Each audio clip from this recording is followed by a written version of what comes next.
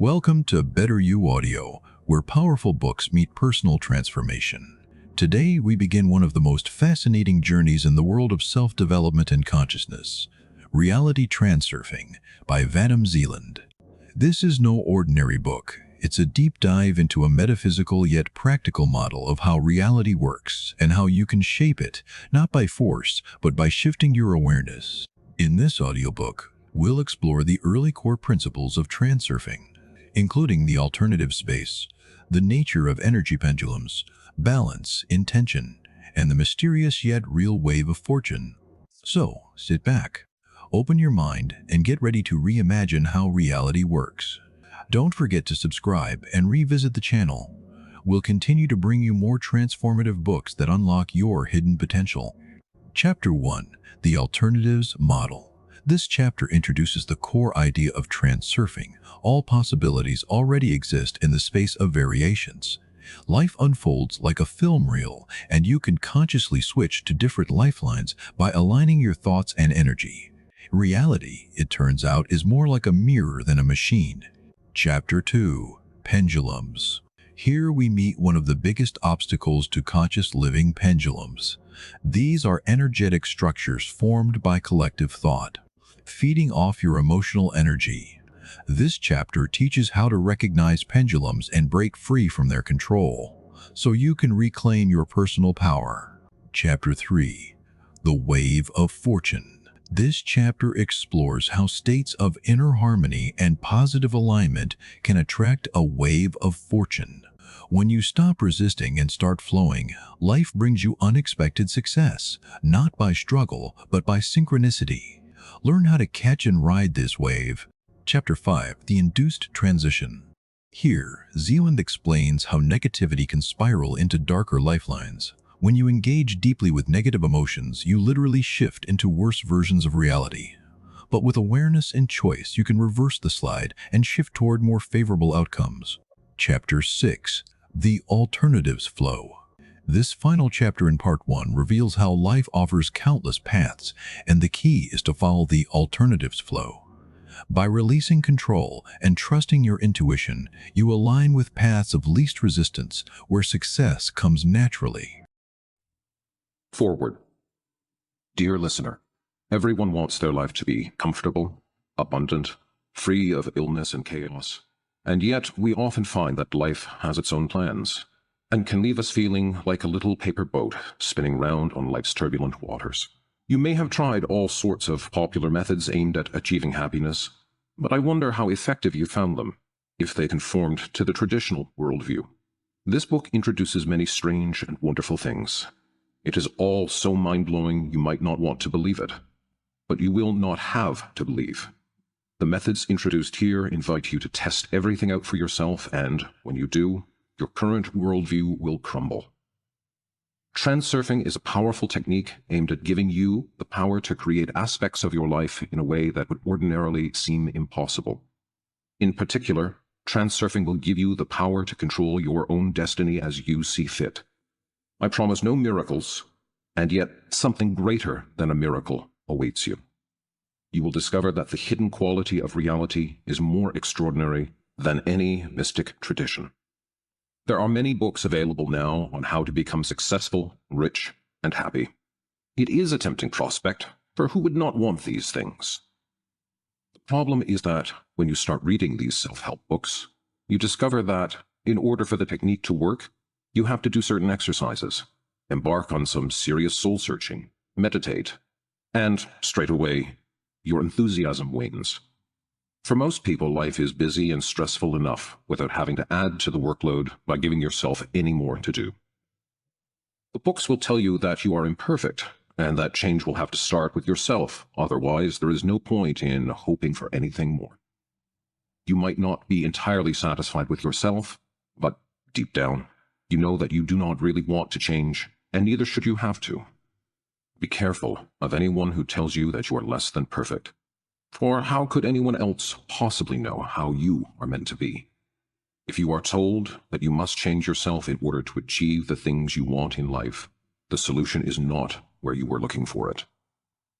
The main idea of transurfing is based on the existence of the alternatives space, which stores the scripts of all possible events.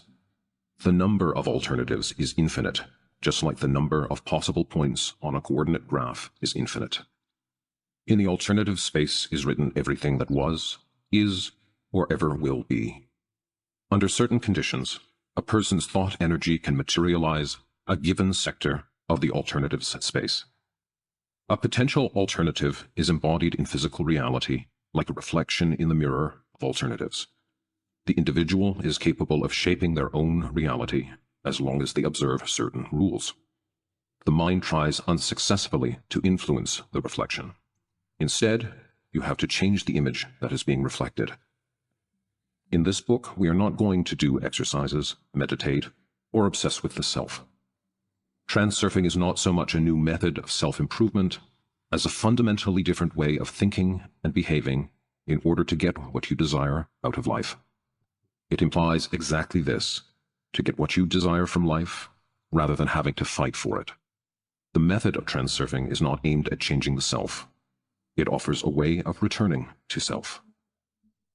We all make mistakes in life and then think how wonderful it would be if we could turn back the clock and put everything right. I am not promising you a train ticket back to your childhood, but mistakes can be put right, and doing so is a bit like returning to the past, or even stepping forward into the past. The meaning of these words will become clearer towards the end of the book. You will not have heard or read anywhere else the things I am going to tell you here, so be prepared for the unexpected, as enjoyable as it is surprising.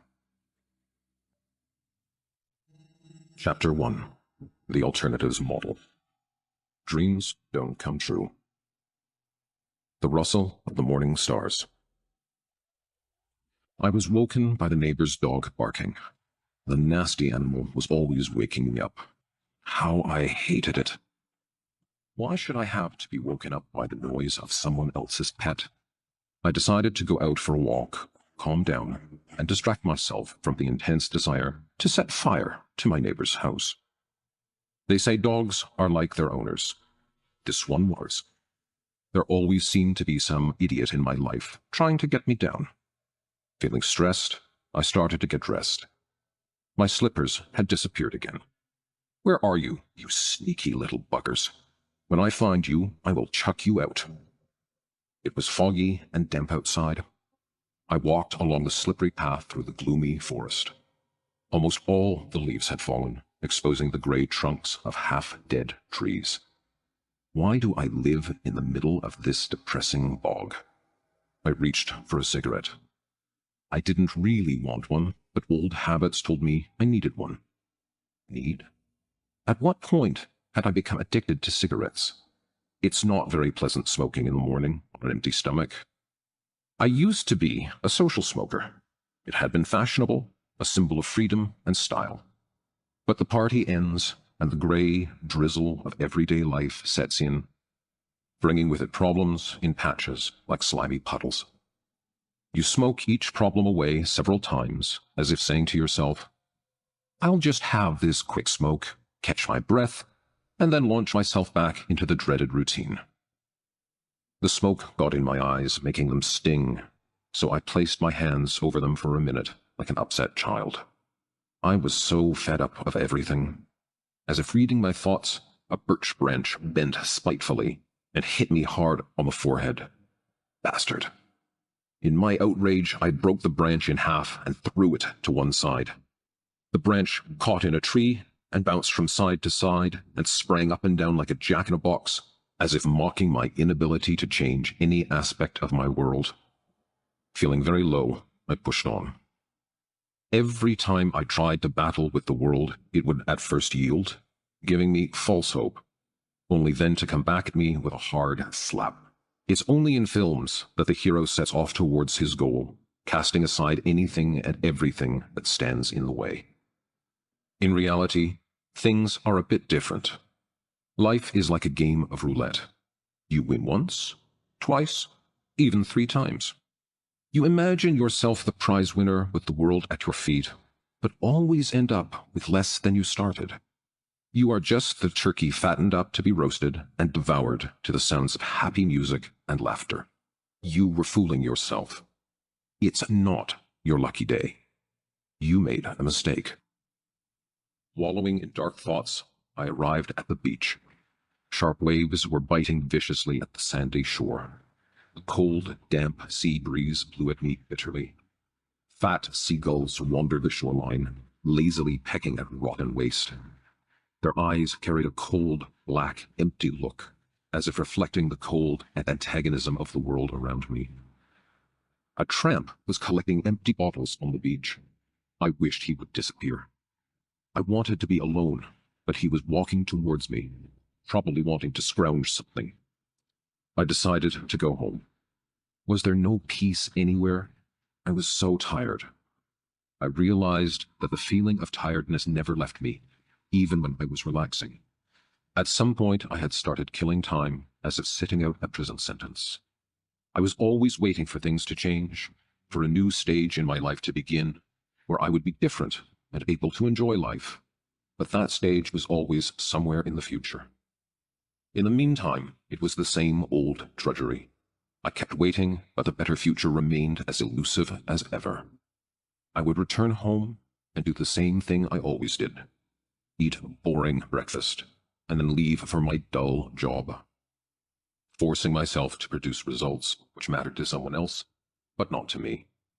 It would be just another day of the same tiresome, meaningless life. I was woken by the rustle of the morning stars. What a sad dream. It was as if I had returned to a period in my past. Thank goodness it was only a dream. I stretched with relief just like my cat does. There he was, lying lazily sprawled out, only his ears giving any sign that he was aware of my presence. "Get up, you whiskered thing. Are you coming for a walk with me?" I had placed an order for a sunny day, and so set off towards the sea. The path led through the forest, and the rustle of the morning stars gradually faded, giving way to the multi-voiced choir of the bird nation. Someone in the bushes was trying especially hard. "Food! Food!" There he was, the little wretch. However can such a little ball of fluff squawk so loudly? Only now did it occur to me that, although every bird had a different voice, none were ever out of tune with the rest of the choir. They always managed to produce such a graceful symphony. No orchestra, however sophisticated, could be favorably compared. The sun stretched its rays between the trees, creating a magical backlighting that highlighted the voluminous depths and richness of the colors of the forest, and transforming it into one miraculous hologram. The path led me diligently toward the sea. The emerald waves exchanged whisperings with the warm sea breeze. The shore seemed endless and empty, but I felt comfortable and at peace, as if the overpopulated world had created a secluded corner just for me. Some people believe the world is an illusion created by the mind, but I could not imagine having such a high opinion of myself that I could think all this beauty was the product of my own consciousness. Still feeling the effect of my oppressive dream, I began to reminisce about my former life, which had actually been as dull and gloomy as my dream. Like a lot of people, I had often demanded that the world give me all I felt it owed me, but in response it had turned its back on me in indifference. I was advised by others wiser and more experienced than myself not to give up, because the world doesn't give up that easily either. You have to fight for what you want. So I tried battling with the world, but I didn't get anywhere and ended up exhausted. My advisors had ready answers for this too. You are the problem. Change yourself before you start demanding things of life. So I battled with myself, but this turned out to be even harder than battling with the world. Then, one day, I dreamed that I was in a nature reserve. In the dream, I was surrounded by indescribable beauty. I was walking through the reserve and admiring the full wonder of it all, when I came across an angry old man with a grey beard who, as far as I could make out, was a guard of the reserve. He watched me in silence. I walked up to him, but as soon as I opened my mouth to speak, he cut across me. In a cold tone, he said that he didn't want to hear a word. He was tired of noisy and capricious visitors who were constantly displeased, always making demands, and left mountains of rubbish after themselves. I nodded in sympathy and walked on. I was amazed by the unique beauty of the reserve and wondered why I hadn't visited it before. Enchanted, I continued to wander around, taking in the magnificence on all sides. No words could fully describe the perfection of the landscape. My mind went blank in stunned admiration. Soon the guardian appeared before me again. The austere look on his face had softened, and he beckoned for me to follow. We climbed to the top of a green hill, and from there, the spectacular view of a picturesque valley opened before us. I could make out some kind of village, toy houses decorated with plants and flowers, like an illustration in a book of fairy tales. Had the scene before me appeared more real, I could have stood regarding it with delight for some time. As it was, I started to suspect that such fabulous beauty was the stuff of dreams and not real life. I turned to the guardian with a questioning look, but he just sneered into his beard as if to say, "We're only just getting started." As we descended into the valley below, it began to dawn on me that I could not remember how I had arrived at the reserve. I was hoping the old man could give me an explanation. Then I must have made some clumsy remark about how it must feel pretty damn good to be one of the lucky ones who could afford to live in such a beautiful place. To which, openly displaying his irritation, the guardian replied, "Who is stopping you from joining them?" I started to go on about how not everyone was born rich, and we don't choose our fate. The guardian ignored my words and said, "That's the point. Everyone is free to choose any destiny they wish. The only freedom we truly have is the freedom of choice. You can choose anything you want." His statement did not at all fit with my philosophy of life, and I made to argue with him, but the guardian would not listen. "Fool," he said, "you have the right to choose, but you don't exercise it. You do not even understand what to choose really means." This is ridiculous, I thought. What does he mean by, "I can choose whatever I want"? Anyone would think that you could just conjure up anything you wanted. At that moment, I suddenly realized that I was dreaming. The situation threw me, and I did not know how to behave. As far as I can recollect, I hinted to the old man that he could choose to speak rubbish whether in a dream or in waking, but there ended the extent of his freedom. My comment did not seem to bother the guardian at all. In fact, he laughed in response. Aware of how ridiculous the situation was, what was the point of getting into a debate with a figure from my own dream? I was considering whether it would be better to wake myself up. As if reading my mind, the old man said, "That's enough. We don't have much time. I hadn't expected them to send me a moron like you, but I must carry on with my mission nonetheless." I was going to ask him what his mission was and who they were, but he ignored me, instead giving me a riddle, which, at the time, seemed quite absurd. Everyone can have the freedom to choose whatever they want, but here's a riddle for you. How do you acquire that freedom? When you guess the answer correctly, your apples will fall to the sky. What apples? I was beginning to lose patience, and said that I had no intention of solving any riddles. Miracles only happened in dreams and fairy tales. In reality, apples generally fall to the ground, to which he replied, "That's enough. Let's go. There is something I must show you." Regrettably, when I woke up, I could not remember the end of the dream. However, I did have the distinct feeling that, although I was unable to express it consciously, the guardian had imparted some kind of information to me. Just one word seeped through into my mind, but I had no idea what it meant. Transurfing. The thought I found going around my mind was that I did not have to totally furnish my world myself. That everything that was to be mine had been created long ago without my participation, but for my own well-being. There was absolutely no point in battling with the world for a place under the sun, and no one was stopping me from simply choosing the life I wanted to have. At first, the idea seemed absurd. I would probably have forgotten all about it if I had not, to my amazement soon afterwards, started having very clear recollections of what the guardian meant by the word choose, and how to actually make a choice. The answer to the guardian's riddle came to me of its own accord, as knowledge does sometimes seem to come from nowhere. Every day, I learned something new, and each time I felt huge surprise, sometimes bordering on fear. I can give no rational explanation of how this knowledge came to me, but of one thing I am certain: I could never have made it up myself. Ever since I discovered transurfing, or rather, since I was given it to discover, my life has been filled with joyful meaning. Anyone who has ever been involved in some kind of creative work will know the happiness and fulfillment that comes with creating something with your own hands.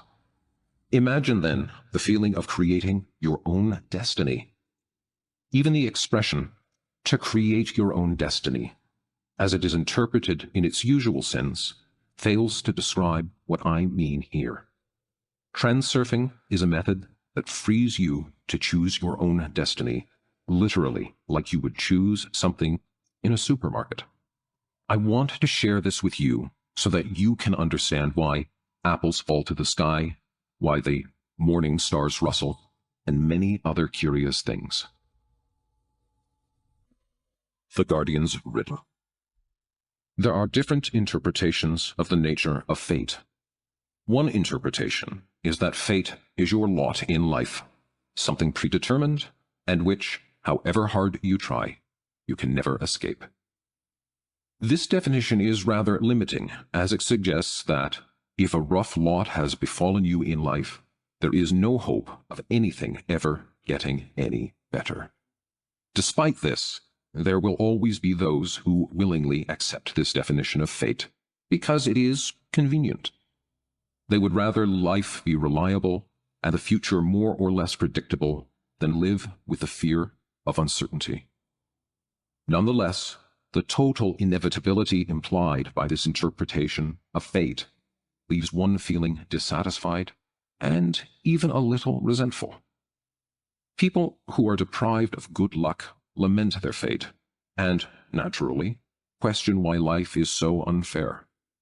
Why is it that some people have more than they could ever desire, while others never seem to have enough? Why is it that things come easily to some, while others never achieve results, however hard they try? Some people are endowed with natural beauty, intellect, and strength, while others seem to have an inferior goods label stuck to their forehead for their entire life, as if paying for some kind of previously committed sin. Why does such inequality exist? Why does life, in its endless diversity, place limits on certain groups of people, and where exactly did those less lucky go wrong? People often feel hurt and indignant when they realize they are less fortunate than others, and they search for an explanation for their circumstances. This is when many people turn to teachings that support ideas such as karma and retribution for sins committed in previous lives.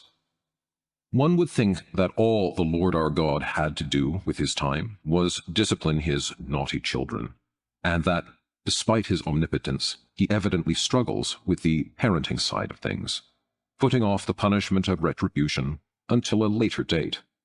One wonders what the point could be of punishing a person for something they do not actually remember doing. Another popular explanation for inequality spreads the false hope that those who suffer and live their lives in need will later receive generous compensation, although it is not clear whether good fortune awaits them in heaven or in a future life. Whatever the arrangement, explanations like these can never leave one fully satisfied. Whether past and future lives exist or not is also of little significance. You can only be aware of the life you are living now, and so, in this sense, it is the only one you have. If you believe that your fate is predetermined, then the best remedy for the despondence you may feel is acceptance. There will always be people around to give you good advice, like, if you want to be happy, just be happy. Be optimistic. Be satisfied with what you have. There will always be someone to tell you that the cause of your unhappiness is your own constant complaining and unrealistic expectations of life, and that you could be happy, by definition, if you would simply reconnect with your inner joie de vivre. You might half-heartedly agree, whilst, at the same time, awkwardly acknowledging how uninspired you really feel about greeting your dull life with newfound joy. Surely, we have the right to expect more. Why should we have to force ourselves to be happy when it is as futile as trying to force yourself to love someone? Then there are the enlightened individuals, preaching universal love and forgiveness. Their world is like a blanket of illusion that you can pull up over your head to protect yourself from encountering the severity of life head-on. And everything does get a little easier as a result. Deep down, however, it is still difficult to comprehend why you should forgive those you hate and love those you have no genuine feeling for. What good is happiness if it is faked? Surely happiness should come naturally, rather than being squeezed from the soul like the last drop of toothpaste from a tube. There are others who refuse to believe that life is boring and primitive enough to be reduced to predetermined fate.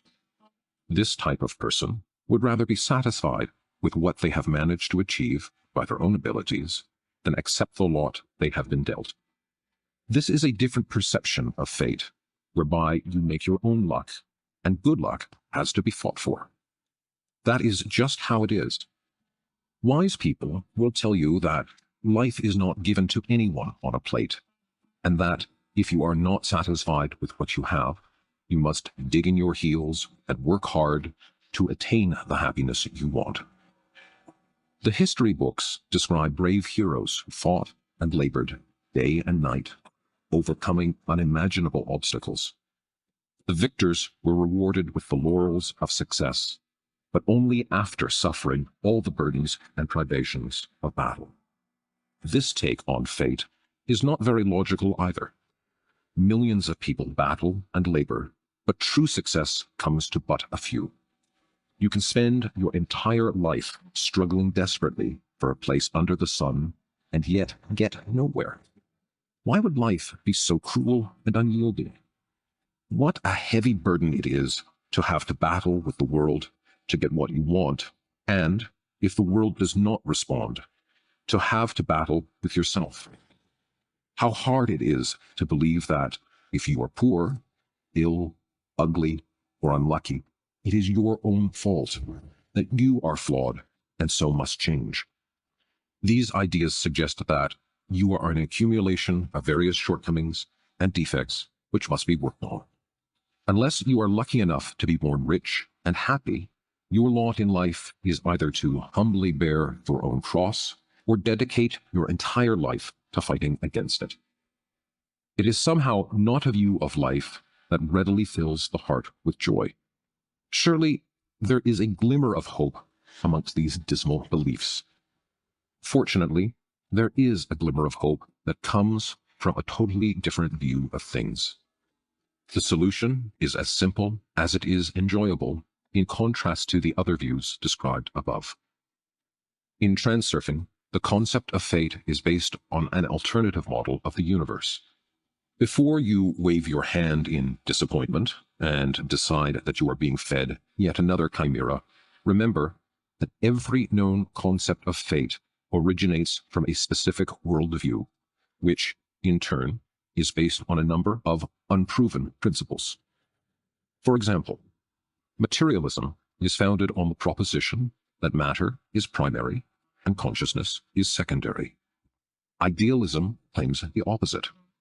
Neither of these philosophies has been proven, and yet models of the universe are constructed around both. Each model is convincing enough and has its loyal defenders. Both materialism and idealism explain the phenomenon of the world via philosophy, science, and religion, and both are right and both are wrong in their own ways. Man will never be able to describe absolute truth with total accuracy, because the notions used in our attempts to describe the truth are of themselves relative. There is a well-known parable about three blind men who describe an elephant by studying it with their hands. The first blind man touches the elephant's trunk. The second touches the leg, and the third touches ear. Each draws conclusions about what kind of animal the elephant represents based on their own findings. It would be pointless to try and prove that only one description of the three is correct. What is important is that the description be relevant and applicable. You have no doubt heard the idea expressed that reality is an illusion created by the mind, but no one has explained in detail where the illusion comes from. Does it mean that we are all, in a sense, watching a film? Of course, it is highly unlikely that a concrete, rational substantiation of this idea will ever be upheld. Others hold the opposite opinion, that the material world is simply a mechanism which functions according to its own immutable laws and cannot be governed by human consciousness. There is surely an irrefutable grain of truth in this idea.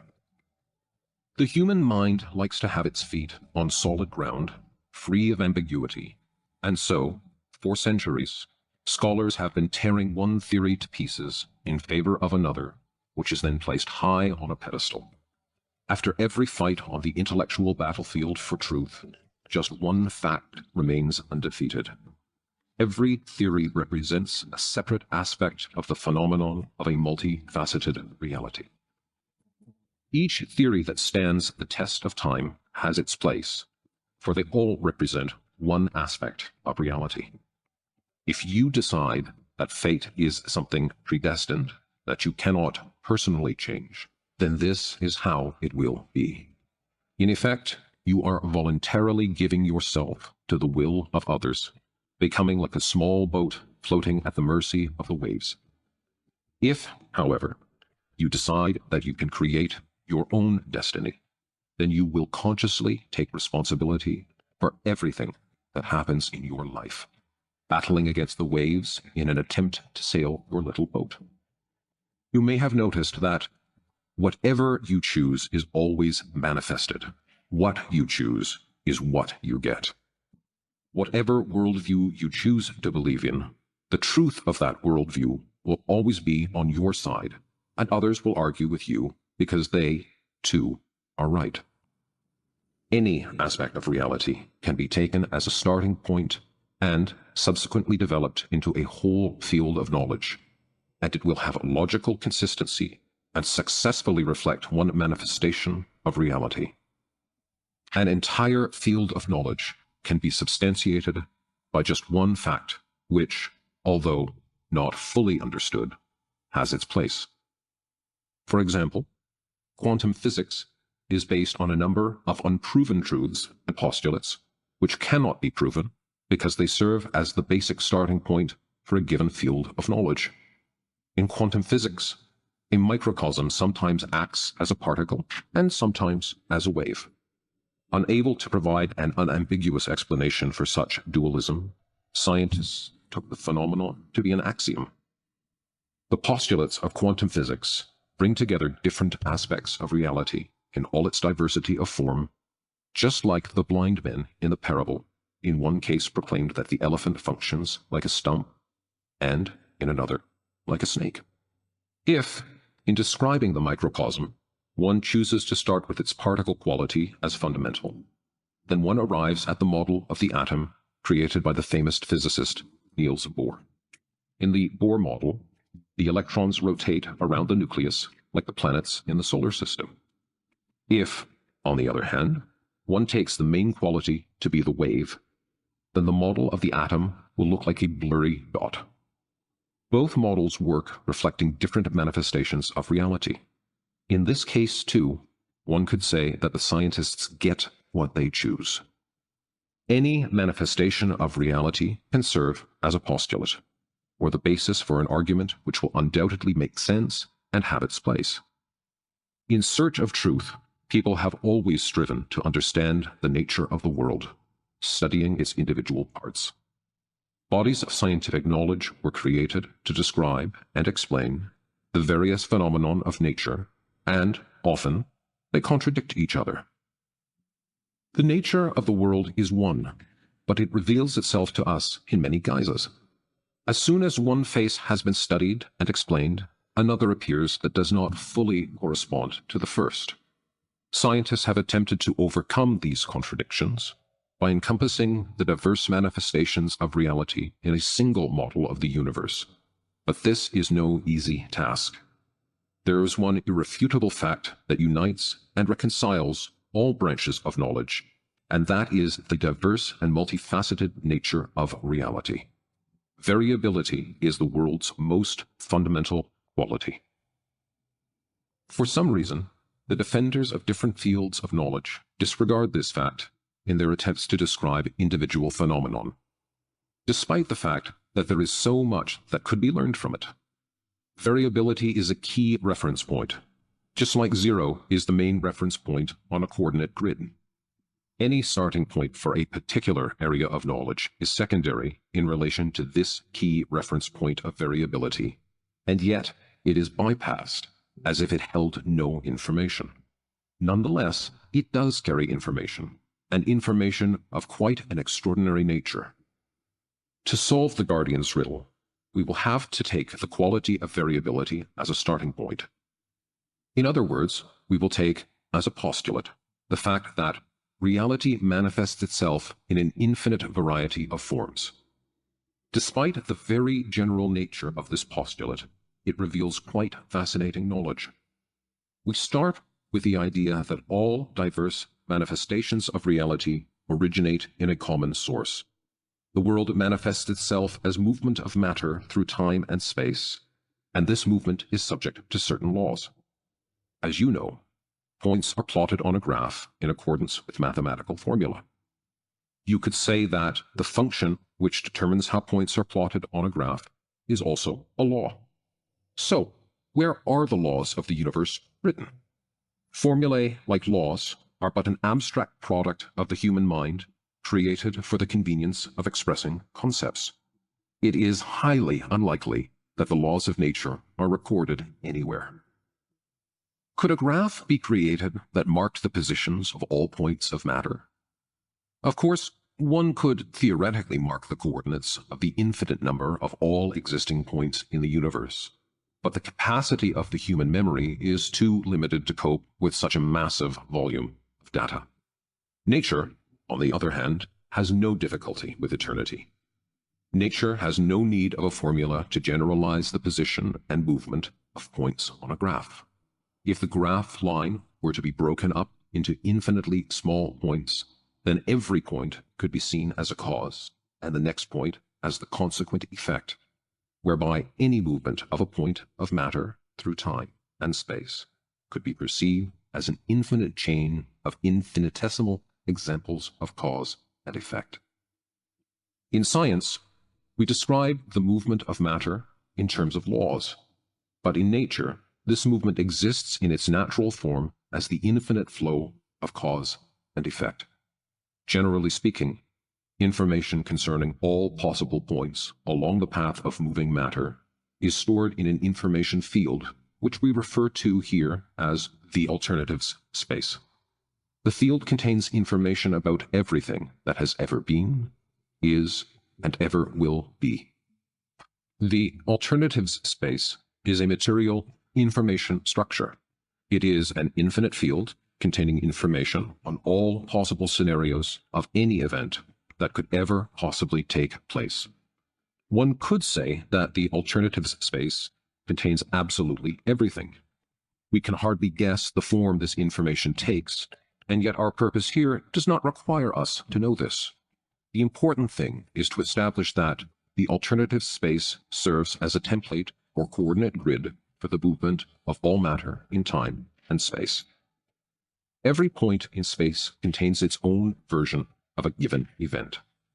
For the ease of understanding, let us say that each variation or version has a script and scenery. The scenery is the external form of a phenomenon, whereas script is the path that matter moves along. For the sake of convenience, the alternative space can be said to have different sectors. The greater the distance between the sectors, the more the script and scenery will differ. A person's destiny also has numerous alternatives. Theoretically speaking, there are no limits to the scripts and sceneries of human existence because the alternatives space is infinite. Any seemingly insignificant event can affect a twist of fate. A person's life, just like any other movement of matter, represents a chain of cause and effect events. In the alternative space, the effect is always located in close proximity to its cause. One follows the other, and so the sectors of a person's destiny create a lifeline. The scripts and settings of the sectors on one line are more or less uniform. A person's life flows evenly in one direction until such time as an event occurs that changes the scripts and sceneries. When this happens, destiny takes a turn and shifts to another lifeline. Experiencing lifelines placed very close together is like watching a play and then, the next day, going to the theater again to see the same play, but this time stage scenery is different. If, during the next theater season, you saw the play with the same actors, but there had been significant changes to the script, this would be like experiencing a lifeline situated slightly further away in the alternatives space. Finally, if you watched the same production in a different theater, you would see a totally different interpretation of the play. And this would be like experiencing a lifeline that exists a significant distance from the first. Reality has such diversity of form because the number of alternatives for its manifestation is limitless. Any starting point for one or another form of manifestation results in a chain of cause and effect relationships. One could say that reality unfolds through life, depending on the selection of the original reference point, and so, ultimately, everyone gets what they choose. You have the right to choose precisely because an eternal number of alternatives already exist. No one is preventing you from choosing the destiny you would feel comfortable having. Managing your own destiny comes down to one single thing: making the choice. Transurfing shows you how to make that choice. So, an information structure exists that contains an infinite number of potential alternatives, each with its own unique script and scenery. The process of transformation into physical reality corresponds to that laid down in the information structure. How matter moves through these alternatives space can be demonstrated by the following metaphor. Imagine a water pipe with a cooling ring that moves slowly along the pipe, causing the water inside it to freeze. The effect of the cooling ring makes it look as if a crystal of ice is moving through the water. Water molecules tend to remain in roughly the same place in a relatively free state. At the moment that the cooling ring passes through a given section of water, the molecules inside the ring are solidified into a frozen crystal. As the ring moves further down the pipe, the frozen water in the area behind the ring melts again, and the molecules are freed up. It is not the crystal itself that moves. In other words, it is not a single chunk of ice that floats through the water, but the potential to create the structure of ice, i.e., the frozen state. The water in the pipe serves as an analogy for the alternatives space, and the crystal of ice as an analogy for the material manifestation of a particular alternative. The water molecules are like people, and their position in the crystal structure is like the manifestation in physical reality of one possible fate. There is no single answer to the question of what the cooling ring symbolizes. In other words, how and why the information structure transforms into physical matter, no one can say. In a microcosm, matter can behave as a bundle of energy. We know that, in a vacuum for example, microparticles undergo a continual process of birth and annihilation, suggesting that matter is present and yet does not present a physical substance. The one thing that is clear is that the things we can touch have an intangible, energetic foundation to them. I hope I have not overwhelmed the reader with too much physics, particularly as we are just at the very beginning of Transurfing. The things you learn in this book may come as a bit of a surprise, so naturally, I offer some theoretical substantiation just to help the mind keep a firm footing. Do be patient. The wave is another analogy for the process of physical manifestation in which the sea is the alternative space and the wave the material manifestation of a given alternative. Take a wave that forms in the sea after an earthquake. It looks like the wave moves across the surface of the sea in a hump, but, in fact, the water remains in the same place. It is not a mass of water that is moving across the sea so much as the energetic potential for transformation into physical reality. It is only when the accumulation of water finally reaches the shore that it breaks on the ground. Any other wave behaves in the same manner. Does this mean that material manifestation moves through time and space, while the potential alternatives remain in one place for eternity, in the space of everything that was, is, and will be? Why not? Time of itself is as static as space. The passing of time is only felt when it turns like film footage, one shot following another. If you unroll the film and look at all the frames put together, there is no time because all the frames exist simultaneously. Time is static until we start looking at each frame in sequence. It is the same in life, which is why the idea that everything comes and goes is so deeply rooted in our minds. Everything that is recorded in the field of information has always been there and will always be there. Lifelines exist like a reel of film. Things that have happened in the past do not just disappear, and what has yet to be in the future is already present here in the now. The correct section of a person's life is a material manifestation of the alternatives space in this section of their lifeline. This idea might be slightly perturbing, and you might be asking yourself how it is possible for countless alternatives of your own fate to exist simultaneously in stasis. Who is responsible for this? God or the laws of nature, perhaps? Imagine a point on a coordinate grid.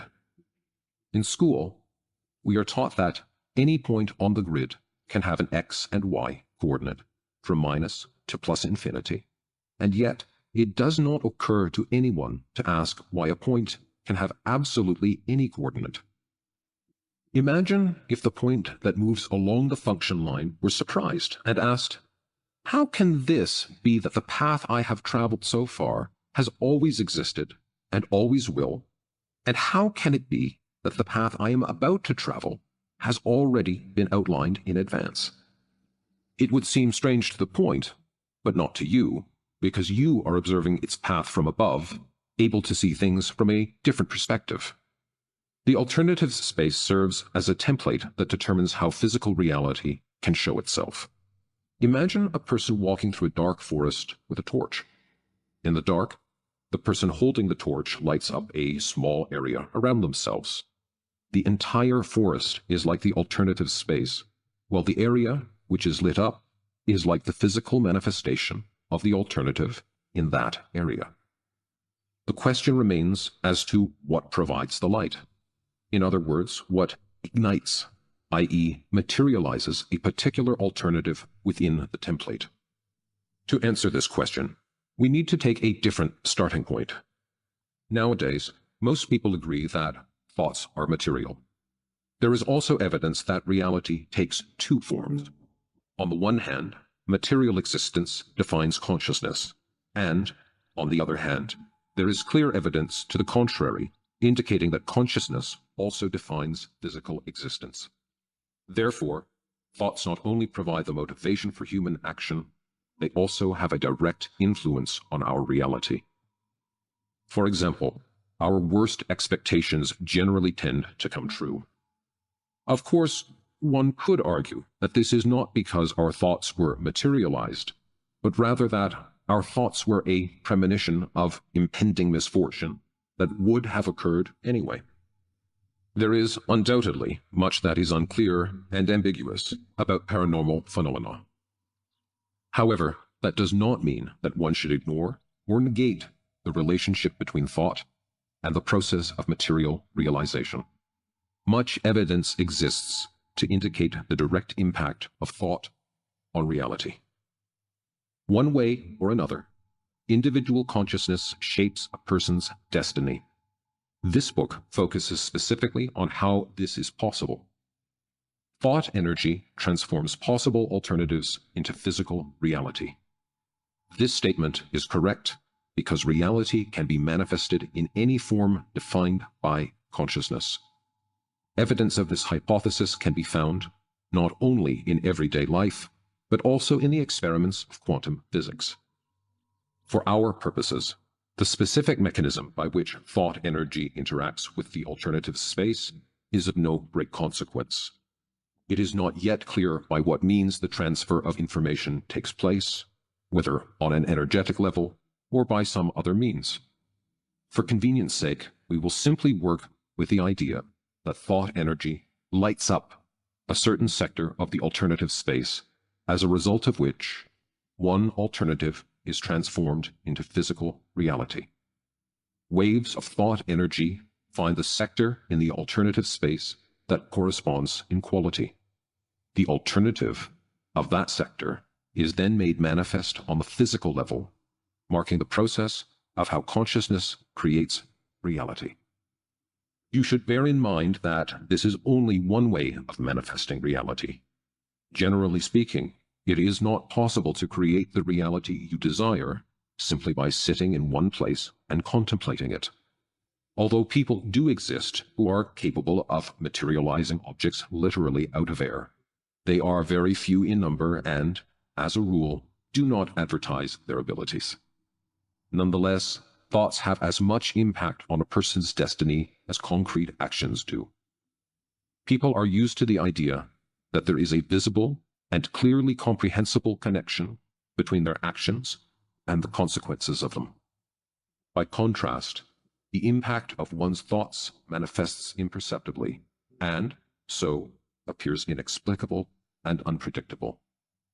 It might seem difficult to determine a causal relationship between one's thoughts and subsequent events, but soon you will see that the connection is quite direct. A person gets what they choose. Some may conclude that I seem to be saying that the seas, mountains, planets, and the galaxy are all just a product of their personal thought energy. This is because people have a tendency to consider themselves the center of the universe, whereas, in actual fact, they are just a tiny dot in infinite space. The world is inhabited by millions of living organisms, and every single one of them contributes to the creation of reality. Every living being has its own characteristic thought energy. If you are not comfortable viewing plants as capable of thought, then you can refer to the process differently. It does not change the nature of the phenomenon. Nobody can say, with certainty, that inert objects do not have a quality similar to the thought energy emanated by living beings, to say nothing of the one spirit permeating all things, which we call God. Every being has consciousness and forms the layer which makes up its own world. One could say that everything in this world carries a particle of God, and this is how he governs the whole world. We all live in the same world, and yet every individual moves along their own lifeline. The qualities of the material world are the same for everybody. It is just that its concrete realization is unique within the context of a person's life. For example, imagine that you are a tourist walking around a beautiful city. You admire the sights and the architecture. You take in the flower beds, the fountains, the park avenues, and the smiling faces of the city's prosperous inhabitants. Then, as you pass by a rubbish bin, you see a homeless person. He is in the same city as you, and the same dimension, but he does not see what you see. He sees an empty bottle in the bin, a dirty wall, his competitor who wanted the bottle too, and a policeman eyeing him with suspicion. You live on one lifeline, and the homeless man on another. Your lifelines intersected at a point in the alternative space, bringing you together into the same world in the dimension of physical reality. All manifestation of a material nature has an energetic foundation. The energy field is primary, and all physical manifestation is secondary. Scientists attempt to unite different manifestations of energy within the context of a single theory, and soon they will achieve good results. However, they will find that they have to keep adding many more things to the theory, because reality takes an infinite number of forms. Without going into too much detail, we will take energy to be an abstract force which is invisible, but nonetheless exists. For our purposes, it is enough to accept the fact that the energy of human thought is material. Thought energy does not just spin around inside a person's head. It flows out into the space beyond the head and interacts with the wider energy field around us. Few would dispute this fact now. For convenience sake, we can talk about the parameter of thought energy, that is, frequency, just as radio waves have a frequency. Whenever you think about something in particular, the frequency of your thoughts becomes attuned to a certain area within the alternatives space. When the thought energy reaches the relevant sector in the alternative space, the potential reality held within that sector begins to materialize. Energy has a highly complex structure and permeates everything that exists in the world. When energy passes through the human body, it is modified by that person's thoughts. By the time it exits the body, it has acquired the same parameters as the thoughts. A radio transmitter works in the same way. Energy absorbs the characteristics of the thoughts of one's mind. When energy exits the human body, it radiates outwards in a thought wave that, in turn, transforms the sector of the alternative space into physical reality. Whenever you think about something, be it negative or positive, you are radiating thought energy in the alternatives space. Modified energy accumulates in a specific sector of the field, and this has the effect of introducing corresponding changes in your life. Circumstances of a person's life are not only created by their actions, but also by the nature of their thoughts. If a person has a hostile attitude towards the world, they will find the world responds to them with the same. If a person constantly expresses dissatisfaction, they will find more and more reasons to be dissatisfied. If a person's attitude to life is predominantly negative, the world will show them the worst side of its nature. Conversely, having a positive attitude is the most natural way to change your life for the better. People get what they choose. Like it or not, that is how life works. Whilst your thoughts are pretty much homogeneous, you will stay on the same lifeline. As soon as your relationship to reality changes in any way, the parameters of thought energy take on new characteristics, and the material manifestation of the layer of your world shifts to another line. On this new line, events unfold according to a different script in accordance with the parameters of thought. If, for some reason, you dislike the new script, you will struggle to change the situation. People tend to react negatively when they come up against obstacles, expressing their dissatisfaction, or falling into despair. As a result, the thought energy they radiate refocuses to a line on which the number of obstacles is even greater, making it seem as if their life is a slippery slope. It might seem as if this process cannot be controlled, but, in fact, the individual is in control, and it is their own thoughts that are directing the path of material realization into problematic areas of the alternatives space. People think that obstacles can be overcome by action, but, in actual fact, they ultimately experience whatever their dominant thoughts are. So, if you choose to battle against the obstacles on your path, you will experience an abundance of obstacles. If you are absorbed by thoughts about your own problems, you will find that there are always problems in your life. Even if you take action to change the situation on your current lifeline. On the material level, it will not change the original script in the alternatives space. All you can effectively do is choose a different script. By trying to change parts of the script you do not like, you inevitably get caught up thinking about what you do not like. Your thoughts are then successfully realized, and you end up getting what you do not want. You cannot change anything about your current lifeline, just as in an art gallery you cannot take away or reconstruct exhibitions that are not to your taste, or you are not the owner. However, no one is to stop you from turning around and walking into the next room to look at something you can appreciate more. Of course, the shift to a lifeline in which everyone gets what they want on demand does not happen simply by wishing for it. Not all thoughts can be realized, and not all desires are fulfilled. The reason for this is not the content of a person's thoughts so much as their quality. A dream or a wish does not qualify as a choice. Dreams do not come true. To create the reality you want, you have to observe certain conditions which you will listen to later in this book. The alternative space contains an infinite number of possible lifelines for every individual. No one should feel hard done by if they do not like their fate, because everyone has the right to choose. The problem is that we do not know how to choose. The world has such diversity of form, one would think it was created to satisfy any need.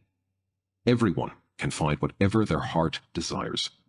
Even in the academic world, life manifests the side of it we wish to see. For example, idealism holds that the world is an illusion, and life agrees. Materialism says the opposite, and again, the world has nothing against that. People argue with each other, trying to force others to accept their relationship to the world, and yet the world shows that they are all right. Is that not wonderful? The alternative space is the so-called illusion, and material realization is what is meant by physical reality. We always get what we choose. Those who are familiar with the principles of Islam will understand what is meant by a person's fate is written in the book. This means that fate is preordained and, therefore, cannot be changed or avoided. Similar statements can be found in other religions. In a sense, a person's destiny is indeed already preordained. The error of religion is in teaching that there is just one version of a person's fate, when, in fact, there are endless alternatives.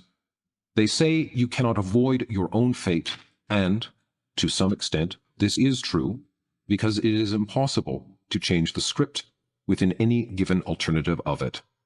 To battle with the world around you in the hope of changing your fate is a difficult and thankless task. It is not worth trying to change the script. It is far more effective to choose a different alternative more to your liking.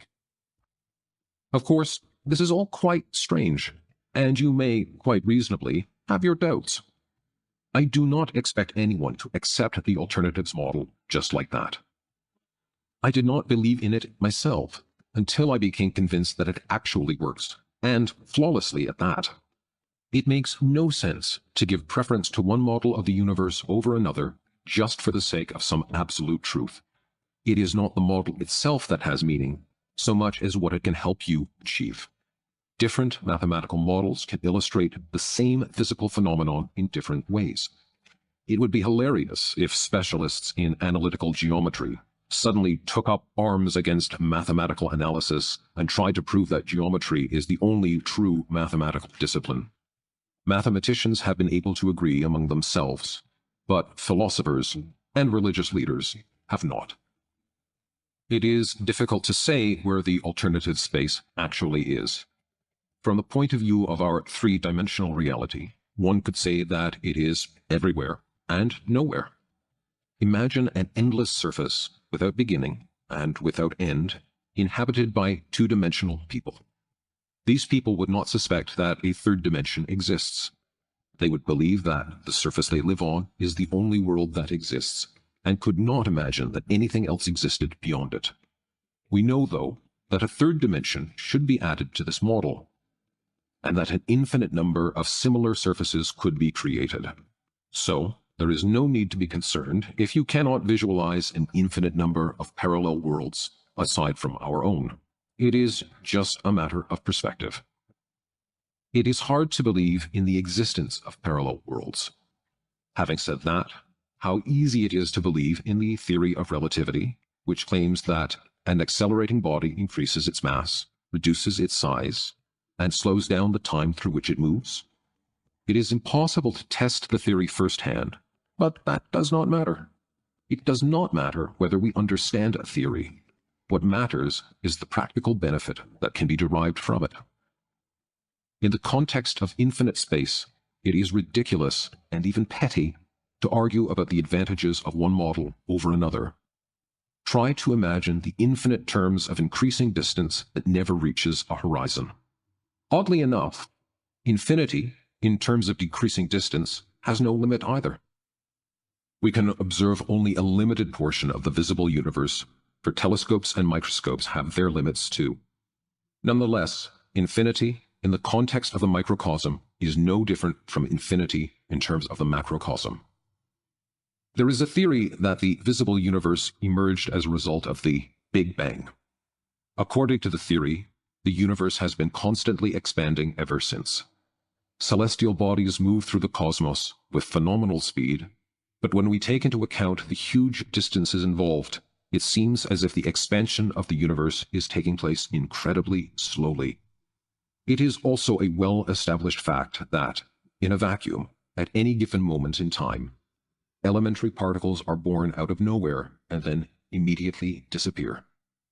We do not yet know the exact structure of elementary particles, but given the relativity of time and space, there is nothing to stop us perceiving each particle as if it were a separate universe like our own. Physicists claim that they can appear either in the form of waves or in the form of particles.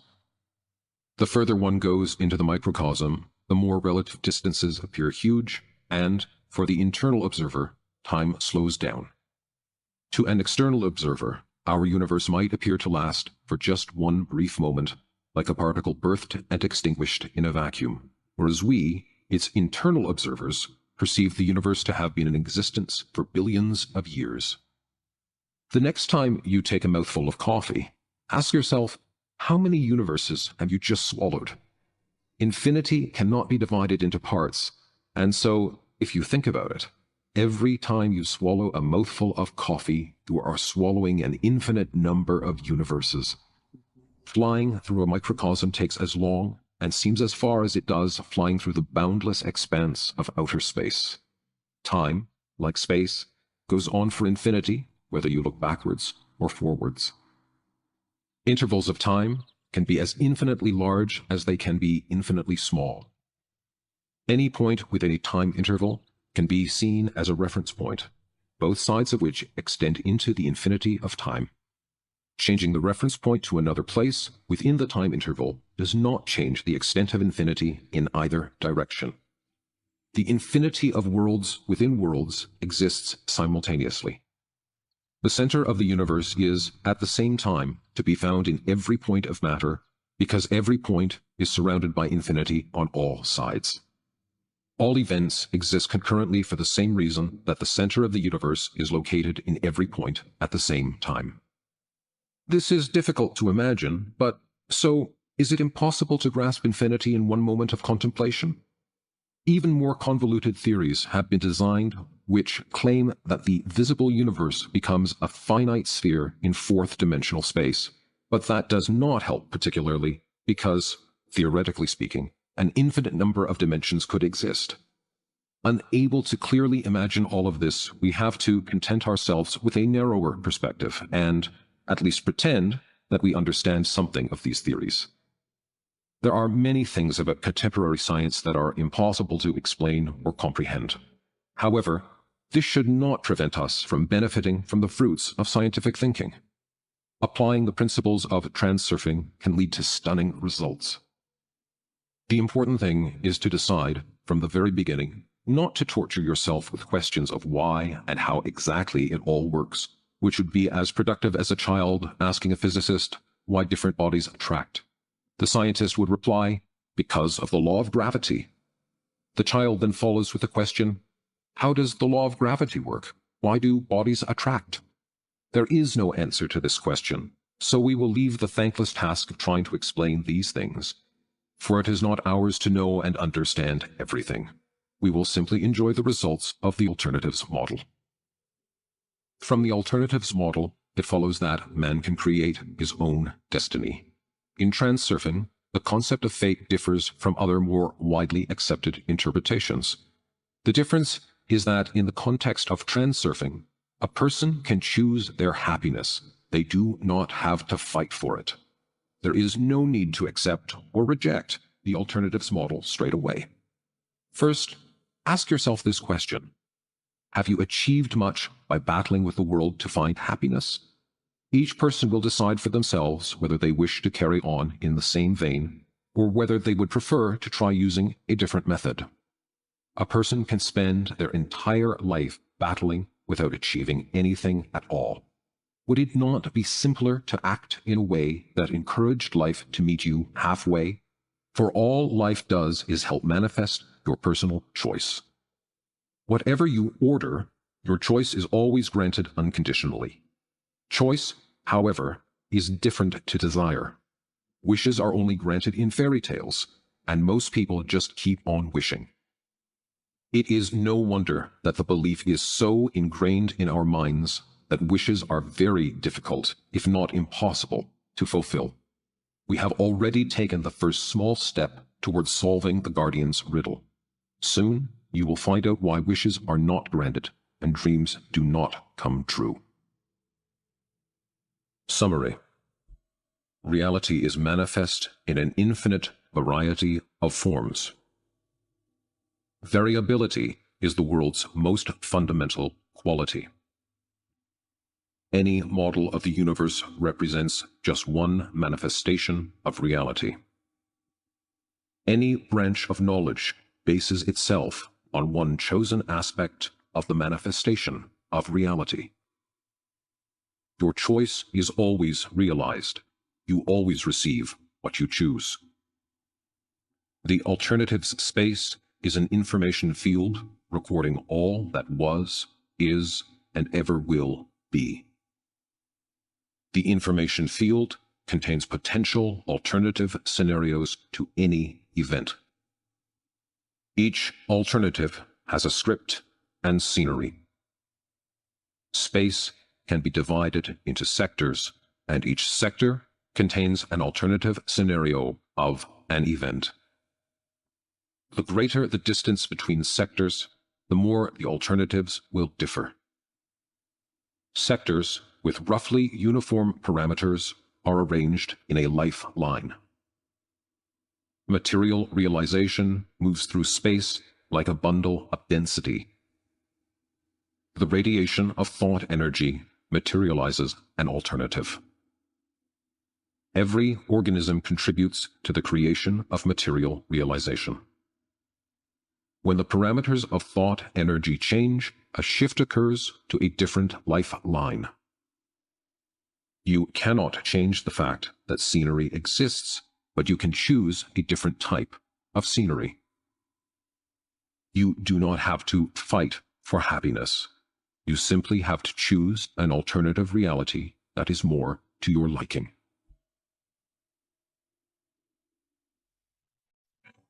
Chapter 2. Pendulums. Rent yourself out. Destructive pendulums.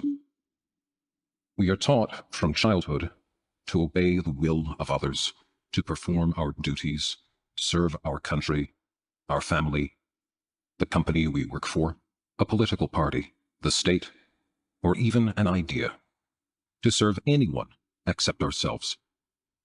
To varying degrees, everyone has a sense of duty, responsibility, necessity, and guilt. Everyone is ready to serve a group or organization in one way or another, be it family, a club, school, company, political party, the state, and so on. All these structures emerge and develop when a separate group of people begin to think and act in the same way. Then they are joined by others, and the structure grows, gaining strength, forcing its members to follow the rules, and eventually amassing the potential to gain control over large groups of society. On the material level, the structure consists of a group of people united by common goals and material objects, such as buildings, furniture, equipment, machinery, technology, and so on. On an energetic level, however, a structure appears when a group of people think in the same way, as a result of which the parameters of their thought energy are identical. Their thought energy finally unites into a single current. When this happens, as if in the middle of an entire ocean of energy, a separate, independent energy information structure is created, which is referred to as an energy pendulum. Eventually, this structure begins to live its own life and subjugate to its laws the very people who created it. The structure is referred to as a pendulum because the more people, adherents, that feed it with their energy, the more powerfully it sways. Every pendulum has its own characteristic beat frequency. For example, if you want to get a swing moving, you have to push it to a certain rhythm or frequency. This is called the resonant frequency. If the number of adherents decreases, the force of its swing is weakened. If it loses all its adherents, the pendulum will stop moving completely, and thereby cease to exist as a separate entity. Examples of defunct pendulums are ancient pagan religions, stone tools, ancient weapons, outdated trends of fashion, and vinyl records. In other words, all that once existed but now no longer functions. You might be surprised that all things in this list qualify as pendulums. Any structure whose particular features were created by collective thought energy represents a pendulum. Generally speaking, all living beings capable of radiating energy at a particular vibration will, sooner or later, form an energy pendulum. Examples of pendulums in nature are bacterial colonies, populations of living creatures, schools of fish, herds of animals, forests, prairies, anthills, etc. Essentially, any organized, homogeneous structure made up of living organisms can be a pendulum. Every living organism represents a single unit of energy, and so can also be considered an elementary pendulum. When a group of individual pendulums begins to sway in unison, a group pendulum is created which looms over its followers like a superstructure. The group pendulum exists as an independent entity and sets rules for its adherents to follow, partly to keep them together, but also to attract new ones. This type of entity is independent in the sense that it develops according to its own laws. Its adherents are unaware of the fact that they are acting in accordance with the laws of the pendulum and not their own will. For example, a bureaucratic apparatus develops as an independent structure, irrespective of the will of its individual officials. Of course, an influential official is free to make their own decisions, but only to the extent that they do not contradict the laws of the system. Otherwise, that particular adherent will be rejected. Even people who represent individual pendulums are not always aware of their true motivations, energy vampires being one such example. Any pendulum is, by its nature, inherently destructive because it consumes the energy of its adherents and establishes power over them. The pendulum's destructive quality is clearly demonstrated by the fact that it attributes no meaning to the fate of each individual adherent. The purpose of the pendulum is only to get energy from its adherents, whether it is to their personal benefit or not. When a person comes under the influence of a system, they are forced to build their lives in accordance with its laws. Otherwise, the system will chew them up and spit them out. Under the influence of a destructive pendulum, you can easily end up ruining your entire life, and, as a rule, it is difficult to break free without suffering losses. If a person is lucky, they find their place within the system and feel at home there. The adherent gives their energy to the pendulum, which, in return, provides the individual with an environment. If a follower rebels against the laws of the structure, The frequency of their thought energy ceases to be in harmony with the resonance frequency of the pendulum.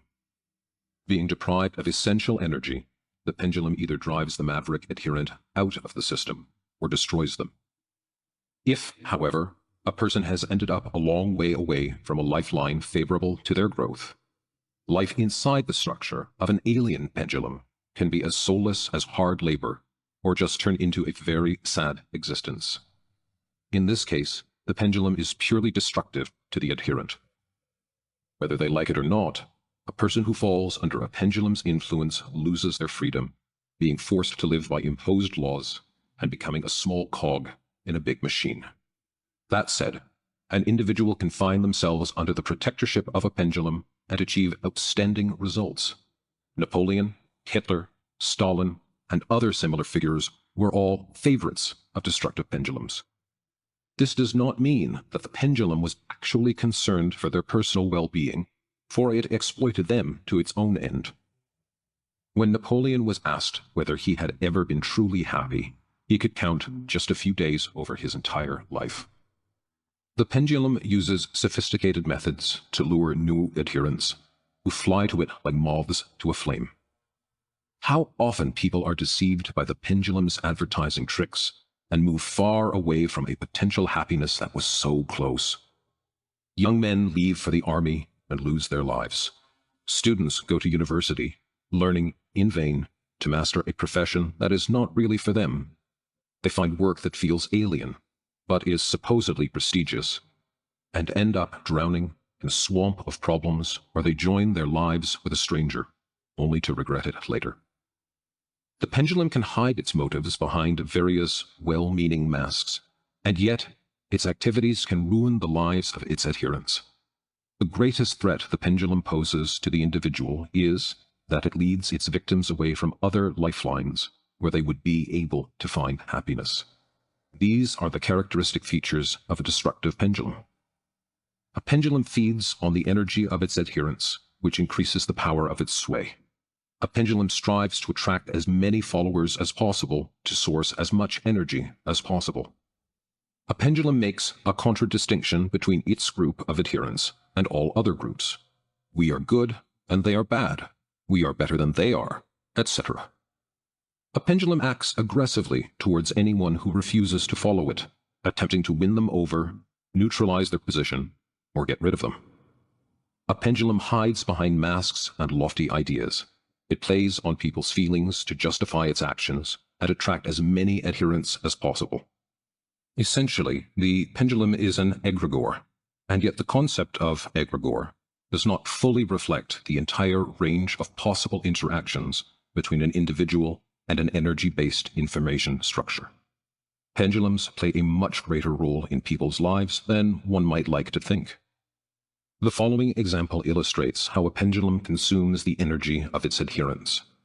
Imagine a packed stadium at an intense football match. Passions are running high, and the fans are raging with excitement. One player makes an unforgivable mistake, which results in his team losing the game. The fans in the crowd focus a storm of anger at the culprit player, ready to tear him to pieces. Imagine what a huge mass of negative energy is focused on the unfortunate player.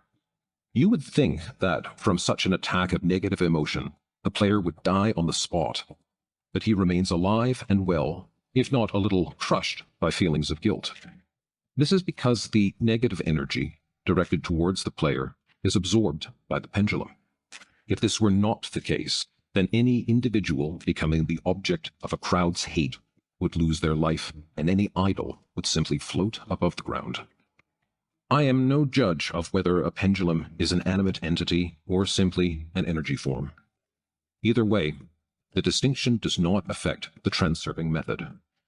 The most important thing is to be able to recognize a pendulum and avoid being drawn into its game unless you stand to benefit from the interaction. There is one identifying factor by which a destructive pendulum can always be recognized. It always competes with others similar to it in the battle for adherence. The pendulum has one goal, which is to attract as many supporters as possible to source as much energy as possible. The more aggressive a pendulum behaves in the battle for devotees, the more destructive it is, i.e., the more dangerous it is to the life of the individual. Some may object that charitable organizations exist for the protection of the environment and animals, etc., and question why this type of group should be considered destructive. These groups are destructive to the individual because, whichever way you look at it, they still feed on a person's energy with no concern for that individual's happiness or well-being. Organizations like these call for compassion to others and yet remain indifferent to their own followers. If a person feels comfortable and genuinely happy working for such an organization, then they have probably found their vocation and, consequently, the pendulum is the place for them. However, it is also important to be honest with yourself and ask yourself whether you are not, perhaps, wearing the mask of the benefactor. Are you donating your energy and money for the good of others with true sincerity, or is being involved in charity just an attempt to feel a better person or look good? Destructive pendulums have trained people out of choosing their own destiny because, if individuals retain enough independence to have the freedom to choose, it will be much harder for the pendulum to attract so many followers. Our mind is so used to the idea that our fate is our lot in life that we find it really difficult to believe that we can simply choose a destiny that is more to our liking. It is advantageous for pendulums to keep their adherents under control, so they invent all sorts of ways of manipulating them. The following examples show how this is done. Transurfing could also become a pendulum if someone turned it into a pseudo-religion, movement, or school. Different pendulums are, of course, destructive to varying degrees. At worst, transurfing would be minimally destructive because it focuses exclusively on the well-being of the individual rather than a shared goal. Transurfing would be a very unusual pendulum with a community of individuals concerned solely with their own destiny. If you were to do some homework, what other types of pendulum would you consider constructive? I am telling you all this in order to describe what it really means to choose your fate. So have patience, dear listener. Not all these ideas are easy to grasp, but as we go on, a clearer picture will emerge. The battle of the pendulums. The main feature of a destructive pendulum is its aggressive impulse to destroy other pendulums in order to win over potential adherents. With this purpose, the pendulum works to turn its followers against the followers of other pendulums in the sense of, we are good and they are bad.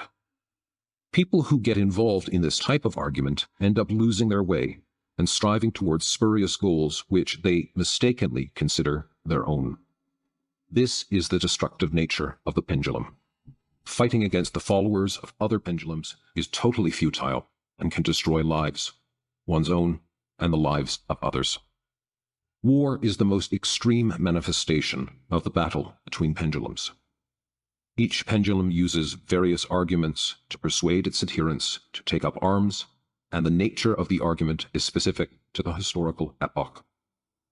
The earliest, most primitive argument used was simply to order the followers to take something from the hands of others by force. As society became more civilized, the arguments became slightly more refined. One nation declares itself supreme, progressive, and the most developed, with all the others less developed, somehow flawed. The lofty objective is to raise the underdeveloped nations to a higher level, using force if they resist. Metaphorically speaking, the contemporary conception of war is like a beehive hanging from a tree in the forest. The wild bees in the nest are busy making honey and raising their offspring, but then a pendulum comes up to the nest and announces to its followers, "Look, wild bees! They are very dangerous and must be destroyed, or, at least, their hive must be destroyed. If you do not believe me, look!" And then the pendulum stirs up the nest by beating it with a stick. The bees fly out of the hive and start stinging the adherents. The pendulum then cries out triumphantly, "See how aggressive they are! They must be annihilated." Whatever exculpatory slogans are used to justify war and revolution, in essence, the motivation is the same: the battle for adherence. The form the battle takes may differ, but its one goal is to win over as many adherents as possible. New force is a vital necessity for the pendulum, for without it, the pendulum's sway would stop entirely. The battle of the pendulums is an inevitable struggle for survival. Once wars and revolutions are over, other, less aggressive, but nonetheless tough forms of battle continue, such as the battle for market control, competition between political parties, all kinds of marketing, advertising campaigns, ideological propaganda, and so on. Human society is totally based on pendulums, so all fields of activity are gripped with competition. The rivalry goes on at all levels, from public debate to competition between club teams and individuals. Things that are new, unusual, or strange always have a hard time carving out their niche, and not only because of inertia in people's thinking. The main reason for this is that it is not profitable for the old pendulums to support the appearance of a novice who would distract its devotees. For example, internal combustion engines, which so contaminate the atmosphere of our cities, could have been relegated to the past a long time ago. After all, a number of alternative, ecologically friendly engine models have long been developed. The problem is that they threaten the downfall of the oil corporation pendulums, and, for the time being, these hold too strong a position to allow some inventor to wipe them from the stage. These monsters literally buy up the patents for new engine models and keep them secret, at the same time declaring them to have low levels of efficiency. Implementing its structure on a material level, pendulum strengthens its position via financial means, facilities, equipment, and, of course, human resources. The pendulum places its favorites at the top of the human pyramid. The favorites are made leaders at all levels, starting with low-level managers and continuing up to the heads of state, and they are generally not required to have any particularly outstanding qualities. As a rule, those adherents become leaders whose qualities best fit with the structure of the pendulum. To the favorite, it might appear that he has achieved impressive results in his life solely on individual merit. To some extent, this may be true, but most of the work in promoting favorites is performed by the self-organizing structure of the pendulum. If a favorite's parameters fail to meet the requirements of the system, they will be ruthlessly eliminated. The pendulum battle is destructive to its followers because they think they are acting on personal conviction when, in fact, they are following the will of another entity. In the majority of cases, the personal conviction of the devotees is taken over by the pendulum. As soon as a person attunes to the pendulum's frequency, an interaction begins to take place between them on an energetic level. The frequency of the devotee's thought energy is stabilized and supported by the energy of the pendulum. A kind of lock-on takes place, and the adherent is trapped in a feedback loop. The adherent radiates energy to the resonance frequency of the pendulum, which, in turn, feeds a little energy to the devotee, thereby maintaining its influence over them. On the material level, this is an everyday standard scenario. For example, the pendulum of a political party conducts an election campaign, attracts a new devotee, and gives them a little energy in the form of positive feelings like righteousness, satisfaction, dignity, and importance.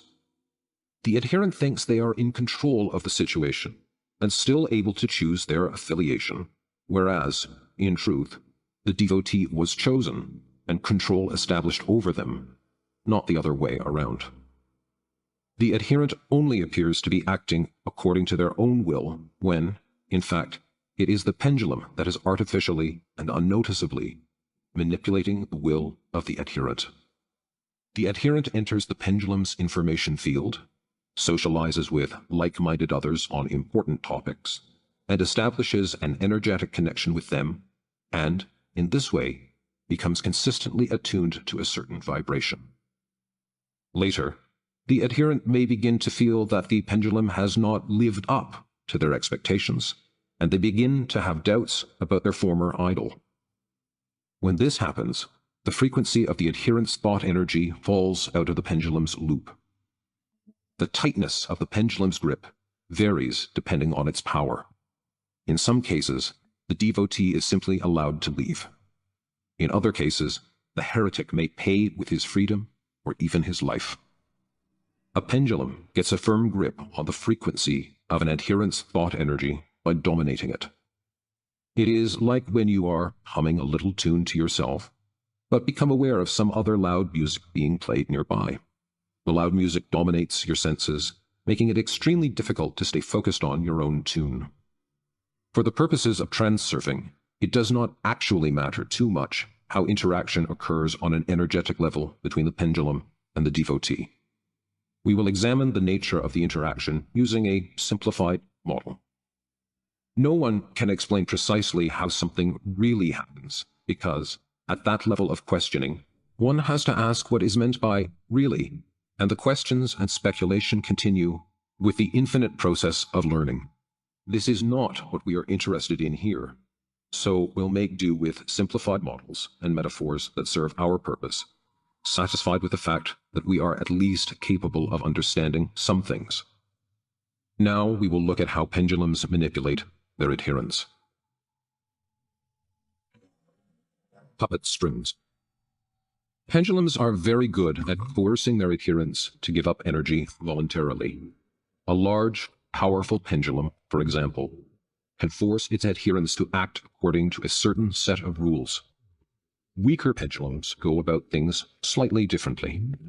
When an individual lacks the power to force another to do something, they turn to other methods, such as reasonable argument, persuasion, and promises. These are feebler methods unique to a human society that has divorced itself from the forces of nature. Sometimes pendulums will use these techniques as well, but they also have a much more powerful weapon at their disposal. Pendulums are energy beings, so they function in accordance with the immutable laws of the universe. The individual gives their energy to the pendulum when their thought energy is radiating at the same resonance frequency. A person does not have to be consciously sending thoughts to benefit the pendulum. As you know, most human thought and action originates in the realm of the unconscious. Pendulums make use of this feature of the human psyche. They manage to get energy not only from their adherents, but also from their ardent opponents. You have probably already guessed how. Imagine a group of old ladies sitting on a bench, criticizing the government. They are obviously not adherents of the government pendulum. They hate it for a number of reasons. However, what happens is that the old ladies criticize the government for being so inept, corrupt, cynical, and stupid, and, in so doing, they emit intense thought energy at the frequency of the pendulum. It does not matter to the pendulum which side you rock it from. It can use both positive and negative energy, just as long as that energy is resonant with its own. The pendulum's main task is to engage people in any way possible in order to occupy their thoughts. With the advent of mass media, the pendulum's techniques have become more sophisticated, and a person can become highly dependent. You have probably noticed that news programs are usually dominated by bad news evoking strong emotions: anxiety, fear, resentment, anger, and hatred. The task of journalists and correspondents is to attract attention. The media, being pendulums themselves, stand in service to yet more powerful pendulums. Their declared aim is free access to all information, but their true, singular goal is to attune people's thoughts in all ways possible to the desired frequency. One of the pendulum's favorite ways of gaining access to your energy is to throw you off balance.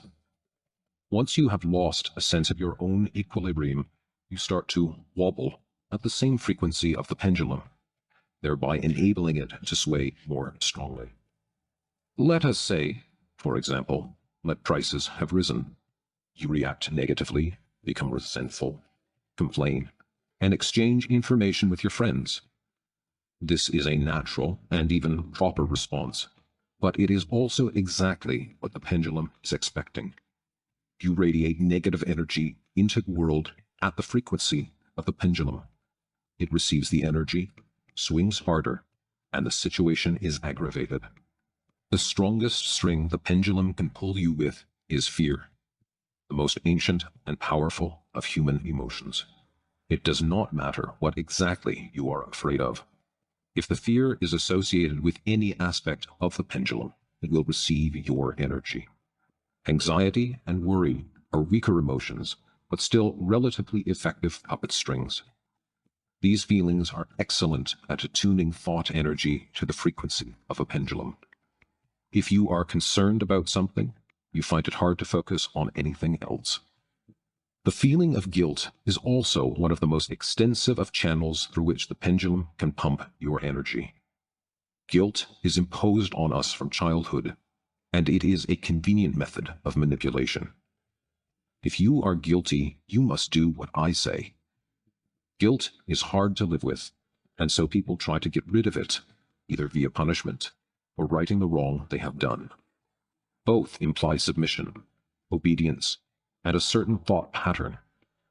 A sense of duty is a special type of guilt.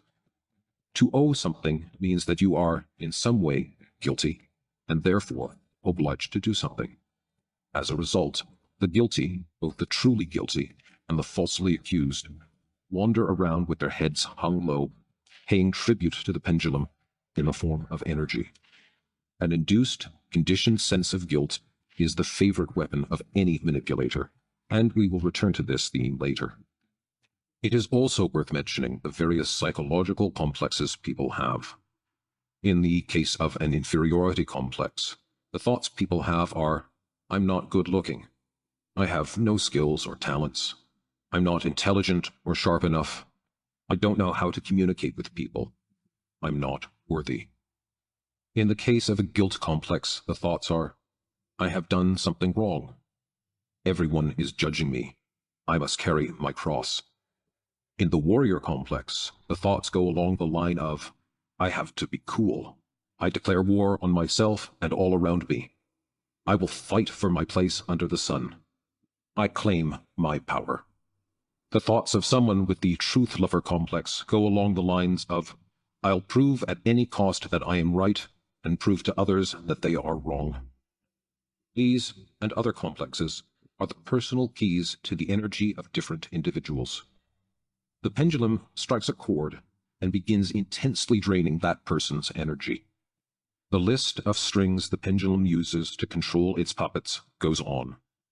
Justice, pride, ambition, honor, love, hate, greed, generosity, curiosity, interest, hunger, and other feelings and needs. Feelings and interests allow a person's thoughts to be directed in a certain way. If a theme evokes neither interest nor emotion, then it is very difficult to focus on. Pendulums wound a person's feelings or play on their needs in order to capture a flow of thought energy. As a rule, people react in uniform ways to external negative stimulus. Bad news evokes discontent. Worrying news evokes anxiety and fear. Insult evokes animosity, etc.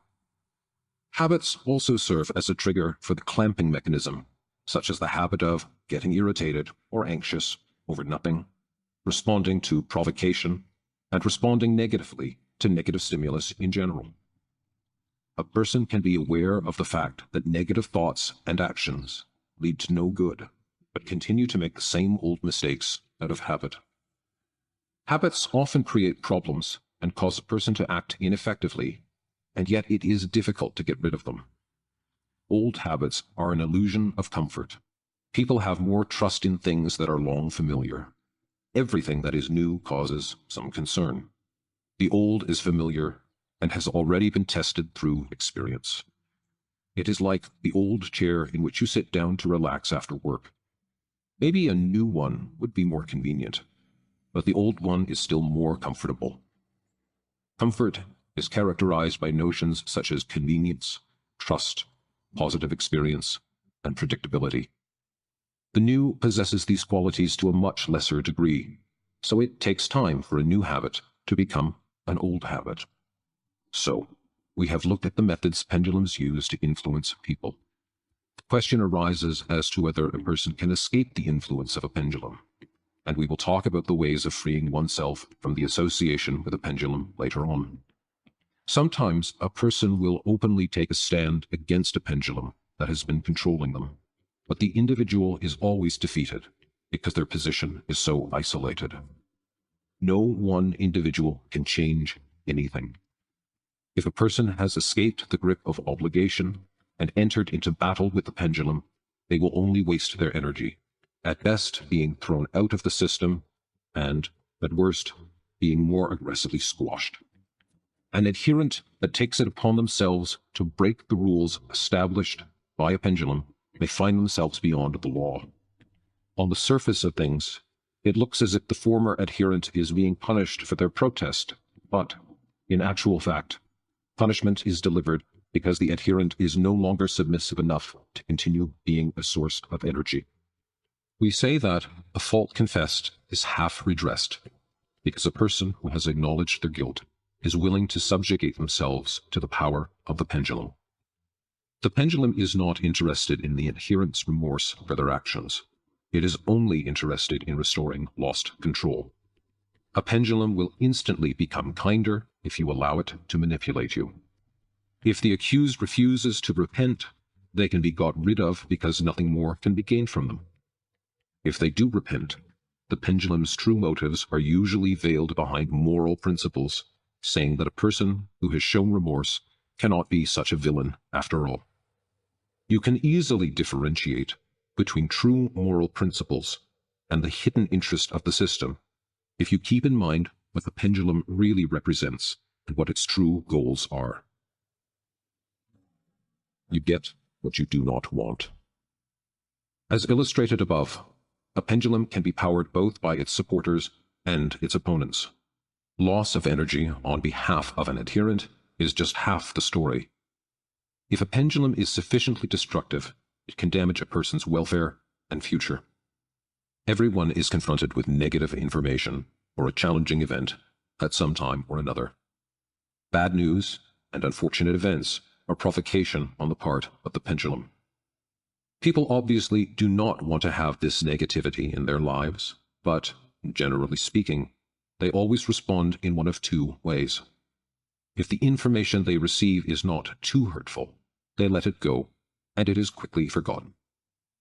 If the provocative information is annoying or frightening, i.e., touches a chord in a person's soul, then their mental energy is captured in the pendulum's loop, and the person is attuned to the resonance frequency. Events then unfold fairly predictably. The person gets angry, worried, and afraid, expresses their upset in an agitated fashion, and, in general, actively radiates energy at the frequency of the destructive pendulum. Not all the negative energy is harvested by the pendulum. Some of it radiates out to sectors in the alternative space that correspond to the quality of the person's thought energy, which facilitates a shift to a lifeline where what the person would rather avoid is to be found in excess. If you remember, when a person's thought energy is attuned to a certain frequency, they shift to a corresponding lifeline. A pendulum ensnares a person's thought energy, holding it at a certain frequency. This is what is so destructive about the role of a pendulum. For example, generally we let information about accidents and disasters pass us by. If we are not directly affected, why upset ourselves unnecessarily? As a rule, when you hear the news, a disaster is taking place somewhere in the world, but you are on a lifeline where you play the role of witness rather than victim. The line on which you are the victim is somewhere further away. Conversely, if you allow yourself to take on board information about disaster and misfortune and discuss it with friends, it is quite possible that you will soon shift to a lifeline where you may well end up in the role of the victim. The stronger your desire to avoid something, the more likely it is that you will encounter it. To actively fight against what you do not want in your life is to make every effort to ensure that it is present in your life. You do not have to take any specific action to shift onto undesired lifelines. It is enough to think negative thoughts and then fertilize them with emotion. When you do not want there to be bad weather, you think about how much you dislike rain. Noisy neighbors wear you down, and you end up arguing with them all the time or silently hating them. You are afraid of something, and the fact greatly concerns you. Or you have had enough of your present job and savor your dislike for it. Everywhere you are pursued by exactly the very thing you do not want, that you fear, hate, or despise. There may be other things that you would also like to avoid, but because you are not investing any negative emotion into them, they do not appear in your life. Once you let the thing you do not want into your life, associate feelings of hostility with it, and indulge in those feelings, it will instantly become a physical reality within your life layer. The only way to eliminate the things you do not want from your life is to break free from the influence of the pendulum that has seized your thought energy and, from then on, avoid responding to its provocation or getting pulled into its game. You can free yourself from a pendulum's influence in two ways: by defeating it or by stopping its sway. We will look more closely at how this can be done below. Defeating the pendulum. Trying to battle with a pendulum is futile. As was explained above, when you battle with a pendulum, you just end up supplying it with energy. The first and most important condition for successfully defeating a pendulum is to refuse to get into conflict with it. Firstly, the more actively you try to fight off pendulums that get you down, the more they will pressure you. You can repeat endlessly, "Leave me alone, get away from me," and you think you are fighting them off, but actually, you are just providing them with energy, making them cling to you even more. Secondly, you do not have the right to judge or change anything. Everything you see and experience should be accepted as if they were paintings on display, whether you like them or not. There may be many paintings in an exhibition that are not to your taste, but it would never occur to you to demand that they be removed from the exhibition room. Once you have recognized the pendulum's right to exist, you also have the right to leave it behind, remaining free of its influence. The main thing is not fight it, judge it, get angry, or lose your self-control, because by doing so, you agree to play the game. The pendulum should be calmly taken for granted as a necessary evil and left at that. Any position of opposition supplies the pendulum with energy. Before you can fully understand what it means to choose, you have to know how to decline. Most people have a vague idea of what they do want, but know exactly what they do not want. In an effort to get rid of things or events they do not want in their life, people act in a manner that has the opposite effect. To decline something, you have to first accept its existence. The word accept in this context does not mean to embrace something and let it into your personal space. It means simply to recognize its right to exist and then pass by indifferently. To accept and let go of something means to consider the meaning of something and let it pass, waving goodbye as it leaves. This is much more effective than letting something into your personal space, becoming attached to something, and then trying to oppose it. When you think about the things you do not want, you attract them further into your life. Imagine a person who detests apples. Rather than simply paying them no attention, it irritates the person that apples exist at all. On a material level, They get annoyed every time they see an apple and openly express their disgust. On an energetic level, the person may as well be hungrily pouncing on apples, stuffing their mouth and chomping loudly, screaming about how much they hate apples, stuffing their pockets, only to be sick, and once again complain about how they just cannot stomach apples. What the person does not realize is that they could simply delete apples from their experience of life. It does not matter whether you love or hate. If your thoughts are latched onto the object of your emotions, your thought energy will be attuned to a certain frequency, and you will end up caught by a pendulum and transferred to a corresponding lifeline where the object of your fixation is present in abundance. If you want to eradicate something from your life, all you have to do is stop thinking about it, pass it by with indifference, and it will disappear. To eliminate something from your life, ignore it. Do not avoid it. There is a difference. When you avoid something, it means you have let it into your personal space, but are now actively trying to get rid of it. To ignore something means not to react to it, and, consequently, not to experience its presence in your space. Imagine that you are a radio. If your day-to-day life is like waking up every day, listening to a radio program that you hate, all you have to do is tune it to a different frequency.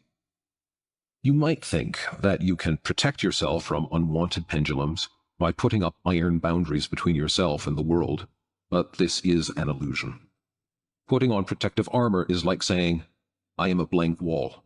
I see nothing. I hear nothing. I do not know anything. I won't talk to anyone. I am unavailable. It requires a huge amount of energy to support this kind of protective field. A person who deliberately isolates themselves from the world will find themselves in a constant state of tension. Aside from that, the energy of their protective field will be vibrating at the same frequency as the pendulum against which their defense is directed. This is exactly what the pendulum wants. The pendulum does not care whether you provide it with your energy willingly or not. True protection from a pendulum is to be found in emptiness. If I am empty, there is nothing for the pendulum to hook onto. There is no point in playing a game with a pendulum or trying to protect yourself from it if it can simply be ignored. When you can ignore the pendulum, its energy will pass by you, dissipating into space without causing you any harm. Your pendulum cannot push your buttons or upset you if you are empty in relationship to it. The pendulum's principal objective is to attract as many adherents as possible and reap their energy. If you ignore the pendulum, it will leave you alone and switch its focus to others who can be drawn into the game and attuned to the necessary resonance frequency. A basic example of this would be a dog that starts following you, barking loudly. If you turn around to face the dog, it will bark even louder. And yet, if you take it seriously and start trying to dodge it or fight it, the dog will follow you for a long time just because it wants someone to lock horns with. If you ignore the dog from the outset, it will simply switch its attention to someone else and will not be at all offended that you paid it no attention. The dog is too absorbed in its goal of sourcing energy to think about anything else. The dog is a metaphor. It could be a person or a troublemaker of some kind. The principle is the same. If someone is getting to you, see whether the model of the destructive pendulum fits that person. It will probably be a perfect match.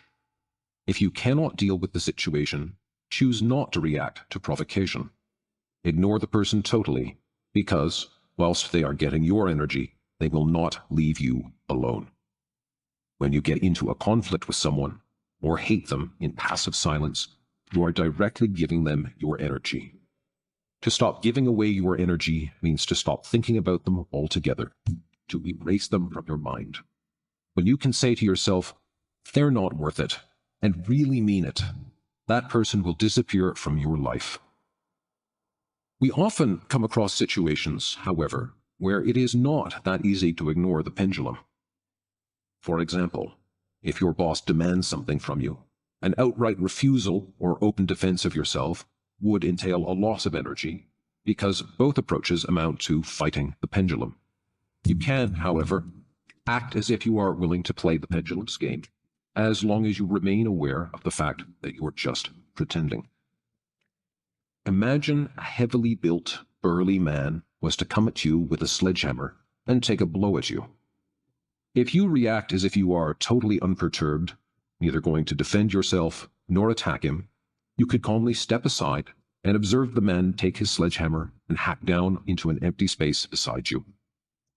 When you behave in this calm and unperturbed manner, the pendulum cannot hook into you and, instead, falls past you into empty space.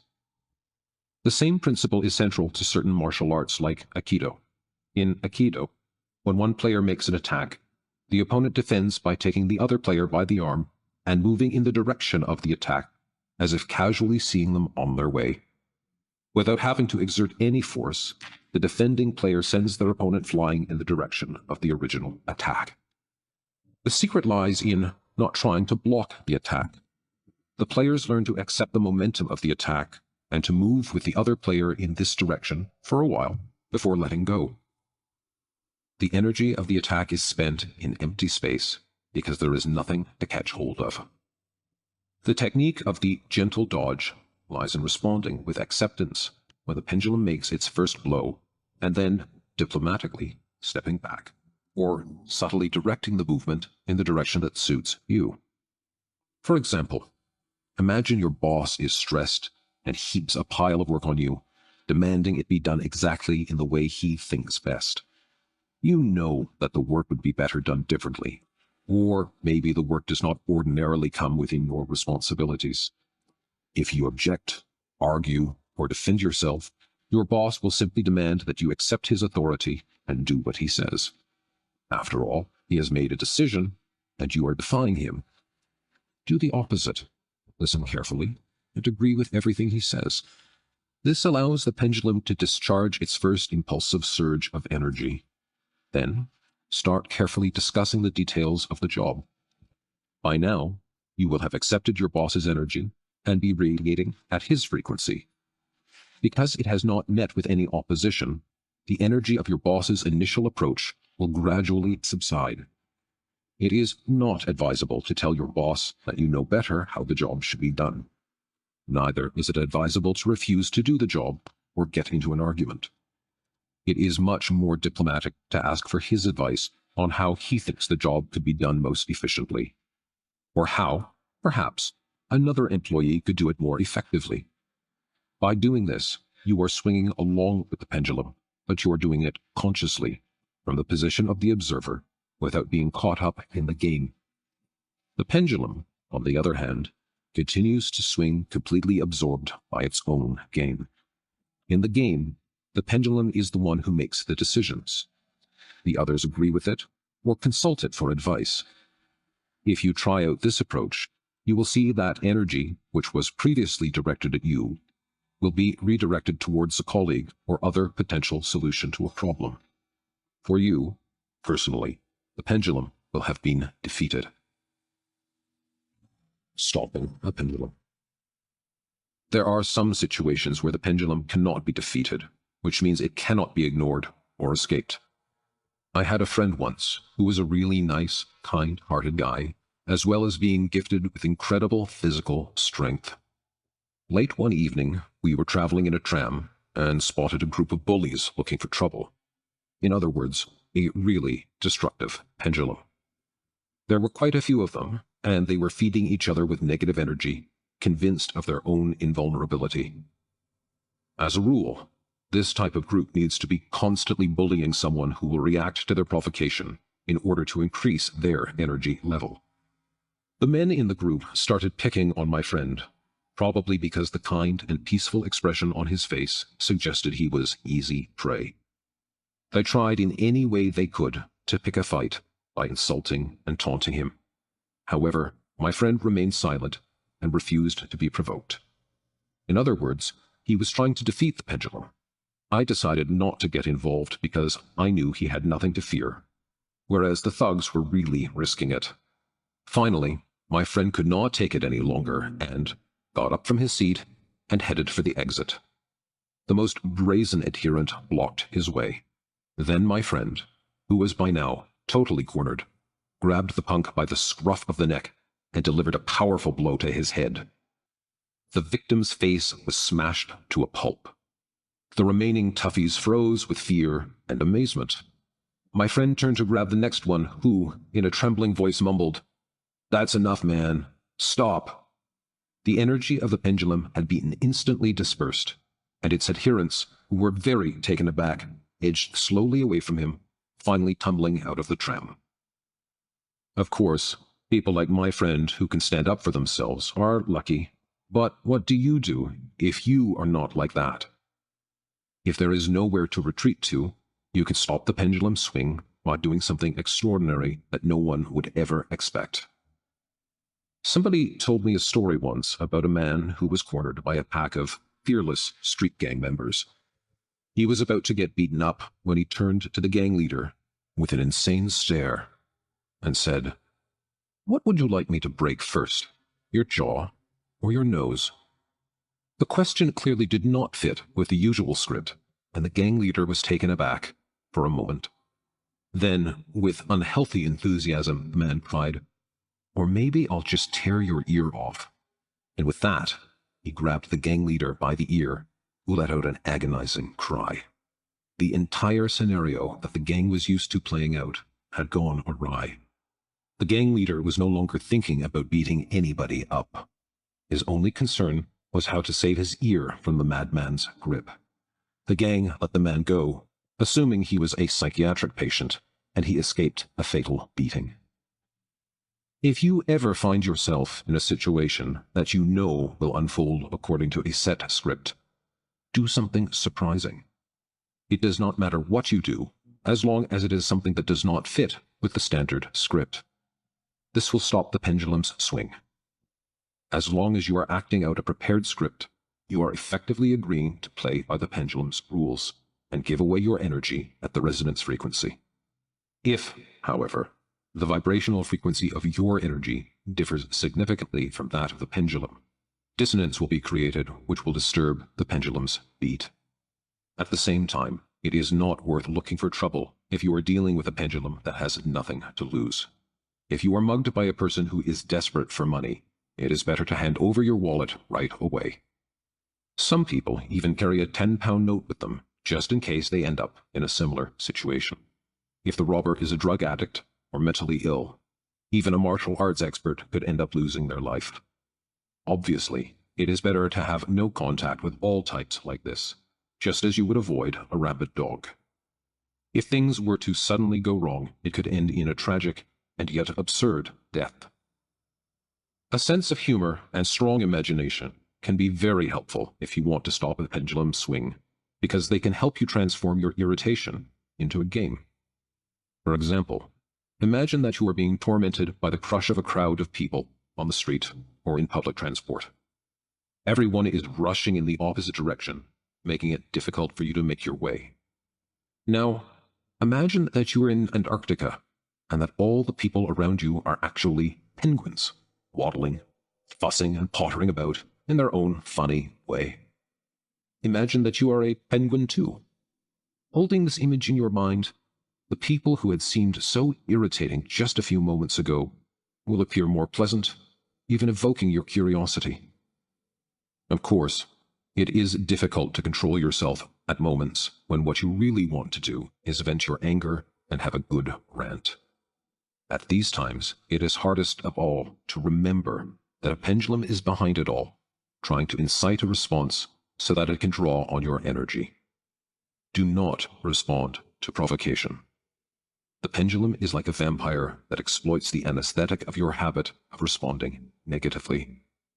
Even now, despite having listened to these words, you could express your irritation if you were distracted by an unwanted telephone call. If you set yourself the goal of remembering until it becomes habit, you will gradually work up immunity to the provocation of pendulums. You will probably have noticed how, when you respond to a disappointing situation with irritation, displeasure, or other negative emotion, the situation escalates in the same spirit or other things start to go wrong too. This is the pendulum swinging higher and higher. If you react, you end up being the one to push it higher. It is more effective to act in the opposite manner, either not reacting at all or reacting in an abnormal way. For example, if, when you find yourself in an unpleasant situation, you respond with false enthusiasm or wacky delight, the pendulum swing will be brought to rest, and you will see that the provocation stops with it. Earlier, we said that the habit of reacting negatively to unpleasant circumstances triggers the pendulum's mechanism for capturing thought energy. This habit will fade if you decide to play your own game in which you deliberately substitute negative emotion with positive emotion, confidence for fear, enthusiasm for gloom, indifference for resentment, joy for irritation. Try reacting inappropriately to small nuisances. You have nothing to lose. It might seem a silly game to play, but the pendulum will have no chance. The game style only seems silly because pendulums have trained us to exclusively play the games that are of benefit to them. You can experiment with forcing the pendulum to play your game.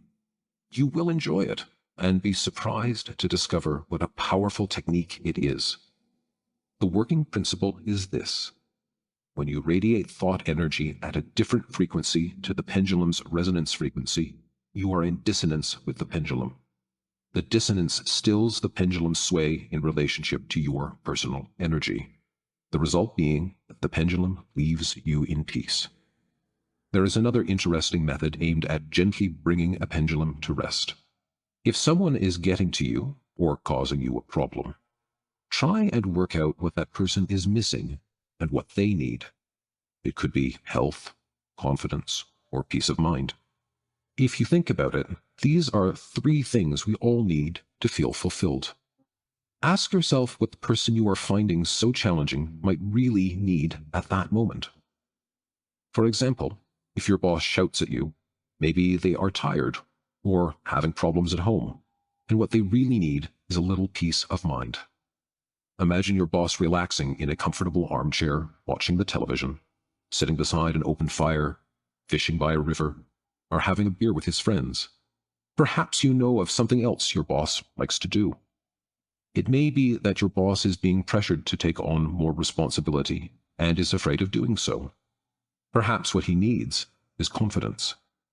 Imagine your boss skiing confidently, driving around in a sports car, or being the center of attention at a party. Your boss might be in some kind of pain.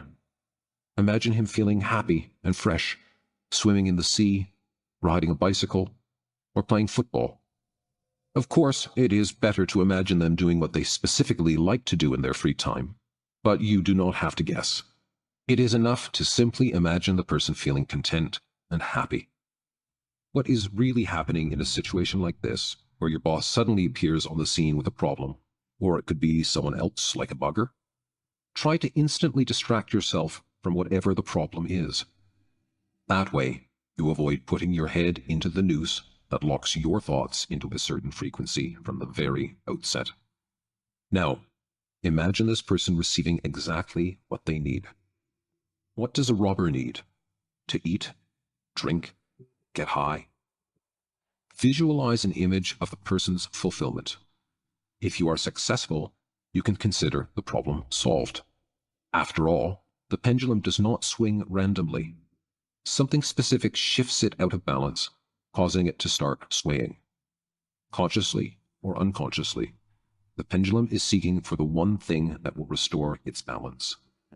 The energy of your thoughts, set to a certain positive frequency, will do that, at least indirectly, and the pendulum will instantly substitute its aggression with goodwill as a result. If this is hard to believe, test out the technique for yourself. A pendulum person approaches you with a problem which you solve, not in an obvious way, but on an energetic level. The technique is based on the principle that stops a pendulum. You give the pendulum your energy, but only a tiny piece of it in comparison to the amount of energy you could have lost had you been drawn into the pendulum's game. Besides that, you have also done a good deed by helping someone in need, if only for a short time. The interesting thing is that this person will adopt a friendlier attitude towards you, even though they may never guess why they feel so comfortable in your company. That can be your secret. The same technique can be successfully applied in cases where you need something from someone who is absorbed in their own problems and not in the mood to collaborate. If, for example, you need an official signature on a document, and you suspect they might be ill-disposed towards you, try treating them to a healthy dose of visualization, and you will find that they will be quite amenable. The last question is where all the energy goes when a pendulum is brought to rest. The answer is that the energy comes to you. Having coped with the problem once, you become stronger. The next time you try to solve a problem using this technique, it will not be as difficult. Is this not always the way? Fighting a problem head-on only leads to a loss of energy, which is absorbed by the pendulum that created it. Psychologists and psychotherapists are well acquainted with equivalent practices of defeating or stopping a pendulum. In this sense, the techniques described here are nothing new. However, they will be of value to anyone unfamiliar with practical psychology and give a clear understanding of how and why psychological protection is so effective. Simple solutions to complex problems. Another practical value of these techniques for defeating or stopping a pendulum is acquiring the ability to solve all kinds of problems. Complicated situations in your personal life, conflict, unfavorable circumstances, or simply a set task. There are always simple solutions to complex problems. The key to solving a problem always lies somewhere on the surface. The question is how to spot it. The pendulum that creates the problem obscures your vision, making it harder to find the key. The goal of a destructive pendulum is always to feed on your energy. To do this, it has to attune the vibration of your thought energy to the frequency of the problem and keep it there. This is easy to do if you are convinced that the problem is complex. If you accept the game rules, the pendulum will take you by the hand and lead you into an intricate labyrinth. Only later will you look back in hindsight and see how easily the mystery could have been solved. If you play on someone's complexes by scaring, worrying, or confusing them, they will take the bait and readily agree how complicated the problem really is. You do not even have to scare a person to achieve the same effect. Most people will agree that there are no easy solutions to the majority of their problems. We are all constantly confronted with difficulties of some kind over the course of our lives, especially when we face something new or unfamiliar. Approaching problems with anxiety or even a reverential fear is, for most people, a deeply rooted habit. When weighing up their ability to deal with a problem, most people verge on the side of self-doubt. Consequently, all this anxiety is an excellent puppet string. A pendulum can act via its adherents, i.e., people who are connected with a particular problem, as well as non-living objects. The pendulum holds a person's thought energy at a certain frequency, sucking their energy whilst they carry the burden of the problem. You might think that focusing on the problem would help you to concentrate on finding a solution to it, and yet the opposite happens. It actually hinders you from finding a solution. The pendulum focuses our thinking on a very narrow sector of the informational field. As a result, a person thinks and acts within the limits of a narrow corridor, unable to see the bigger picture or perceive the solution which may well lie outside that sector of the information field. Unusual or intuitive solutions often present themselves when you free yourself from the pendulum and are able to think in a different way. The secret of genius lies in remaining free from the influence of pendulums. While the thought energy of most people is held at certain frequencies by pendulums, the thought energy of a genius is free to attune itself to different frequencies and move into unexplored areas of the information field. The way to avoid getting caught in the pendulum's snare is to keep whatever problem you are dealing with in perspective and remain aware of the pendulum's intent to trick you into playing its game. Rent yourself out.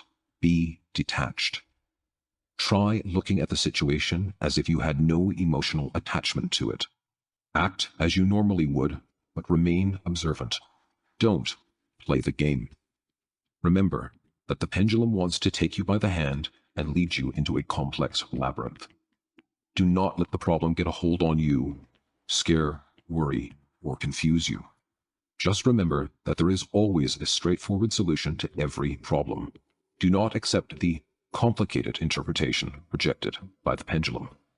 If you are confronted with a problem or tricky situation, be aware of your attitude towards it. Even though the problem may stir up feelings of confusion, fear, resentment, despair, and so on, it is important to change your initial attitude to the exact opposite, because then the problem will either disappear by itself or you will quickly find a simple solution to it. Despite the stereotypes and habits you have already adopted, try to regard any problems you encounter as just another part of the road you're walking along, like any other aspect of it, rather than as obstacles that must be overcome. Do not take the problem on board so that it occupies your inner space. Be empty to the problem. If you have to solve a challenging problem, remember that you do not have to rely solely on logical reasoning. Your subconscious is directly linked to the information field where the solution to any potential problem already exists. Relax. Release any fear or anxiety you may have been experiencing in connection with the issue. Confident in the knowledge that the solution already exists. Let go. Quiet the chatter of the mind and contemplate the nature of emptiness. It is very likely the solution will come to you instantly, and it will probably be very simple. If this does not work, do not give up returning immediately to the rational thinking process. Try the exercise again. You will probably find that it works the second time. This exercise develops the ability to obtain knowledge intuitively. You just have to make it a habit. This method really does work if you are able to stay detached and free yourself from the pendulum. This is not always easy, but later in the book, you will discover new methods for dealing with pendulums. For now, we are just at the beginning of the Transurfing technique. Are you feeling as if I have taken you by the hand and am leading you into a labyrinth? Stay free, even of those who preach to you of freedom. The suspended state. When you have disentangled yourself from the influence of destructive pendulums, you acquire a newfound freedom. But if you do not have a goal to focus on, you can find yourself hanging in a suspended state. If you have neglected your goals, being because of a preoccupation with defeating the pendulums around you, or stopping their sway, you may end up in a vacuum. On the one hand, conflicts and concerns that previously haunted you fade. Arguments occur less frequently. Anxiety and worry gradually disappear from your life, and all without you really noticing it, like a storm that gradually calms and passes. This is all very positive, but you may discover a downside to this new state. Events that before had you at the center of things now carry on without you. You are no longer as important to other people around you as you used to be, and so they pay you less attention. You have fewer worries, but as yet no new desires have arisen to replace them. There is less pressure from the outside world, but that does not seem to be bringing you any dividends. You have fewer problems, but have not necessarily made any new achievements either. Why is that? The human environment is built entirely on pendulums. Therefore, when a person isolates themselves from these structures, they begin to find themselves in a kind of desert.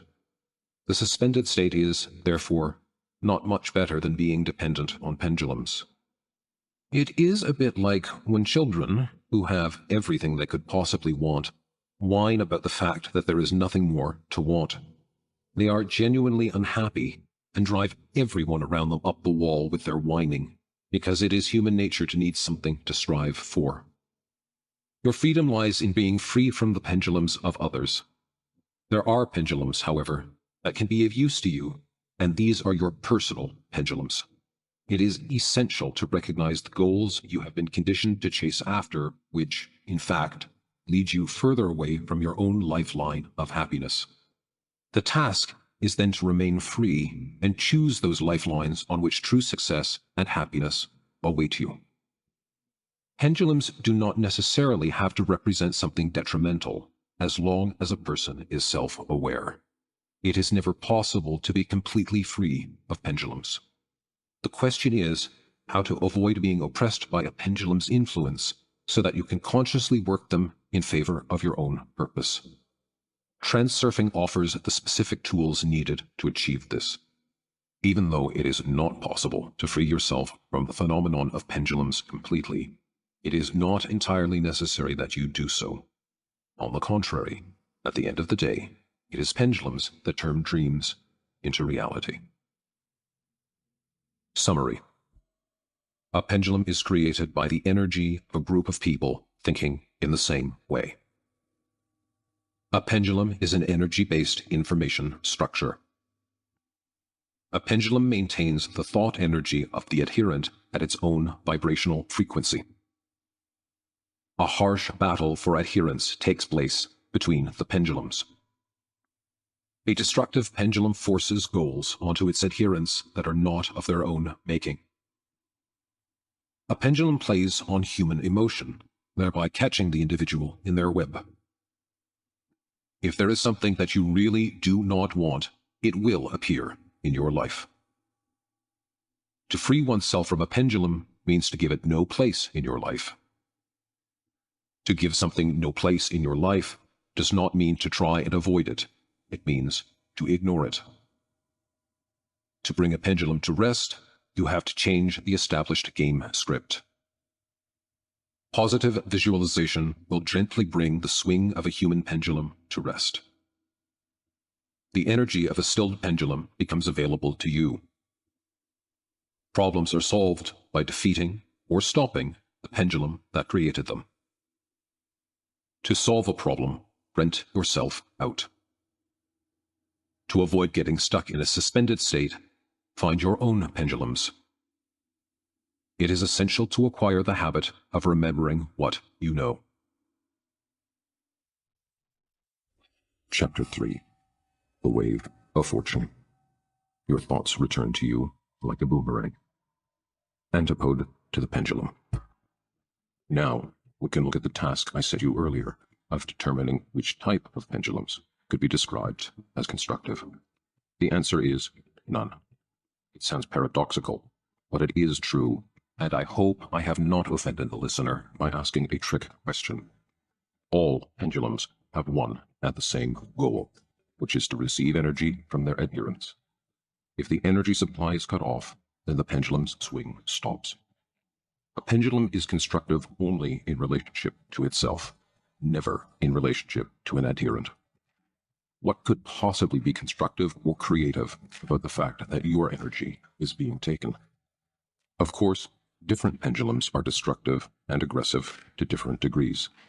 It is difficult to imagine a beach volleyball club ganging up against the winter swimming club, and membership to the beach volleyball club is hardly likely to ruin your life. Of course, these types of pendulums still need to feed on the energy of their adherents. If the members become bored of playing volleyball, the life of the club would die, and the pendulum along with it. However, this is nothing compared to the membership of a criminal gang, where one could lose one's freedom or even one's life. One might ask how a person can be giving their energy to the pendulum of the gym where they train, if, whilst they are there, they are completely focused on getting fit. You are focused entirely upon yourself whilst you are training, but you are still obliged to observe a certain set of rules. At home, you can do whatever you like, but at the gym, all its members are required to act in relatively the same way, to follow the established rules of the system, and, in this way, make their energy available to the pendulum. If all the club's members suddenly leave, the pendulum will no longer receive its source of energy, and therefore stop swinging. The question can be put in a different way. Do energetic structures exist that do not require your energy? It turns out that they do. One is the wave of fortune, or set of circumstances that are favorable to you personally. Every individual has their own wave of fortune. Sometimes you are lucky with something, and then a whole cascade of other pleasant events unfold unexpectedly, as if the sun had really chosen to shine on you. A cascade of pleasant events may not always follow the first, but if the first sign of good fortune pleased you and lifted your spirits, then a cascade of the same will definitely follow. The Wheel of Fortune and Bluebird of Happiness are not simply abstract metaphors. The Wave of Fortune is really a set of lifelines that are auspicious for you personally. The alternatives space contains everything, including lines like golden veins that run through the information field. If you have found the outer line of golden vein and catch onto a piece of good luck, you can slide by inertia onto other lifelines, where events of a similar nature are accumulated and a set of fortuitous circumstances awaits you. If, however, the first piece of good luck is followed by a streak of bad luck, it means that a destructive pendulum has managed to hook into you and draw you away from the golden vein. The wave of good fortune brings happiness without taking your energy. It can be compared to a sea wave that carries an exhausted swimmer onto the shore. The wave of fortune will carry you onto happy lifelines. Like the pendulum, the wave has no interest in your fate, but it has no need of your personal energy either. If you want to, you can float with the wave and let it carry you, but if you do not want to go with the wave, it will pass you by with no regret. The wave of fortune is a temporary formation. It does not feed on the energy of other beings, and so eventually fades, like sea waves break upon the shore. The wave of fortune sometimes touches your life in the form of good news. The wave of good fortune brings in information from other lifelines. In comparison with your current lifeline, the resonance of the information is perceived as good news. The task is to grab hold of the rope and pull yourself onto the line that the information originated from, for there you will find not just good news, but fortuitous circumstances also. It seems as if the wave comes and goes, whereas, in actual fact, the wave of fortune does not move, increase in strength, or weaken. In this model, we have used the term wave as a metaphor, but, as has already been mentioned, the wave of fortune is stationary in the alternative space, existing in the form of more rewarding lifelines. In fact, it is the discontinuity created by moving among different lifelines that creates the impression of the wave as you either take hold of a stroke of luck, embracing the blessing and inviting it into your life, or distance yourself from it, distracted by other pendulums. Because the wave has no interest in you personally, it is easy to lose sight of. The wave will pass you by and set off on its own way. This is why people are inclined to believe that the bluebird of happiness is hard to catch. You do not actually have to make a huge effort to saddle a wave of good luck. It is a question of choice. If you accept the wave of fortune into your life, it will stay with you.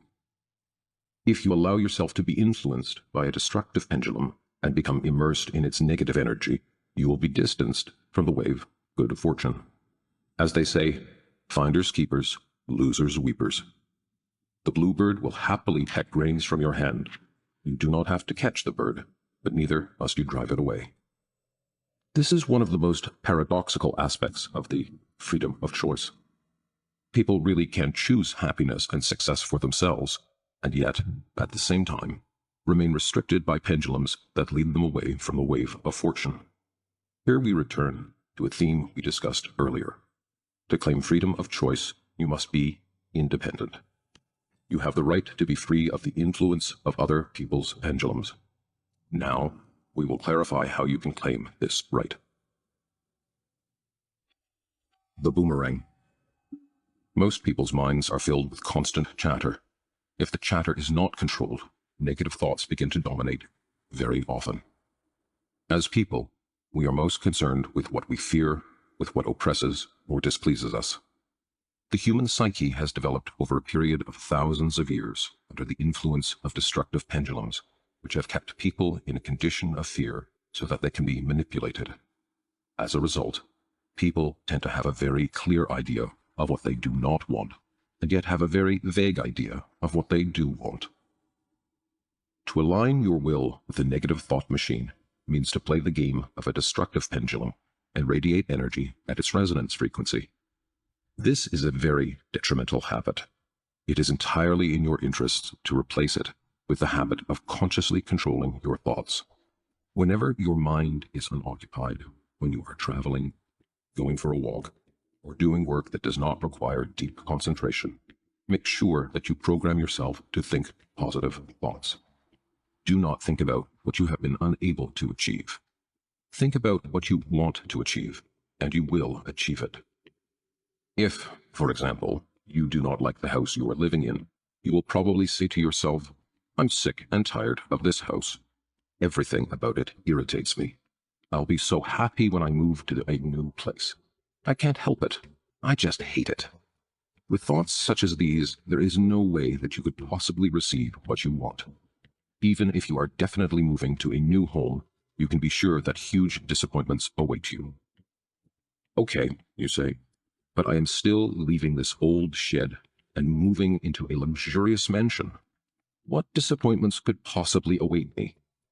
The greater your enmity for the home you currently live in, the more unpleasant surprises you can expect to experience in your new place. You can expect all sorts of problems: a leaking tap, peeling paint, crumbling walls, pestering neighbors. In short, anything that maintains the parameters of your current negativity. It makes no difference whether you are living in the old house or the new one.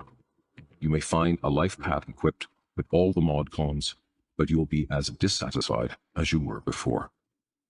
The alternatives space has no shortage of luxurious houses where you will feel like you are living in hell. If you have nowhere else to move to, you are all the more likely to stay living in a space you cannot bear, because your thoughts are unlikely to be attuned to the frequency of a lifeline on which you are successful in finding the house of your dreams. You are currently thinking about the things you do not like and, consequently, radiating negative energy which matches the lifeline you are on now. Until you change the vibration of your energy, you will just have to keep putting up with the same line. Changing your vibration, however, is not that difficult to do. First of all, accept the current situation and let go of feelings of dissatisfaction and resentment. If you try, you can find little causes for joy in any situation. Even if you do not like your house, be grateful to it for having taken you in and looked after you. There may be wind and rain outside, but the house takes it all for you, keeping you warm and safe. Surely, the house at least deserves some recognition. If, in this moment, you are thankful for what you have and feel love for all the things that are helping you to survive, you will radiate positive energy. Then, if you so desire, you can quite realistically expect an improvement in your circumstances. When you finally do move, make a point of thanking everything that surrounded you in your previous home. Even the things you plan to throw away deserve your gratitude. In these moments, you are transmitting positive energy into the environment, which will return to you later. Secondly, start thinking about the house you would like to have. This is a little harder to do than simply being irritated by the things that surround you right now, but the goal is worth it. What is better, to react to every external irritation like an oyster in a shell, or to make a little effort and change your habits? Look through estate agency advertisements with photographs of houses. Go window shopping in search of furniture and decorations, and live the thoughts of what you want to have. We always end up getting the things and situations which our thoughts are most strongly attached to. Our thoughts always come back to us like a boomerang. There are so many examples that illustrate how a negative attitude can ruin your life. Imagine that you are getting ready to go on holiday in the south, where it is hot, but the weather where you live is terrible. You walk outside cringing from the cold wind and getting soaked in the rain. Naturally, it is difficult to derive much pleasure from this type of weather, but you can at least take a neutral standpoint and ignore the potentially destructive pendulum associated with it. If you openly express your displeasure, you are accepting the pendulum and pushing it to make it swing higher. You say to yourself, "Soon I will be in the south, enjoying the sunshine and warm sea, so sod this dump." This kind of attitude is hardly likely to attune you to a lifeline filled with heavenly pleasures. You just will not ever get there. Do not be lulled into a false sense of security simply because you have already bought your ticket. You could easily arrive to find more bad weather or some other issue. Everything will turn out fine as long as you stay positive. It is not enough to make sure you are not taking in negative energy from without. You have to make sure that you are not putting out negative energy too. If you shout at someone because you are irritated by something they have done, you can be certain that soon afterwards, something will go wrong or some kind of annoyance or problem will arise.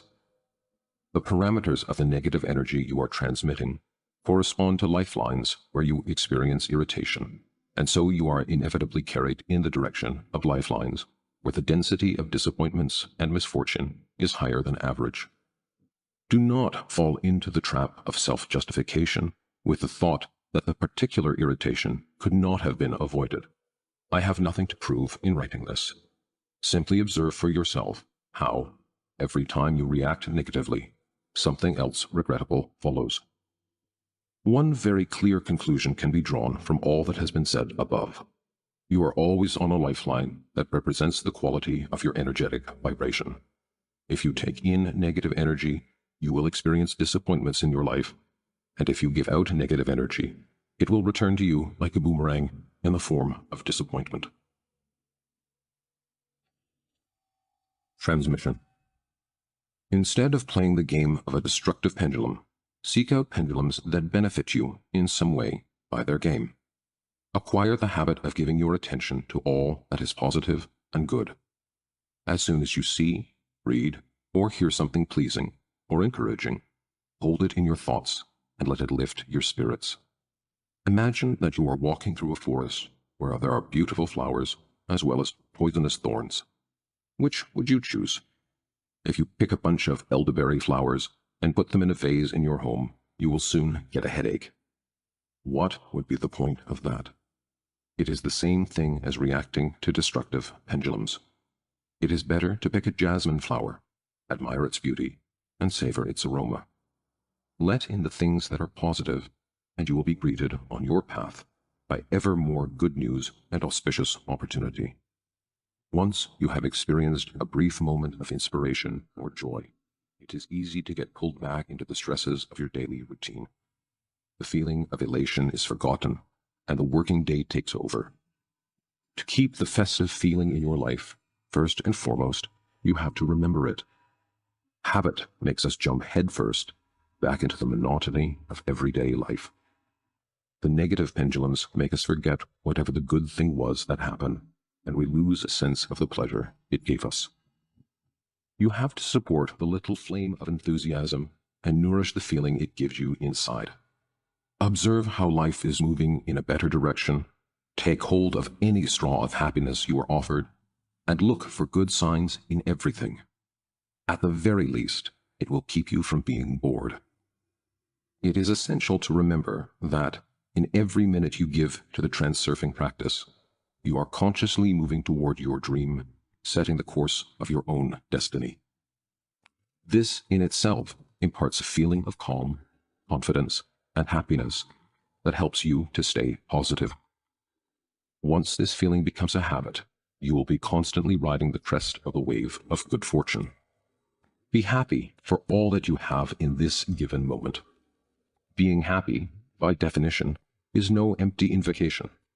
Sometimes circumstances unfold in such a way that it is genuinely difficult to be content, but nonetheless, from a practical point of view, expressing your dissatisfaction is highly disadvantageous.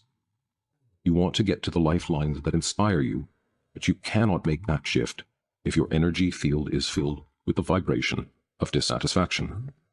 Good lifelines differ in that the circumstances you encounter fill your thoughts with happiness and contentment.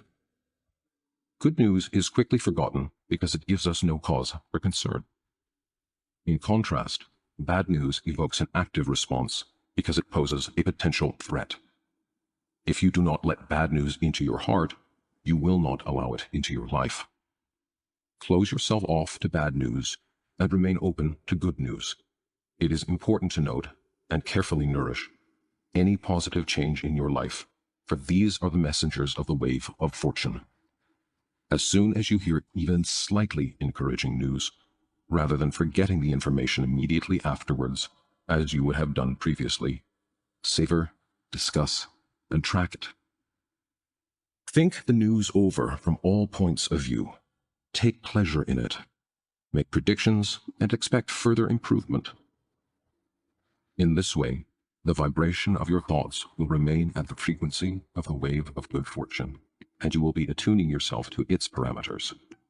The good news will increase, and life will get better. To filter information in this way is neither a practice of mysticism, nor is it a particular quality of the human psyche. It is the nature of reality. The pessimist looks at the world through black-tinted glasses, and the optimist through rose-tinted glasses. Either way, you shift to different lifelines according to the quality of your thoughts.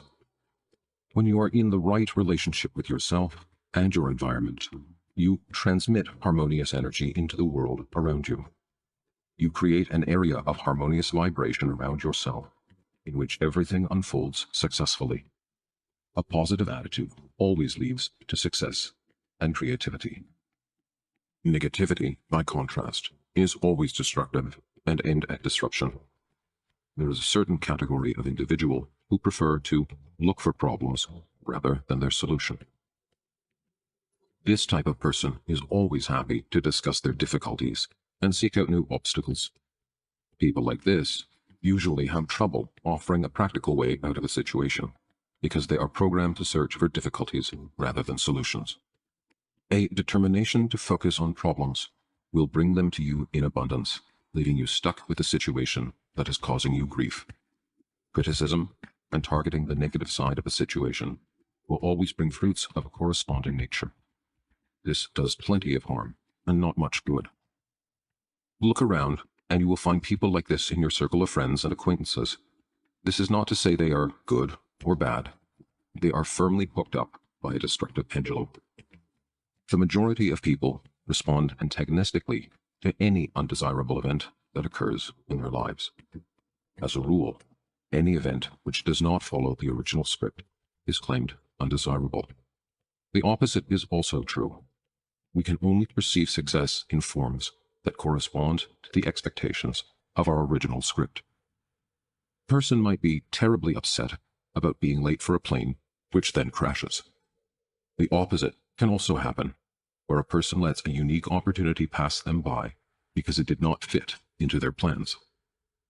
The more negative your thoughts about life, the worse your life will become. The more a person worries about failure, the more readily new failures will appear in their life. As the saying goes, as the call, so the echo.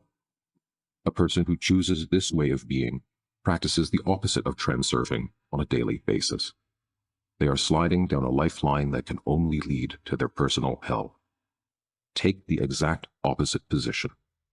Be joyful in the face of failure, and deliberately look for even the slightest blessing. You can always find something. Maintain the perspective that the glass is half full. The rather banal saying that everything happens for a reason always stands true if you decide to make it your tenet.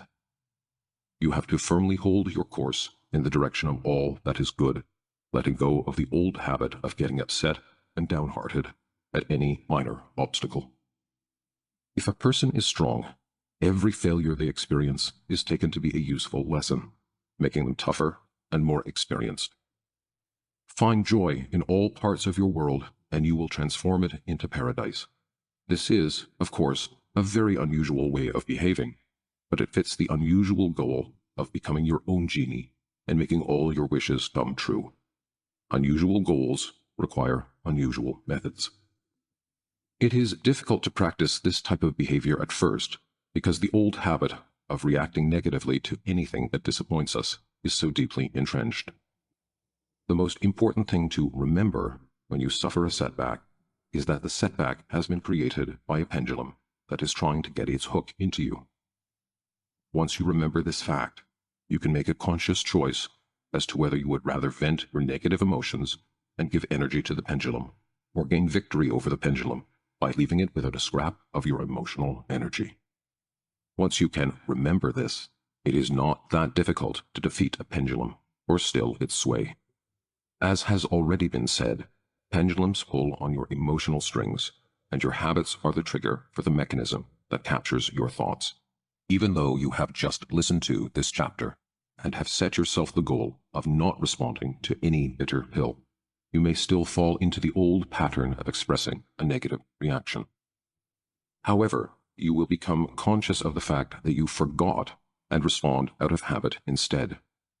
As soon as you can remember in time, the situation will be under your control. You will laugh to yourself.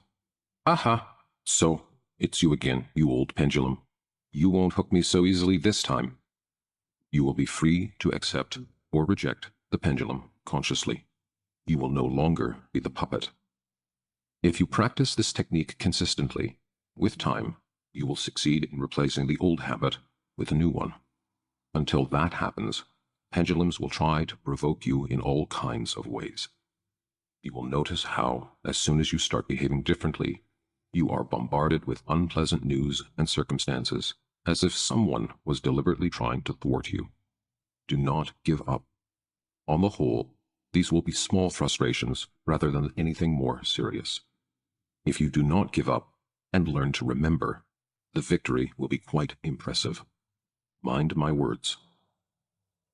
Another possible result is that the next time you meet with the wave of fortune, pendulums will not succeed in distracting you from it, and the bird of happiness will remain in your hand.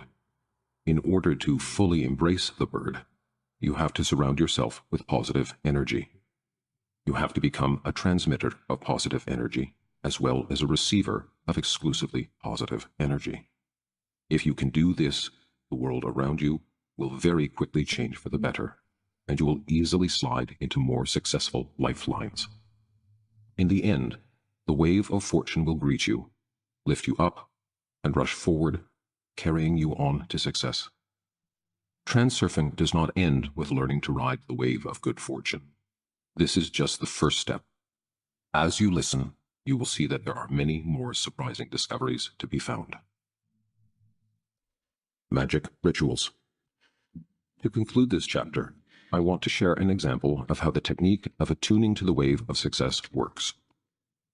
There are various situations in which people automatically make attempts to attune to this frequency, even though they may not be aware of what they are doing on an energetic level.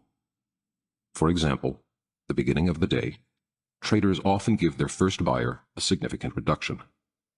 Intuitively, they feel that their first buyer is very important, and so they give a good deal to the first buyer to secure the day's trade. In the language of transurfing, they are tuning to the vibration of successful trading. It is difficult to simply hold the idea of a good day's trade in mind, whereas the first sale instills the trader with real hope and faith, as a result of which the attunement takes place of its own accord. Through action, the trader has mounted the wave of successful trading by radiating thought energy with corresponding parameters. The trader believes that their wares will sell quickly, and buyers are immediately gripped by the vibration of this thought and obediently make a purchase when the trader hints at the idea, convinced that they have found a bargain. Another curious magic ritual is used by market traders who brush paper money across their wares. Of course, of itself, this action has no impact, and, in essence, there is no magic in this ritual. However, if the trader believes in the power of the ritual, it will help them to attune to the frequency of the lifeline of successful trading. The attunement takes place on a subconscious level. The person performing the ritual is only aware of the superficial, visual side of the ritual, but, nonetheless, for whatever reason, it works. The ritual works as a theatrical requisite rather than as a power unto itself. The key power involved is the thought energy of the person carrying out the ritual. People in different professions invent their own magical rituals, which they conduct to help them in various situations. People believe in them and apply them in order to attune to a successful lifeline and mount the wave of good fortune. As you already know, it is not the form the ritual takes that matters, but the result it produces. Summary. The wave of good fortune is an accumulation of favorable lifelines in the alternatives space. A cascade of good luck follows only if you have let yourself become imbued with the joyful energy evoked by the first stroke of luck. Destructive pendulums will try to coax you away from the wave of fortune. When you overcome dependence on pendulums, you win your freedom. By taking on and transmitting negative energy, you create your own hell. By accepting and transmitting positive energy, you create your own heaven. Your thoughts always return to you like a boomerang. Pendulums cannot throw you off the wave of fortune once remembering has become a habit. The habit of remembering is developed through consistent practice. Chapter 4. Balance. Taking care without worrying. Excess potential. Everything in nature strives towards balance. Changes in air temperature are balanced by wind. Differences in temperature are compensated by thermal exchange. Wherever there is excess potential of any energy form, balanced forces emerge to correct the imbalance. We are so accustomed to such statements on the nature of things that we fail to ask ourselves why it must necessarily be so, or how exactly the law of balance works. Laws do not actually explain anything. They are just statements of fact. All laws of nature are secondary and derived from the law of balance. The law of balance is primary, at least it appears to be, and it is impossible to explain why equilibrium should exist in nature in the first place, or, more specifically, where balanced forces originate from, and why, indeed, they exist at all.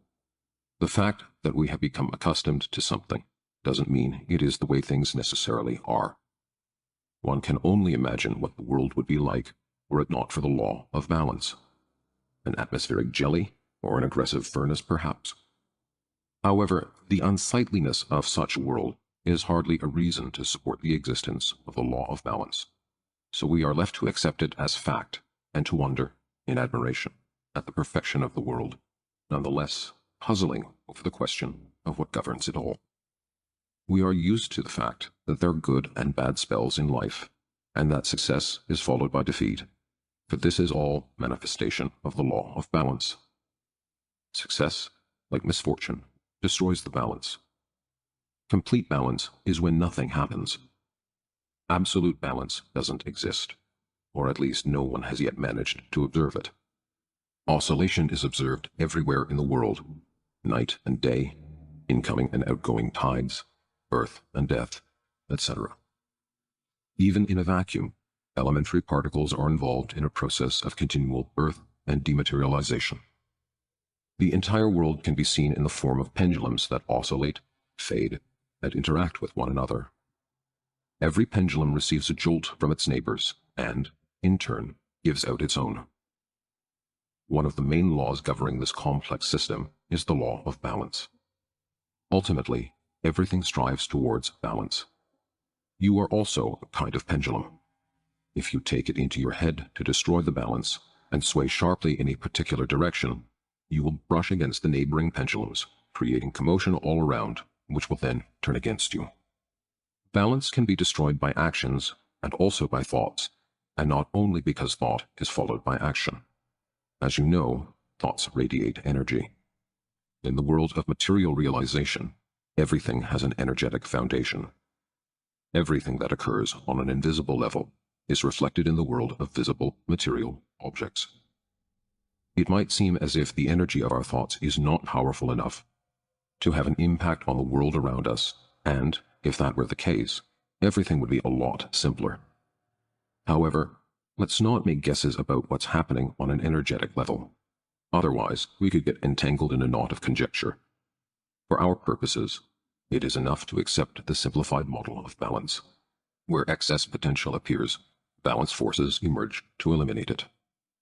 Excess potential is created by mental energy when too much importance is given to a particular object.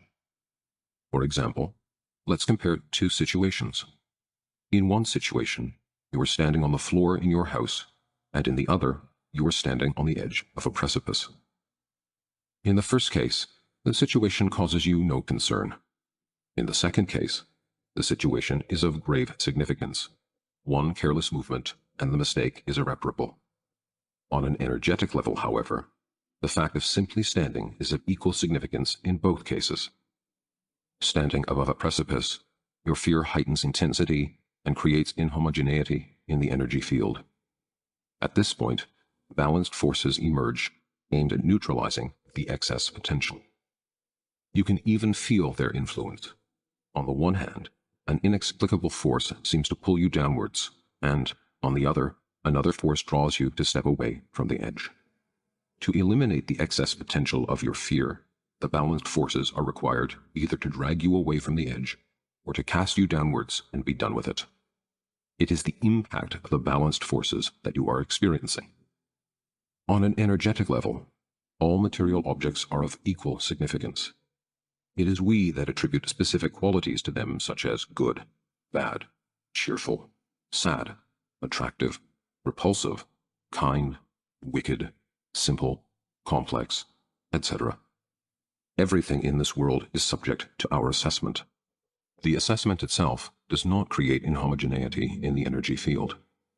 Sitting in an armchair at home, you can make the assessment that sitting there is safe, but standing at the edge of a precipice is dangerous.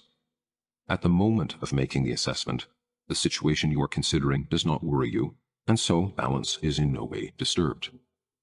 Excess potential only appears in cases where the level of importance attributed to the assessment is excessive. The amount of potential is increased if the assessment which is attributed huge value also greatly distorts reality. Generally speaking, if an object is very important to us, we are incapable of objectively assessing its quality. For example, an object of worship is always attributed excess worth, and an object of hate, excess detriment, an object of fear, terrifying qualities. Thought energy strives to artificially produce a certain quality there, where, in fact, it is not present. As a result, excess potential is created which summons the wind of balanced forces. The bias of the assessment, which is a distortion of reality, is twofold. The object in question is excessively attributed either negative or positive qualities. However, of itself, an error of assessment plays no role in the matter. Note that the bias in assessment generates excess potential only if it is attributed great meaning. It is only the importance that the assessment has for you personally that enables your energy to be transmitted to it.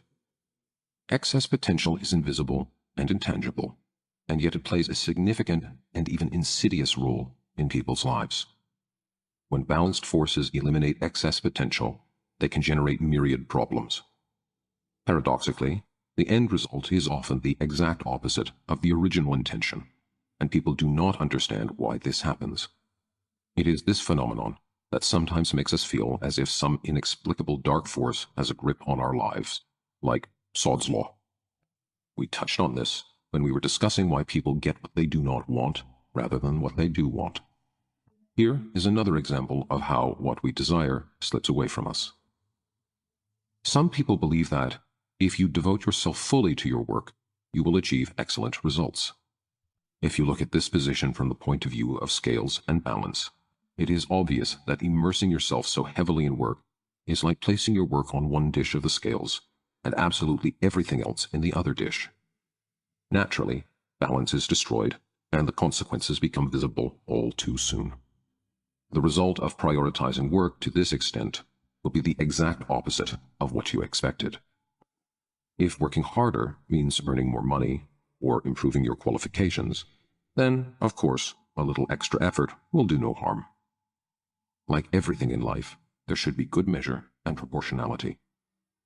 If, however, you are constantly exhausted and have become your own slave driver, then it would be better to slow down a little or even look for a different type of job.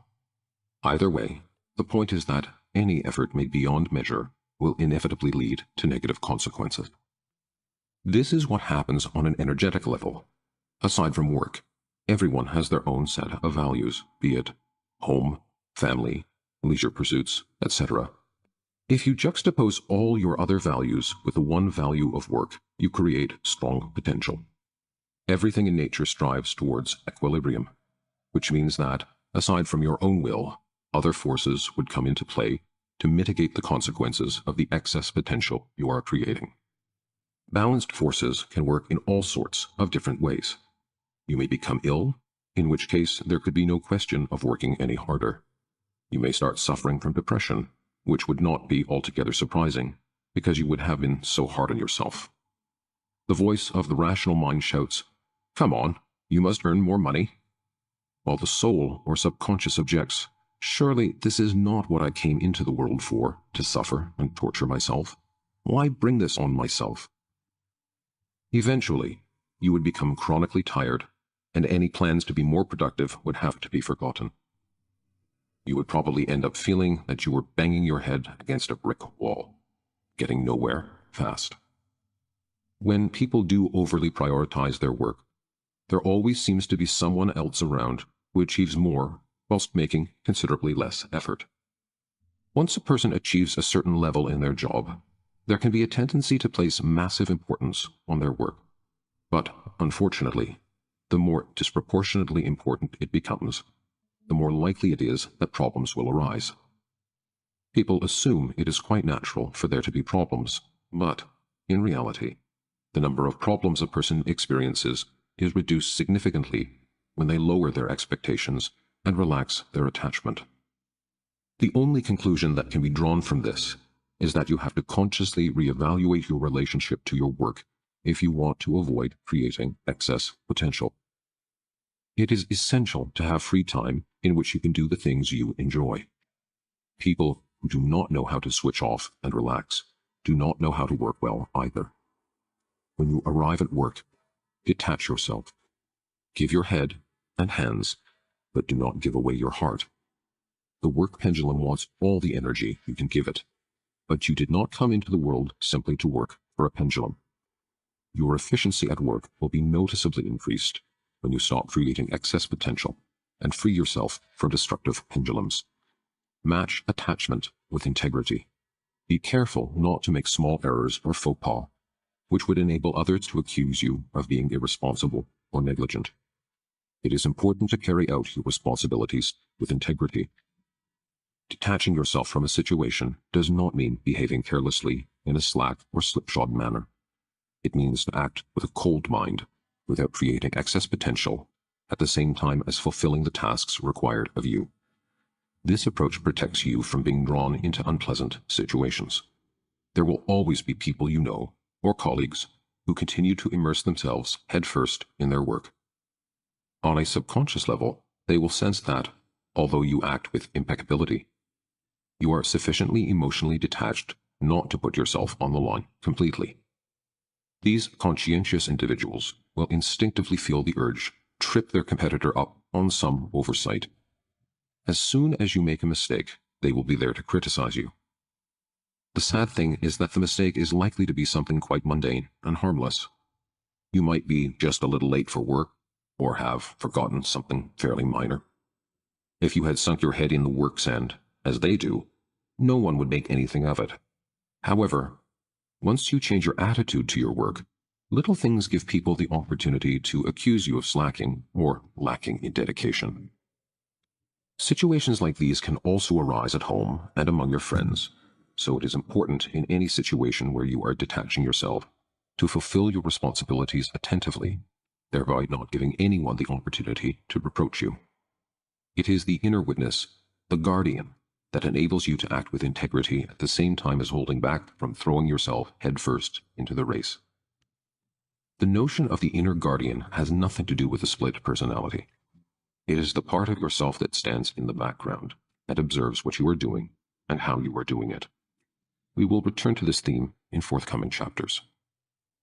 Some might say that throwing yourself completely into your work is, on the contrary, a wonderful thing. Of course, it depends on what your work is. Total immersion in your work is only justified from the point of view of balance if it is connected to your personal goal. A personal goal is also a theme we will look at more closely a little later. If you love your work because it coincides with your personal goal, then it can serve as the tunnel that leads to success.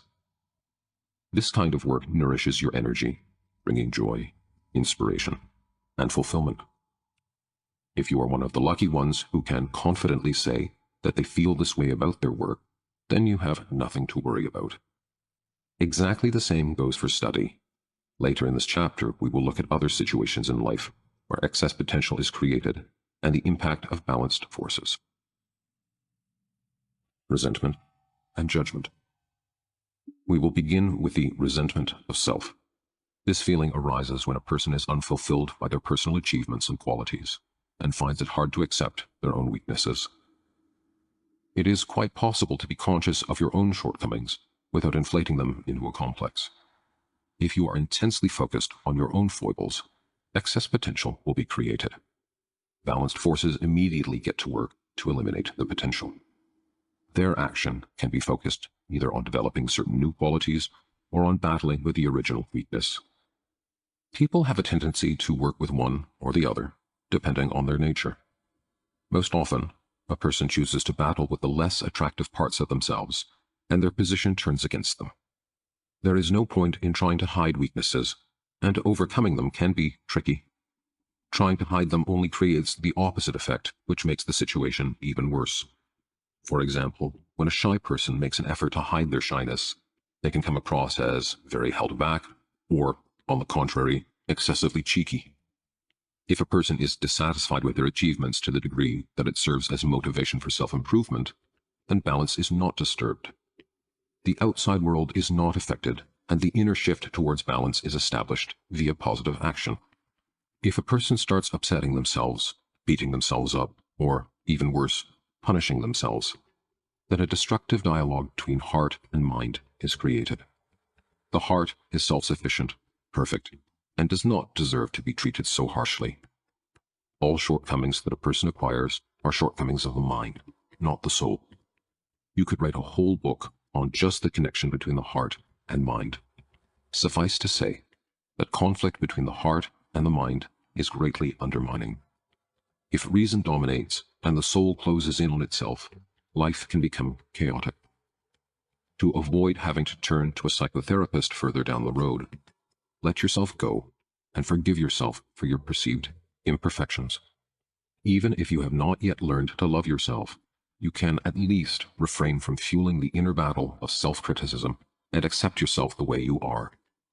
Only then can the heart be the mind's ally. And what a powerful ally it is. Okay, you say, if I let go and leave all my imperfections in peace, how then will I acquire the better qualities I wish to have? I do not want to stop developing. This is not about having to give up the striving to embody whatever qualities you admire. It is about giving up the war with self over your perceived imperfections. When you wage war on yourself with constant criticism, you waste energy by supporting something which is not so much futile as harmful because of the excess potential it creates. When you finally stop battling, energy is freed up that can be channeled into self-development. Although this may sound all incredibly simple, many people do in fact use up a colossal amount of energy battling against themselves, trying to hide their shortcomings. They are like titans committing themselves to a lifetime of carrying a heavy load. All they have to do is lay down the heavy burden, be themselves, and then life would become noticeably easier and simpler.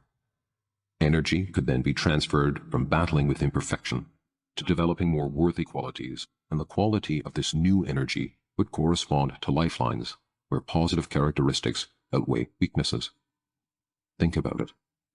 How can you shift to a lifeline where your body is in good shape if all your thoughts center around your physical shortcomings?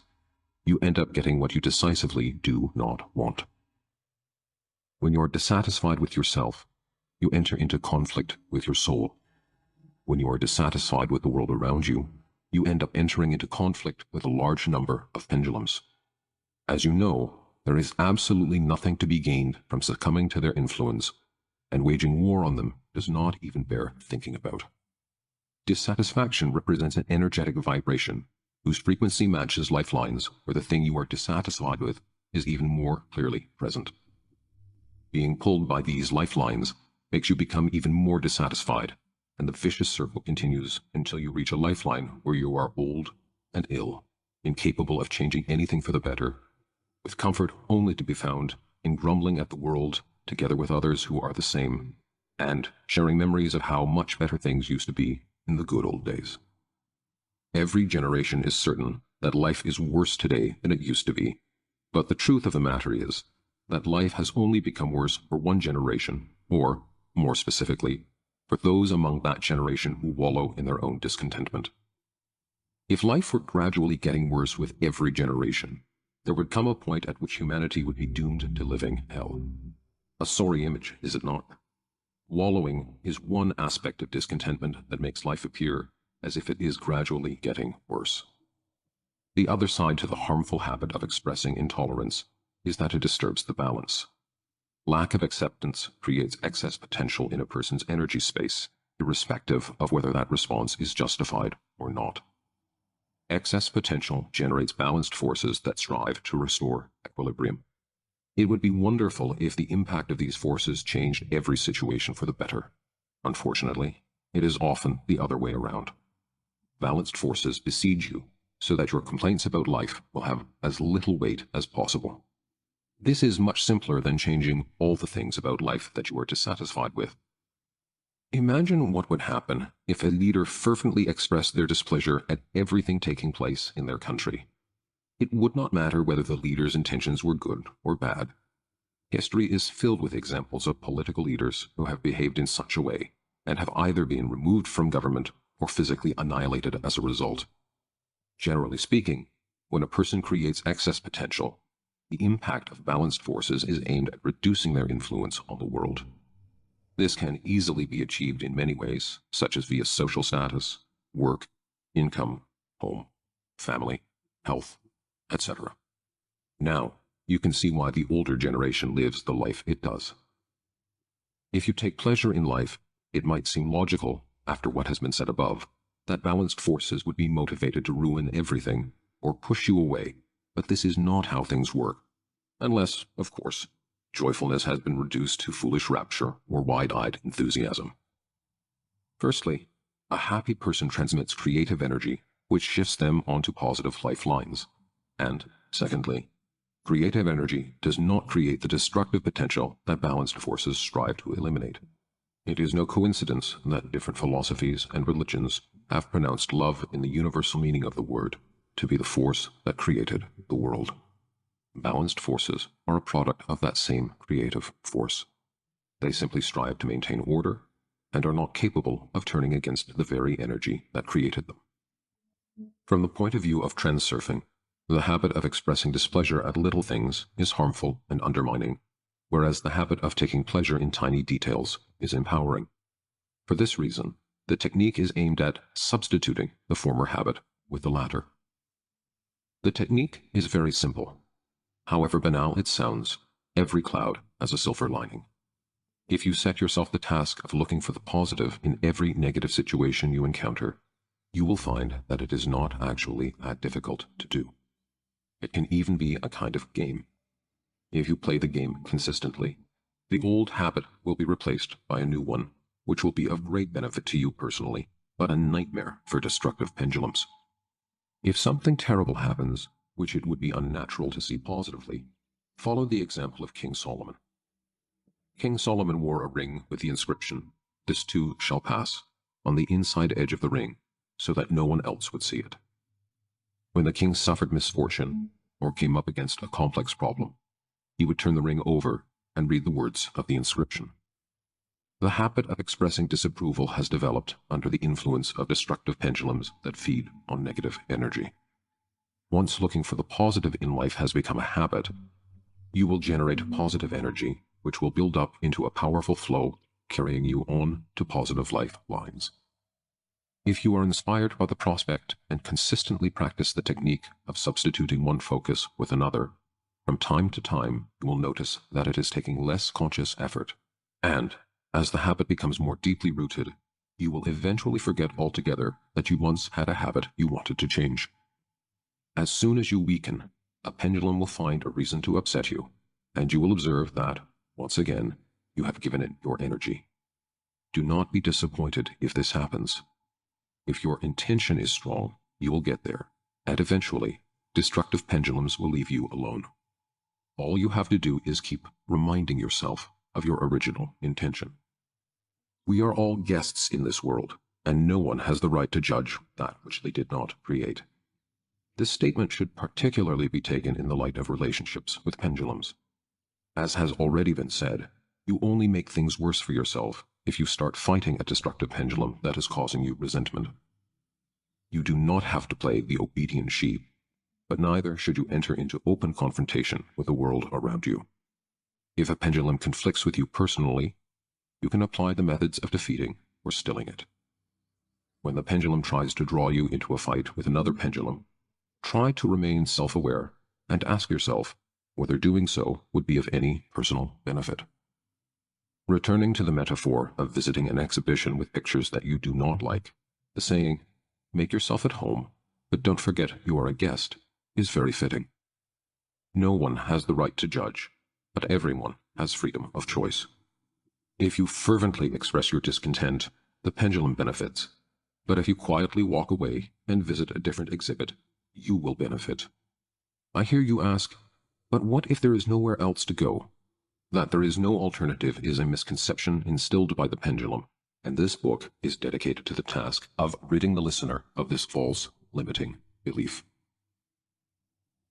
Dependent relationships. Idealizing the world is the reverse side of the coin of dissatisfaction. When you idealize the world, things take on a rose-colored tint, and much appears better than it really is. As you know, when a person sees something that is not really there, excess potential is created. To idealize something means to overestimate it, to place it on a pedestal, to worship it, or create an idol to it. The love which creates and rules the world is very different to idealization. However paradoxical it may sound, love is, in essence, dispassionate and unemotional. Unconditional love is admiration without worship or the need to possess. In other words, it does not create interdependent relationships between the one doing the loving and the object of their love. This simple truth helps to determine where love ends and idealization begins. Imagine walking through a mountain valley filled with greenery and flowers. You are thrilled by the incredible landscape. You breathe in the fresh air and aromas, and your soul is filled with happiness and tranquility. This is love. Then you begin to pick the flowers, gripping them in your hands, forgetting that they are alive, and the flowers slowly start to die. Later, it occurs to you that you could make perfume and cosmetics from the flowers, sell them, or even create a flower faith and worship them like icons. This would also represent a form of idealization because, either way, dependency would be created between yourself and the object of your love. In this case, the flowers. At this stage, there is no trace left of the love that existed in the moment of simply enjoying the vision of the flower-filled valley. Can you see the difference? Love generates positive energy which carries you onto corresponding lifelines. Idealization, on the other hand, creates excess potential, generating balanced forces intent on mitigating its impact. The effect of balanced forces is different depending on the situation, but the result is always the same. In general terms, it can be described that balanced forces debunk myths. Depending on the object and the level of idealization involved, the debunking may be stronger or weaker in effect, but balance is always restored. When love changes into a dependent relationship, it is inevitable that excess potential will be created, because the desire to possess something creates an energetic drop in pressure. Dependent relationships are determined by a statement of conditions such as, if you, this, then I, that. There are endless examples of the conditions people place on relationships. If you loved me, you would drop everything and come with me to the end of the world. If you won't marry me, it means you don't love me. If you praise me, I will go out with you. If you don't give me your spade, I'll drive you out of the sandpit, etc. As soon as one thing is compared to another, or juxtaposed with another, balance is destroyed. We often hear that we are like this and they are like that, as an expression of national pride. But in comparison to which nations, and where does this feeling of insecurity come from? Whenever contrast is made, be it positive or negative, balanced forces will eliminate the excess potential it creates.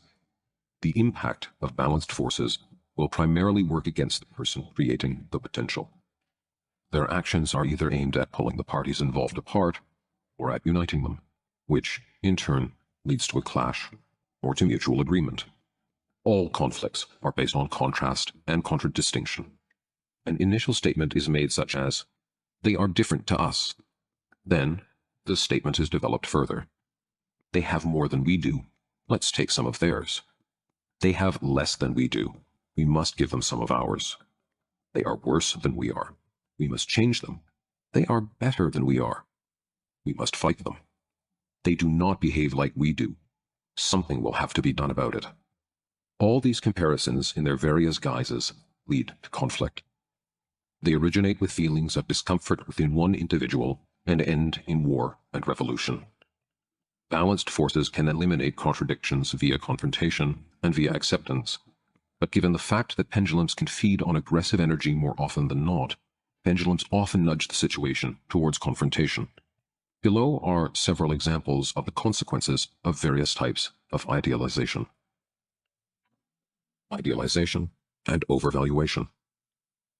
Overvaluation is when a person is imagined to have qualities they do not, in fact, embody. On one level, the illusions of the mind are quite harmless. On the energetic level, however, they generate excess potential because potential is created wherever there is a flux in quantity or quality. Overvaluation is a projection and concentration of qualities there where they are not present in reality. There are two types of idealization. In the first type, an individual is portrayed as having qualities which are, in fact, totally uncharacteristic.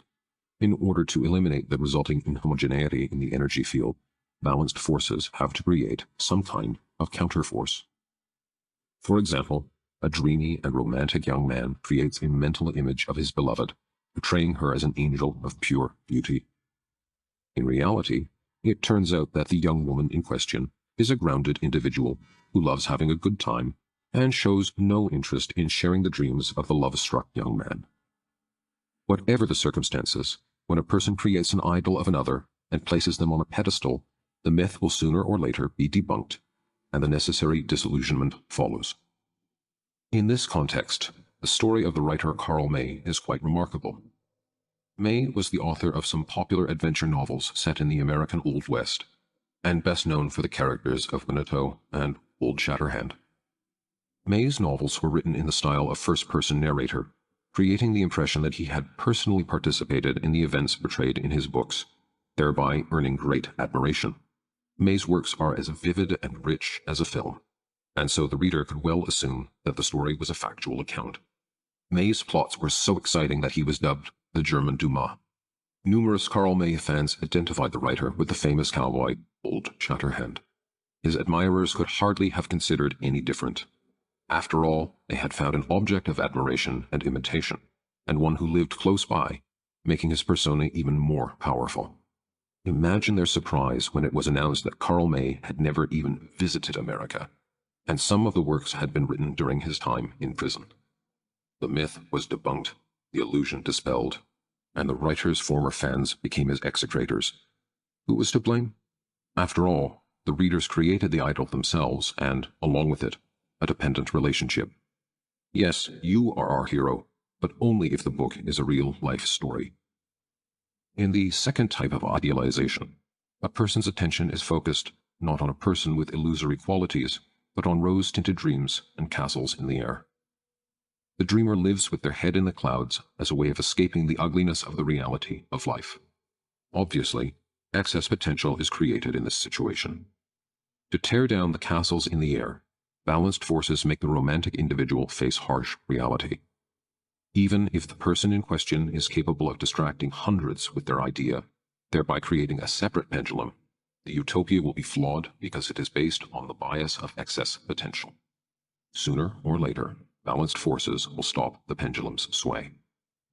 Here is another example of how an overvalued object exists as an ideal. A woman is imagining what her ideal husband would look like.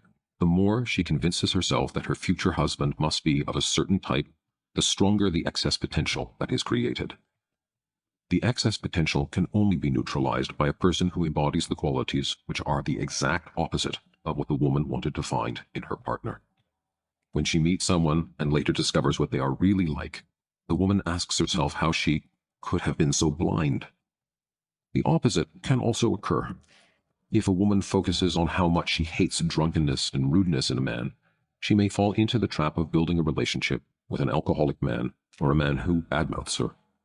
Often, people find they have to deal with the things they find totally unacceptable because, in addition to creating excess potential, their thought energy radiates at the frequency of their non-acceptance.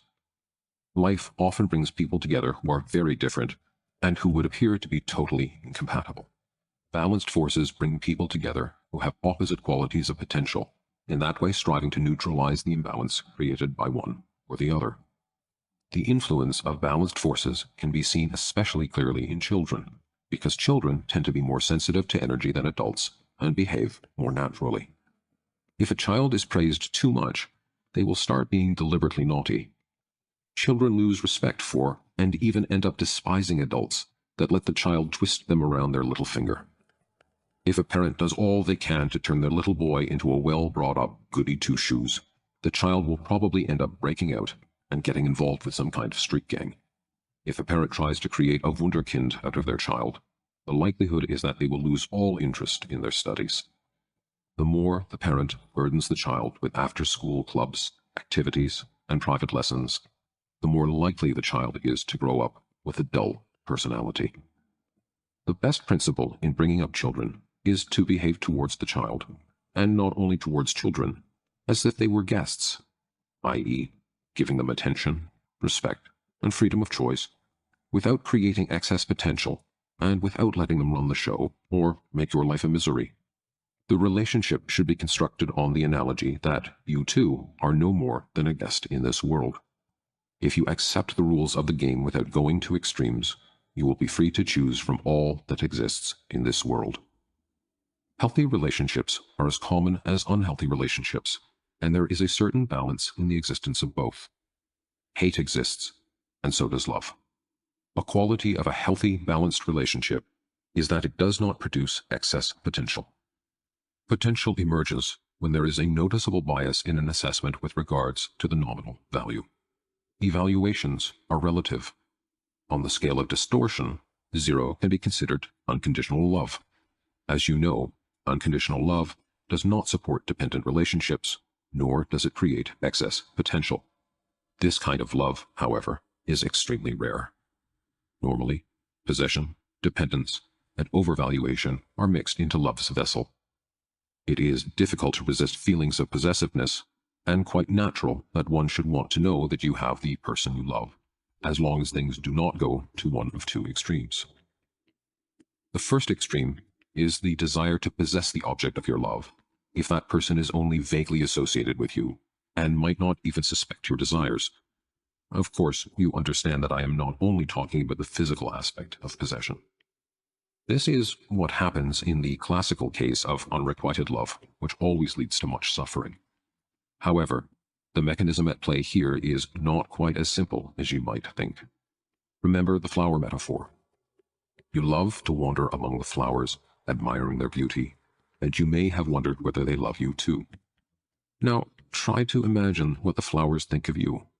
All sorts of strange ideas will enter your mind, such as fear, anxiety, dislike, indifference. You may wonder what reason the flowers could have to love you. Perhaps you desperately want to hold them in your hand, but you cannot because they are growing in a flower bed, or are for sale, but are very expensive. What one experiences at this stage is no longer love, but dependency, and, with that, negative emotions begin to creep in. So, you are in one place, and the object of your love is in another, and you would like to have the object of your love with you, i.e., you are creating energetic potential.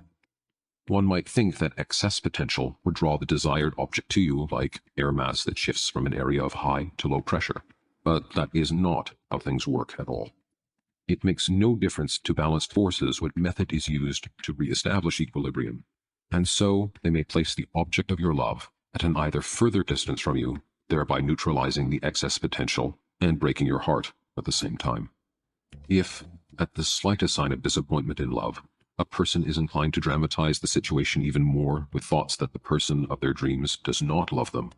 They will be pulled towards lifelines where reciprocated love is a rare phenomenon.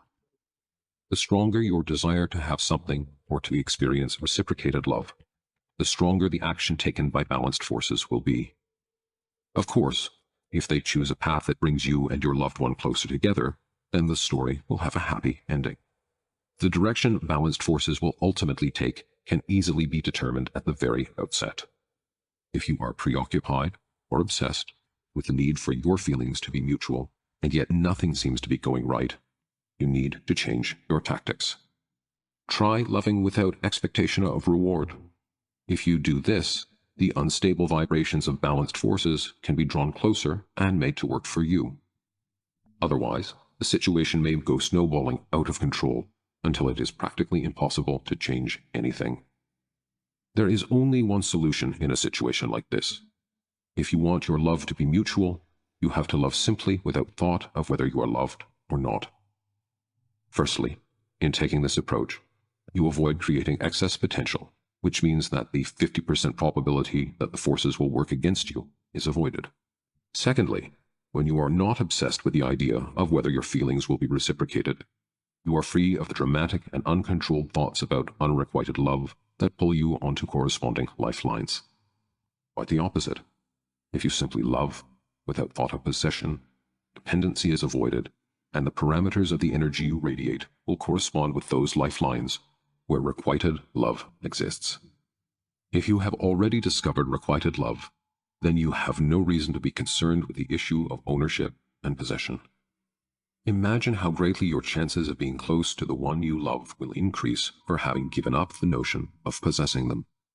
Besides, unconditional love is a very rare and attractive quality, and so, if you can embody it, you will automatically draw people to you. Would you not be drawn towards a person who loved you simply for the sake of it, without demanding anything in return? The second extreme concerns the right to ownership, which is, of course, jealousy. In this case, balanced forces have two potential means of action.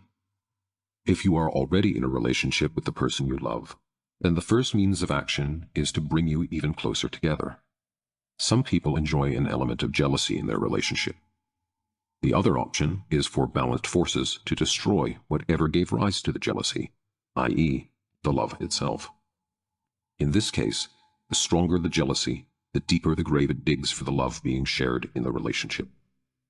The dynamics of love, which becomes expressed as jealousy, are just the same as the shift from simply savoring the aroma of the wildflowers to wanting to produce perfume. All of the above relates as much to women as it does to men, but this is not the final word on the matter. We will return to this question later when we look at other concepts that underpin transurfing. Everything is so simple and yet, at the same time, so complex. Complex because a person in love loses their ability to rationalize, and so the recommendations above will probably fall to the wayside. I shall not, however, upset myself with these things because I resist the need for the listener's recognition. Contempt and vanity. Judging other people is a very powerful way of destroying balance, particularly when we have contempt for them. On an energetic level, there are no good or bad people. There are simply those who observe the laws of nature, and those who unsettle nature's status quo. The latter always eventually succumb to the power of balanced forces, which strive to restore balance. Of course, situations often arise in which a person deserves to be judged. The question is whether you should be the one to judge them. This is no superficial question. If someone injures you personally, then they have probably also destroyed the existing balance. In this case, your judgment is less likely to represent a source of unhealthy excess potential than it is a tool for balanced forces striving to restore balance. If you say what you think and take any necessary reasonable measures, the disturber of the peace will get what they deserve. If, however, the person you judge has done nothing specifically to hurt you, then it is not for you to make accusations. Look at it from a purely practical point of view. It would be pointless to feel hatred toward the wolf you saw tearing sheep to pieces on television. It is our natural sense of justice that impels us to judge others, but what originates as an innate feeling can quickly turn into habit, with many, over the years, turning into professional prosecutors. Most of the time, you cannot know what caused a person to act the way they did, and, who knows, if you had been in their shoes, maybe you would have done something even worse. This kind of judgment creates excess potential in your energy field, which is hardly surprising, because we tend to believe that, to the same extent that the accused is bad, we are the epitome of goodness. If the accused has horns and hooves, then you must be an angel, right? Nonetheless, because we have not actually grown a pair of wings yet, the forces that strive to restore balance are called into play. Their action will be different depending on the situation, but the result is essentially the same. You get a slap. Depending on the force and form of the judgment, a slap may range from being hardly noticeable to so hard that you are swiped into one of the worst possible lifelines you can imagine. It is easy to imagine the different forms that judgment takes and the consequences of it. However, for clarity, I will cite a few examples. Whatever happens in life, never scorn anyone. It is the most dangerous form of judgment because you find yourself in the shoes of the person you scorned. For balanced forces, this would be the most simple, direct means of restoring the harmony lost as a result of your bias and judgment. If you have contempt for beggars and tramps, you too could, one day, lose all your money and your home as a way of restoring balance. If you have disdain for people with physical disabilities, you could, just as easily, have an accident. If you turn your nose up at alcoholics and drug addicts, you could end up in their shoes too. People are not born into these rules. The circumstances of life create the rule. Why then should you be immune to such circumstances? Never judge your work colleagues, whatever they do. At best, you will find that, at some point, you will make the same mistake they did. At worst, a conflict could arise which ends with you losing your job, even if you were not to blame. If you judge a person for how they are dressed, you could, yourself, end up one rung lower than them on the ladder of good and bad, simply as a result of radiating negative thought energy. There is nothing wrong with a person taking pride in their achievements or loving themselves. A general love for oneself is healthy and harms no one. Balance is only destroyed if an overinflated sense of one's own worth is juxtaposed by a superior attitude to the weaknesses, shortcomings, or humble achievements of others. Then, healthy self-esteem becomes arrogance, pride, and vanity. The action of balanced forces will again result in a slap on the cheek. Contempt and vanity are the vices of man. Animals do not embody these characteristics in their behavior. They are led by the consistent purpose of fulfilling nature's will perfectly. Nature is more perfect than the human mind. The wolf, like all predators, feels no hate or contempt for its prey. Try feeling hate or contempt towards a lamb chop. People, however, build their relationships with each other on masses of excess potential. The majesty of animals and plants lies in the fact that they are unaware of their greatness. Conscious awareness has given man many advantages, but it also brings with it the rubbish of feelings like guilt, inferiority, vanity, and contempt. Superiority and inferiority. Feelings of superiority and inferiority are indicative of dependent relationships. When you compare your own qualities to those of others, you inevitably create excess potential. On an energetic level, it makes no difference whether you express your superiority publicly or just secretly congratulate yourself on being better than others. Quite obviously, open expressions of superiority cause others to dislike you. People who make comparisons are often striving to artificially boost their own ego at the cost of others. This kind of behavior always creates excess potential, even if it is just a shadow of the arrogance that is not expressed openly, and balanced forces will come in with a slap. People compare themselves to the world around them as a means of establishing a sense of their own self-worth. However, this type of self-assertion is as illusory as a fly trying to force its way through a pane of glass when the window next to it is wide open. When a person strives to prove their importance to the world, energy is wasted on supporting excess potential. Working on self-development, on the other hand, creates real virtues. No energy is wasted, and no harmful excess potential is created. You might think that the amount of energy spent on making a comparison is minimal. In actual fact, the energy involved is more than enough to support a relatively powerful charge of excess potential. What determines the charge is how you direct your energy. If your goal is to develop certain qualities in yourself, then this intention will propel you forwards.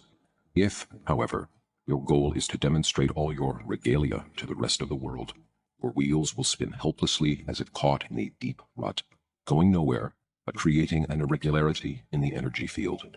The world will be stunned by the shining regalia, and balanced forces will take effect.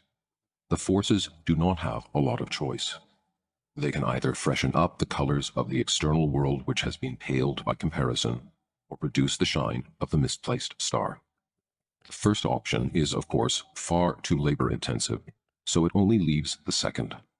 Balanced forces have numerous ways of doing this. They do not have to deprive the ambitious star of its regalia. They can simply send them an unpleasant situation to bring them down a peg or two. We often perceive problems, obstacles, and misfortune to be integral parts of the world we live in. No one is at all surprised that difficulties, small and large, accompany them throughout their lives. We have all adopted the view that this is the way of the world. In actual fact, misfortune is an anomaly and not a normal phenomenon.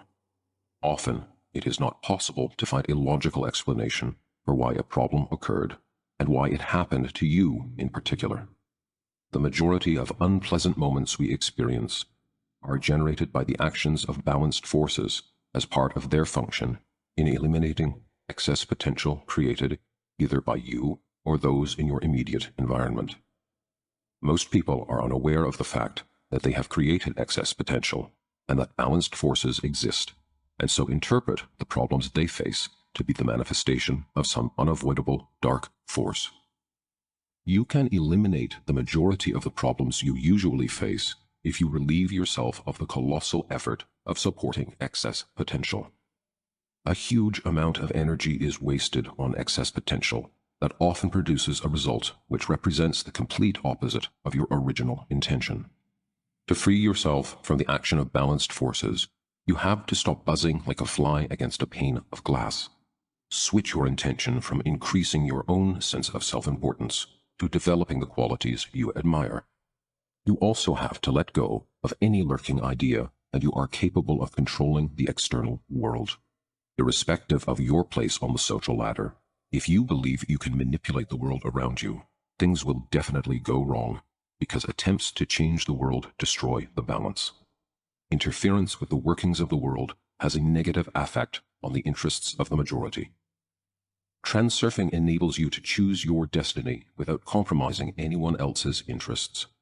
This is, ultimately, much more effective than storming ahead and overcoming all the obstacles in your way.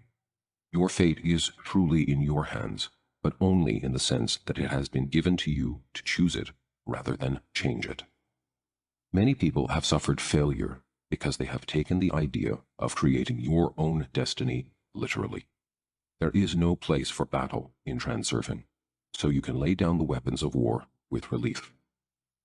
Refusing to behave with superiority has nothing to do with self-deprecation. Belittling your own worth is just the other side of the coin. On an energetic level, it is irrelevant which extreme of the complex you embody. The size of the potential created is in direct proportion to the extent with which a person's evaluation of the world differs from reality. When balanced forces encounter self-importance, they knock it off its pedestal. In the case of an inferiority complex, they force a person to raise their falsely reduced sense of worth. Balanced forces act directly and without concern for the subtleties of human relationships, and so, often, once they start having an impact, a person begins to act less naturally, highlighting the aspects of themselves they would prefer to hide all the more. For example, teenagers can be defiant as a way of compensating for their feelings of insecurity. Shy people can act in an overly overt fashion in order to hide their shyness. People with low self-esteem want to put their best side forward, and so often behave in a manner which is affected and tense, etc. Whatever your psychological makeup, Trying to battle against a complex can be more complicated and lead to more unpleasant consequences than the complex itself.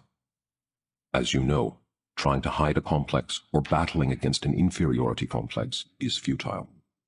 The only way of mitigating its consequences is to eliminate the complex altogether, which is no easy task. There is no point in repeatedly telling yourself that everything is wonderful because you cannot fool yourself. The slide technique can be helpful, though, and we will come to that later. At this stage, it is enough to establish the fact that a preoccupation with your own shortcomings in comparison to the qualities of others has the same effect as desiring to illustrate your comparative eminence. The result will be the opposite of what you originally intended. Do not think that others around you attribute to your shortcomings the same meaning that you do.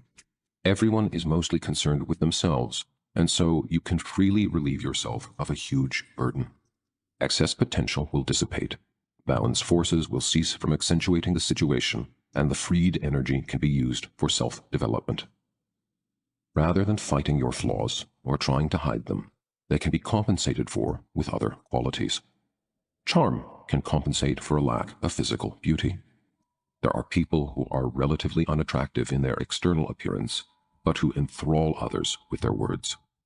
Self-confidence also compensates for physical flaws, and many great historical figures were no picture to look at. The inability to communicate freely can be compensated for by being a good listener. As the saying goes, they're all lying, but it doesn't matter because no one is listening. Your eloquence may interest people, but only to a lesser degree. Everyone, just like you, is focused on themselves and their problems, and so a good listener who will let you pour your heart out to them is a real treasure. To those who are genuinely shy, take my advice. Guard this quality like a precious jewel. Believe me, there is a hidden charm to shyness. When you let go of fighting your shyness, it will stop coming across as clumsiness, and you will notice how people begin to find you more attractive. Here is another example of how one quality compensates for another.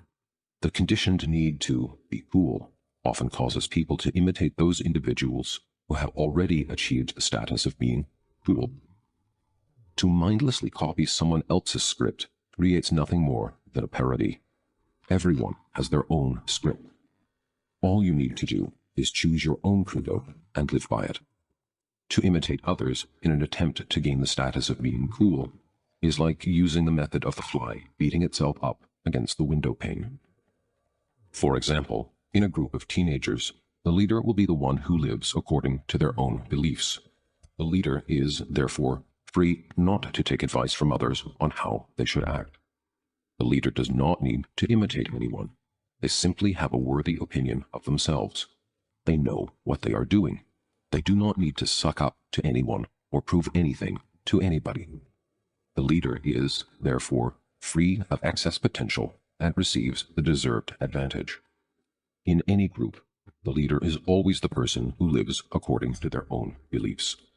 When a person has freed themselves from the burden of excess potential, they have nothing to prove. They have an inner freedom, they are self-sufficient, and have more energy than those around them. These qualities give them the advantage of becoming leader. Can you see where the open window is? Maybe you think that these types of dynamic do not concern you, and that you don't suffer from issues like these. Do not deceive yourself. Everyone, to some degree or another, has a tendency to create excess potential in the energy fields around them. But if you follow the principles of transurfing, complexes of inferiority or superiority will simply vanish from your life. Love to have, love to hate. I want never gets. There is truth in this childhood admonition, although here I would rephrase it slightly to, the stronger you want something, the less likely you are to get it. When you want something so much that you are willing to place everything on the cards to get it, you create huge excess potential which destroys balance. Balanced forces can then throw you onto a lifeline where there is no trace of the object you desired. On an energetic level, a person obsessed with desire is like a wild boar trying to catch a blue bird. The boar wants the bird badly, licking its lips, snorting loudly, and rooting the ground in anticipation. Naturally, the bird flies away. If, on the other hand, the boar had simply wandered around somewhere nearby as if indifferent, it would have had a good chance of grabbing the bird by the tail. There are 3 types of desire. The first is when a strong desire transforms into the determined intention to have something and do whatever is required to get it. Then the desire is fulfilled. The potential created by the desire is dispersed because the energy behind it is fueled into action. The second type of desire is inactive and tormenting and represents excess potential in its purest form. It lingers in the energy field. In a best-case scenario, it wastes the energy of the suffering carrier and, in a worst-case scenario, attracts all kinds of unrelated problems. The third kind of desire is the most insidious. This type of desire becomes dependent on the object of the desire. Attaching great significance to the desired object automatically creates a dependent relationship and strong excess potential, which, in turn, calls into effect equally powerful balanced forces. Usually, the person's thoughts run along the lines of, if I achieve this, my situation will improve dramatically. If I don't achieve this, my life will lose all meaning. If I do this, I'll prove to myself and everybody else what I'm worth. If I don't do this, I'm worth nothing. If I got this, it would be great. It will be terrible if I don't get this, and so on. Once you become dependent on the object of your desire, you are drawn into such a violent whirlpool that you will exhaust yourself in the struggle. Eventually, when you realize that your efforts have all led to nothing, you will let go of the desire. Balanced forces will have restored equilibrium, remaining completely indifferent to your suffering, and all because of a strong attachment to the fulfillment of a desire. This is what happens when a desire is placed on one dish of the scales and absolutely everything else is piled on the other. Only the first type of desire can be fulfilled because desire is transformed into pure intention, free of excess potential. It is a common view that there is no such thing as a free lunch, and everything has to be paid for.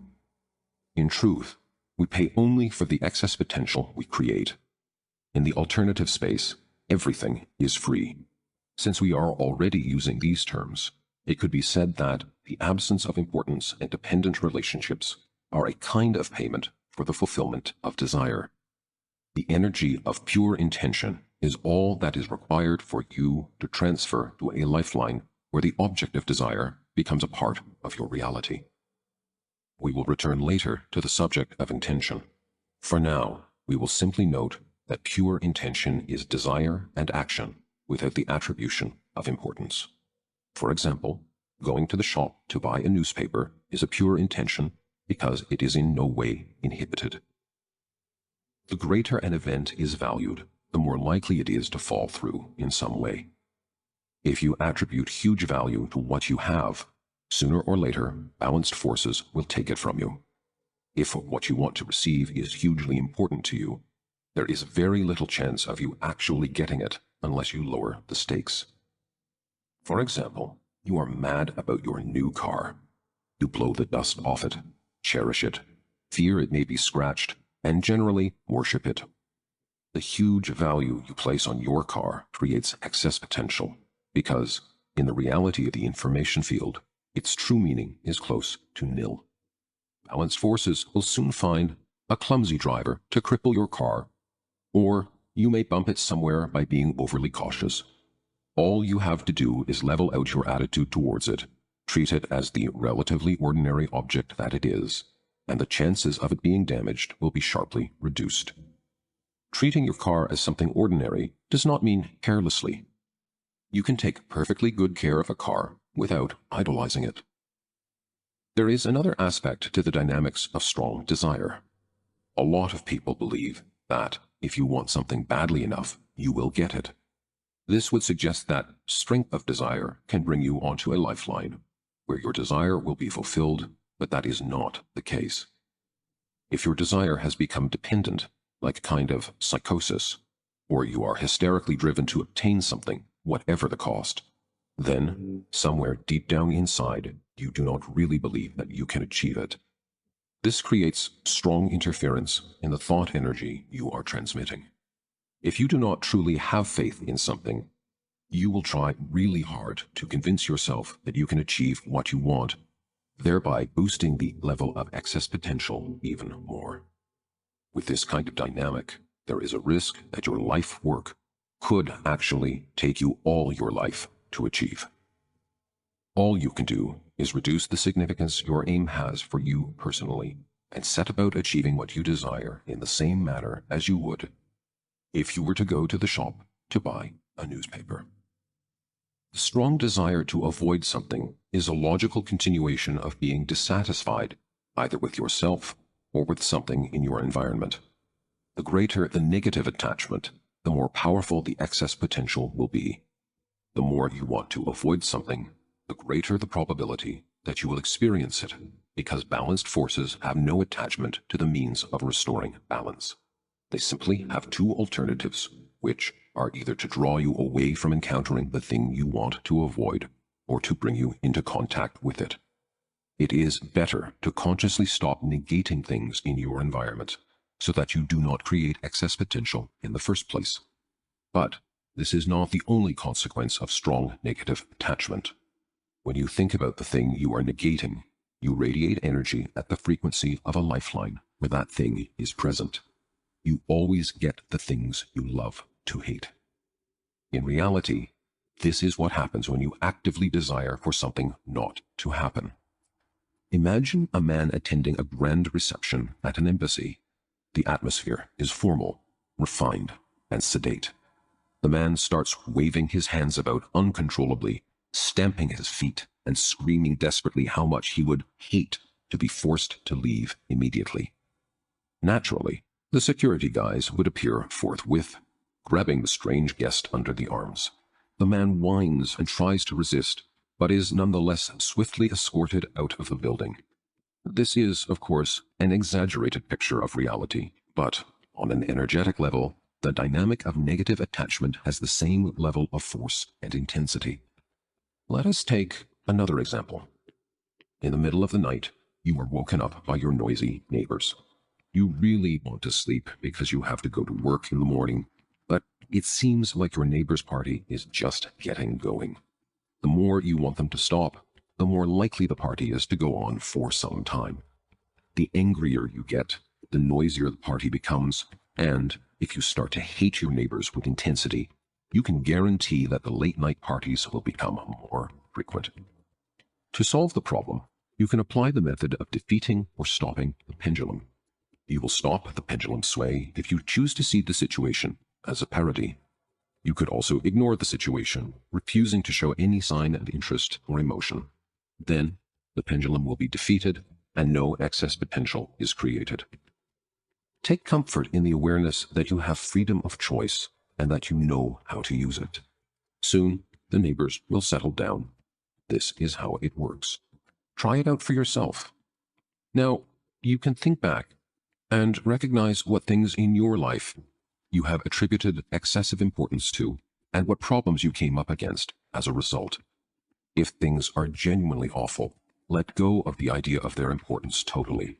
Shake loose your dependency on the situation and start transmitting positive energy right away. The worse things are now, the better, as this will enable you to assess how the technique works if you feel you have suffered great loss. Take heart. In this situation, balanced forces are on your side because their task is to compensate bad with good. Things can no more be bad all the time than they can be good all the time. No one can ride the wave of success all their lives. This is what it would look like on an energetic level if you were to reattune your energy in this way. Imagine you were attacked, abused, beaten up, and everything you had on you was taken, and then, all of a sudden, you were shoved a bag which turned out to be full of money. The more you were wounded, the greater the amount of money in the bag there would be. Guilt. Guilt is pure excess potential. In nature, there are no notions of good and bad. For balanced forces, both good and bad deeds are equivalent. The important thing in either case is to restore balance if excess potential arises. If you have behaved badly, become aware of it, and then started to feel guilty, I should be punished, you will have created potential.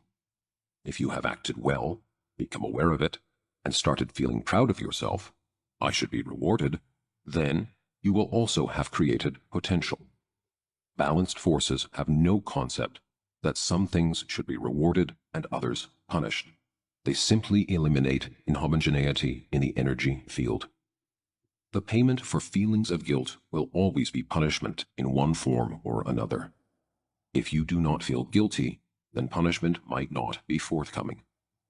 Unfortunately, feelings of pride that you experience when you have done something good will also lead to punishment rather than reward, because the purpose of balanced forces is to eliminate the excess potential of pride, whereas a reward would only enhance it. An induced feeling of guilt, i.e., guilt you feel when proper people are expecting you to feel guilty, creates excess potential squared. As well as your own conscience bothering you, you also have to bear the anger of the righteous as well.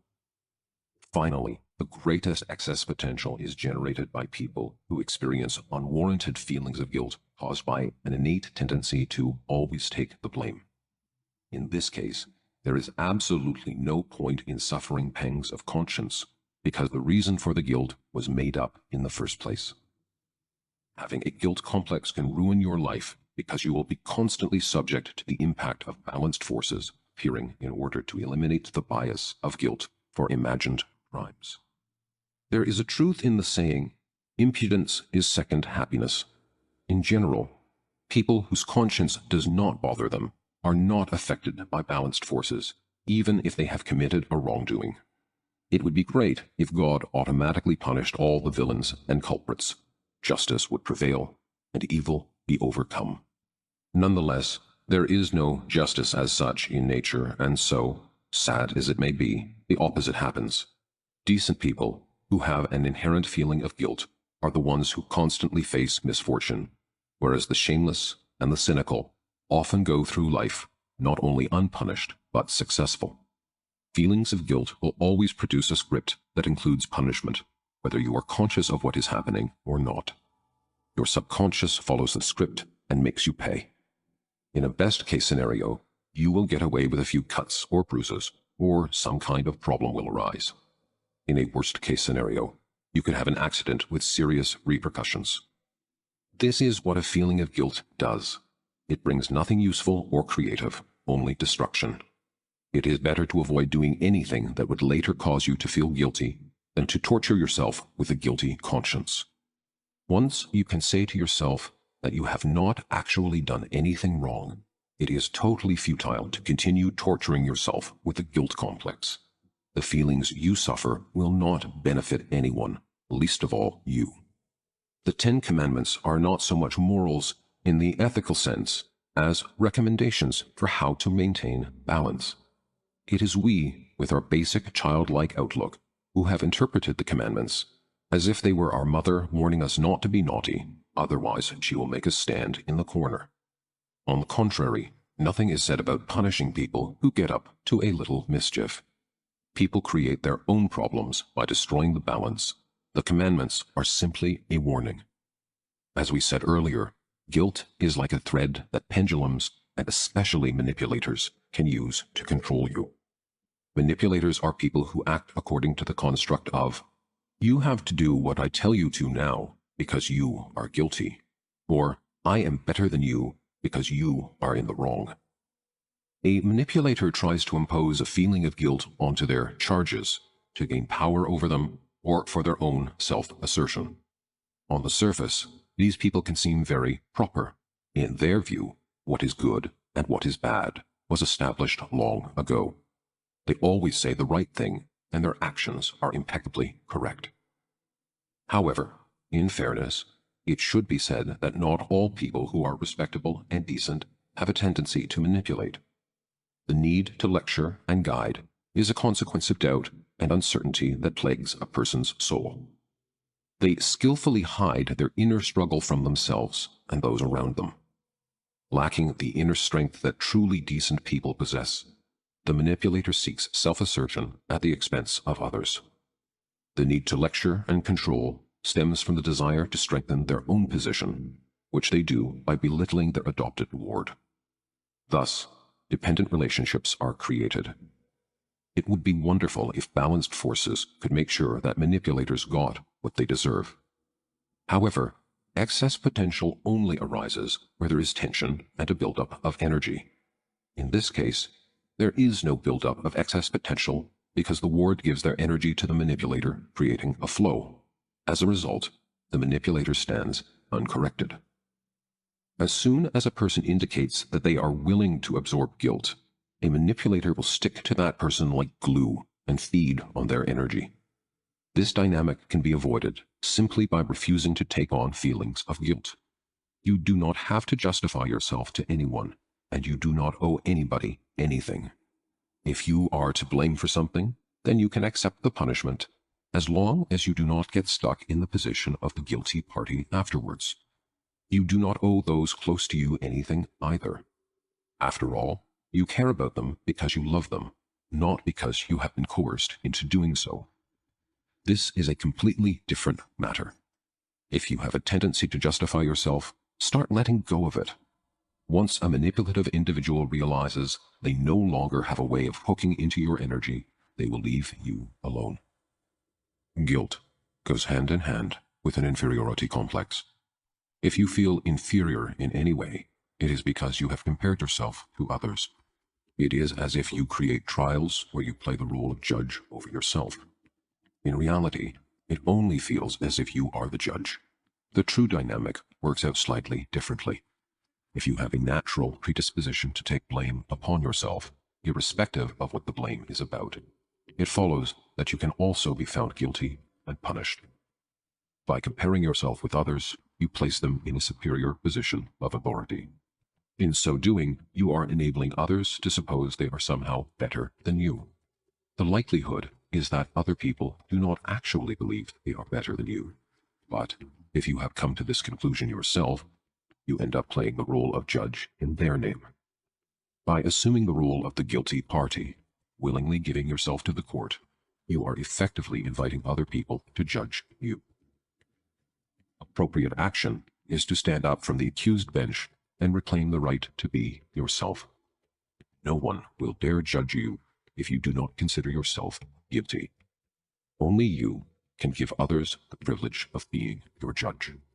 This might all seem like empty rhetoric because if someone has a real flaw, we all know that there will be always someone willing to point it out. This only happens, though, if they sense that you are predisposed to accepting the blame for your shortcomings. If you consider yourself guilty of being worse than others, even for a second, it will most certainly be used against you. The opposite is also true. If you are free of the feeling of guilt, it will never occur to anyone to assert themselves over you. Here, excess potential has a very subtle influence on the surrounding energetic environment. These ideas are difficult to accept, and the technique cannot be proven in words. Do not just take my word for it. Try it. Power and courage also represent aspects of the guilt dynamic. People who have a tendency to feel guilty only subject their will to a person who is immune to the same tendency. If a person is, in principle, willing to admit guilt for anything at all, subconsciously they are willing to endure punishment and subordinate themselves to others. If a person is not plagued by feelings of guilt, but has a need to assert themselves, then they can easily become a manipulator. I am not trying to say that the world is divided into manipulators and string puppets. I am just inviting you to observe a pattern. Rulers and leaders have a very poorly developed sense of guilt, or do not experience feelings of guilt at all. Feeling guilty is a foreign concept to cynics and other types who have no conscience. Their way of progressing in life is to wade through the slaughter and walk over other people. It is not surprising that it is often the unscrupulous that come to power. This does not mean that power of itself is bad, or that any person in a position of power is bad. Who can say? Perhaps your happiness also lies in becoming a pendulum's favorite. Every individual must decide for themselves how they wish to keep their conscience clear. No one else has the right to tell you what to do. One thing is clear: indulging in feelings of guilt can only undermine your position. Boldness indicates the absence of guilt. Fear lies in the subconscious and is evoked not only by the unknown, but also by the dread of punishment. A person who is guilty theoretically agrees to bear punishment and therefore experiences fear. Brave people are never tormented by pangs of conscience, and they suffer not the slightest feeling of guilt.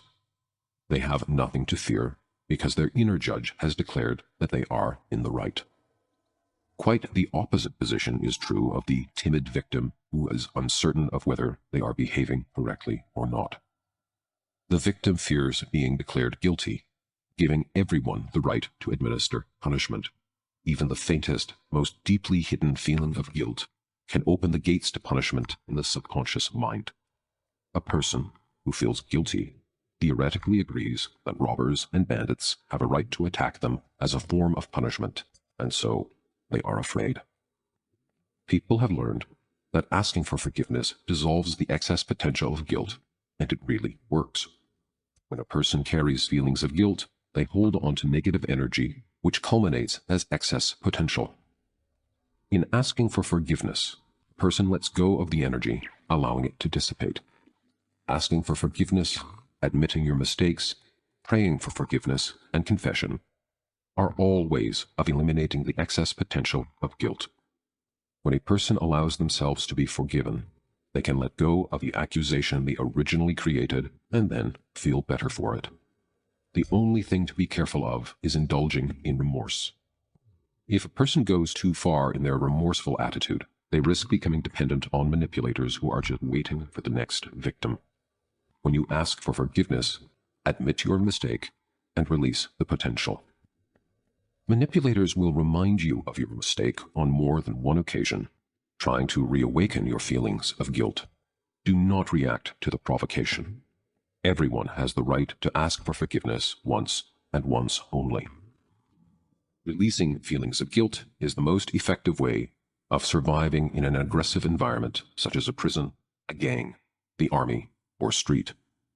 It is with good reason that the unspoken rule, trust no one, fear nothing, and ask for nothing, exists in the criminal world. The rule warns against creating excess potential. Guilt lies at the core of all potential that will serve you ill in an aggressive environment. In a world based on the principle of survival of the fittest, you can protect yourself by demonstrating your strength, but this is sometimes too general an approach. It is much more effective to eliminate the idea of potential punishment from your subconscious. The following situation illustrates what I mean. In the former Soviet Union, political prisoners were intentionally jailed with common criminals as a way of breaking their spirit. What happened was that many political prisoners, by virtue of their remarkable qualities, not only avoided becoming victims of harassment and abuse, they became chosen authority figures among the harder criminals, demonstrating that personal independence and dignity are valued more highly than physical strength. Many people are strong physically, but strength of character is a rare trait. The key to personal dignity is the absence of guilt. True personal power rests on the ability to remain free of guilt and not on the ability to take someone by the throat. The famous Russian writer Anton Pavlovich Chekhov once said, "Drop by drop, I am squeezing the slave out of me." His phrase highlights his personal dedication to rid the conscience of any feeling of guilt. To get rid of something normally means to fight against it, but in the context of transurfing, there is no need to battle or force yourself to do something. In transurfing, it is considered more preferable to renounce, i.e., to choose. You do not have to squeeze the feeling of guilt out of yourself. It is enough to live by your own credo. No one has the right to judge you, and you have the right to be yourself. If you allow yourself to be you, the need for self-justification will fall away, and the fear of being punished will fade. Then, something truly remarkable will happen. No one will dare insult you. Moreover, wherever you happen to be, in prison, in the army, in a gang, at work, on the street, or in a bar, you will never again find yourself in a situation where somebody will threaten you with violence. Others may, from time to time, be subject to violence in one form or another. But because you have renounced the feeling of guilt and driven it from your subconscious, you will reside on lifelines where scripts of punishment simply don't exist. Money. It is almost impossible to avoid a dependent relationship on money because it is very hard to love money without wanting more of it. All one can do is attempt to limit the aspect of dependency to a minimum. Be happy if money has come to you, but never kill yourself worrying about not having enough money or spending it. Otherwise, you will have less and less of it. If a person does not earn much money, they probably make the mistake of complaining that they never have enough, because the parameters of this type of thought energy correspond to lifelines in which there is no wealth. It is particularly dangerous to give in to an anxiety that your income is gradually decreasing.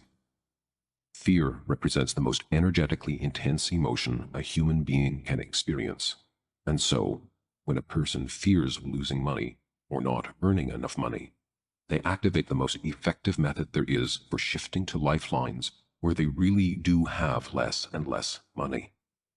Freeing oneself from the money trap is difficult, but it can be done. First, the cause of excess potential has to be eliminated, which will either be strong dependency on money or a very intense desire to have money.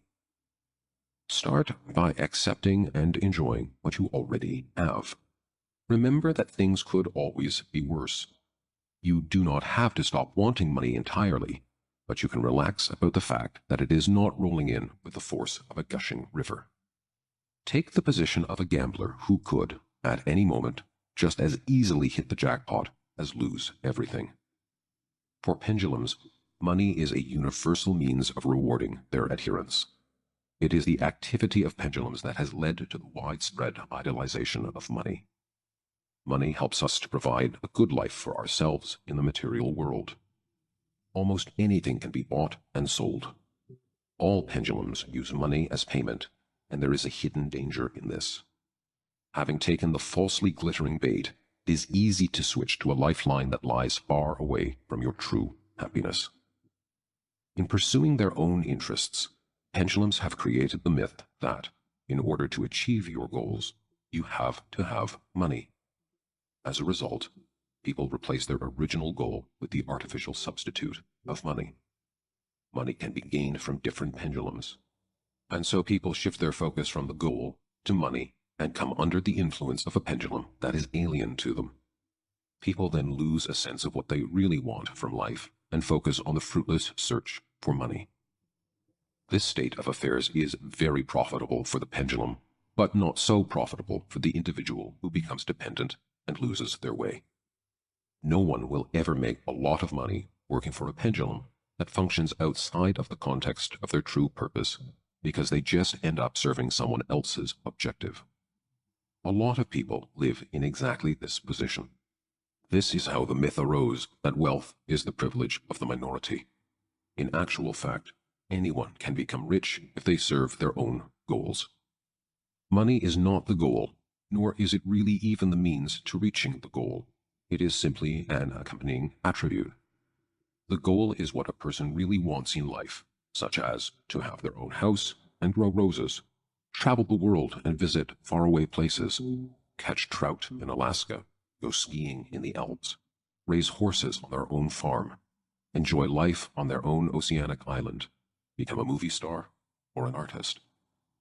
It is true that certain goals can be achieved if you have a sack of money, so this is what the majority of people do. They go after that sack.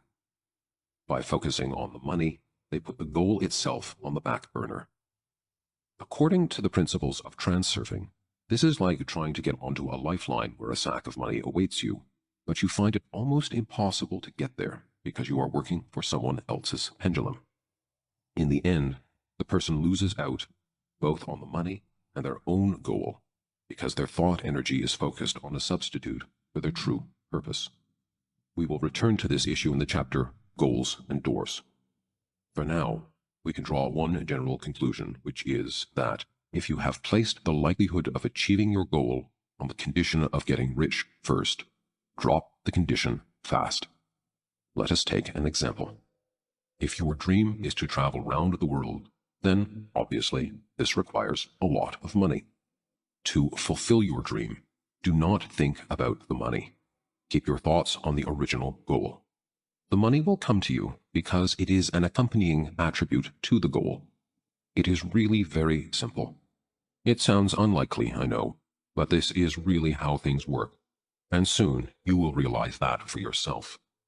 In pursuing their own end, pendulums have turned everything upside down. It is not that the goal is achieved with the help of money, but rather the money that follows on as you create the path to your goal. Now, you can see just what a powerful influence pendulums have, and how many seeds have been sown for myths and misunderstandings. Listening to these words, you may object that it is obvious that first a person becomes a large industrialist or a banker or a film star, and then they become a millionaire. It is true that those who become millionaires are those who think not of wealth, but of following their own goal. The majority of people think and do the opposite. They either serve someone else's goal, replacing their own with an artificial substitute, or renounce their own dream entirely because the condition of having to be rich first seems unachievable. In actual fact, there are no limitations to wealth. You can desire anything you want. If it is truly yours to have, you will receive it. If the goal has been imposed upon you by a pendulum, you will not get anywhere. We will talk about goals in more detail later. I am rushing ahead a little, but that is unavoidable because there is not anything else to be said about money. Money is nothing more than an accompanying attribute on the path to your goal. Do not worry about money, and it will come to you of its own accord. The most important thing now is to reduce the importance of capital to a minimum so that you do not create excess potential. Think only of the thing you wish to achieve. At the same time, you should be attentive to money and treat it carefully. If you see a small coin on the street and are too lazy to pick it up, it suggests that you do not respect money at all. The money pendulum will hardly be well disposed towards you if you treat its attributes carelessly. Neither should you worry about spending money, because this is a necessary part of fulfilling your mission. If you have made the decision to spend money on something, have no regrets. When you try to save up a handsome sum and spend as little as possible, you create strong excess potential because energy has been built up in one place. In this case, it is highly likely that you could lose everything. Money should be spent wisely to keep a flow going, as potential appears where there is no flow of energy. Wealthy people support charities with good reason, as it reduces the excess potential of their accumulated wealth. Perfection. Finally, we look at the most ambiguous and paradoxical way in which balance is compromised. Things that start small can turn out to have the severest of consequences. Usually, we are taught from childhood to do things carefully, to be thorough, and always do our best. We are taught to be responsible, and are instilled with a sense of what is right and what is wrong. Undoubtedly, this is how things should be. Otherwise, the next generation would turn into an entire army of slobs and slackers. The downside to this kind of upbringing is that, in some of the pendulum's adherents, the striving for perfection is so deeply instilled that it becomes a part of their persona. Some people become obsessed with perfection, as a result of which their life becomes constant battle. You can guess what they are battling with, of course. Balanced forces. The need to achieve perfection in everything creates complications on an energetic level, because the assessments a perfectionist makes will inevitably be distorted. There is nothing wrong with always trying to do your best, but if you attribute perfection too much importance, balanced forces will come in and ruin everything. In addition, a kind of vicious circle is created, making the person even more immersed in their obsession. The person desires perfection, but they get the opposite. Then, they try desperately to right everything, but that just makes things worse. In the end, striving for perfection becomes a habit and can even develop into a mania. The idealist has a tendency not to place high demands on themselves, but to expect high standards of others too, which can poison the life of those they are close to. Their high expectations manifest as an intolerance towards other people's habits and tastes, which often causes small conflicts that easily escalate into bigger ones. From the outside, it is easy to see how ridiculous it is to seek perfection in everything at the same time as tyrannizing everyone else around you. The perfectionist, however, is deeply involved in their role and seduced by the thought that they are impeccable, infallible, in short, perfect. They think that because they strive to meet perfect standards, they must be a model for those standards. And yet, they will not admit this to themselves because, generally speaking, most perfectionists are too clever not to realize that enjoying a sense of one's own supremacy does not quite fit with generally accepted notions of perfection. Nonetheless, in a person with these traits, the feeling of being right about everything is deeply rooted in the subconscious. At this point, the perfectionist risks succumbing to the temptation of placing themselves in the position of supreme judge over the rest of humanity and deciding how and what all other lost souls should be doing. Naturally, the perfectionist easily gives in to the temptation because they are motivated by the righteous desire to set everybody on the right path, and they have no difficulty in justifying their behavior because they know that they are always right. From then onwards, having wrapped themselves in the mantle of arbiter of fate, they assume the right to judge and condemn other people. In reality, of course, the trial does not go beyond everyday accusations and admonition. However, on an energetic level, powerful excess potential is created. The judge takes on the mission of deciding how the foolish ones should act and think, what they should value, what they should believe in, and what they should strive for. If some feeble being should suddenly decide that they have a right to their own opinion, they will be quickly put in their place. Anyone who dares show any resistance will be judged, sentenced, and labeled, just to make it quite clear who is who. Of course, the listener is nothing like the idealist portrayed here. It is unlikely that a person who believed they were always right would be drawn to listen to this book. The perfectionist who feels they know how others should run their lives is free of self-doubt.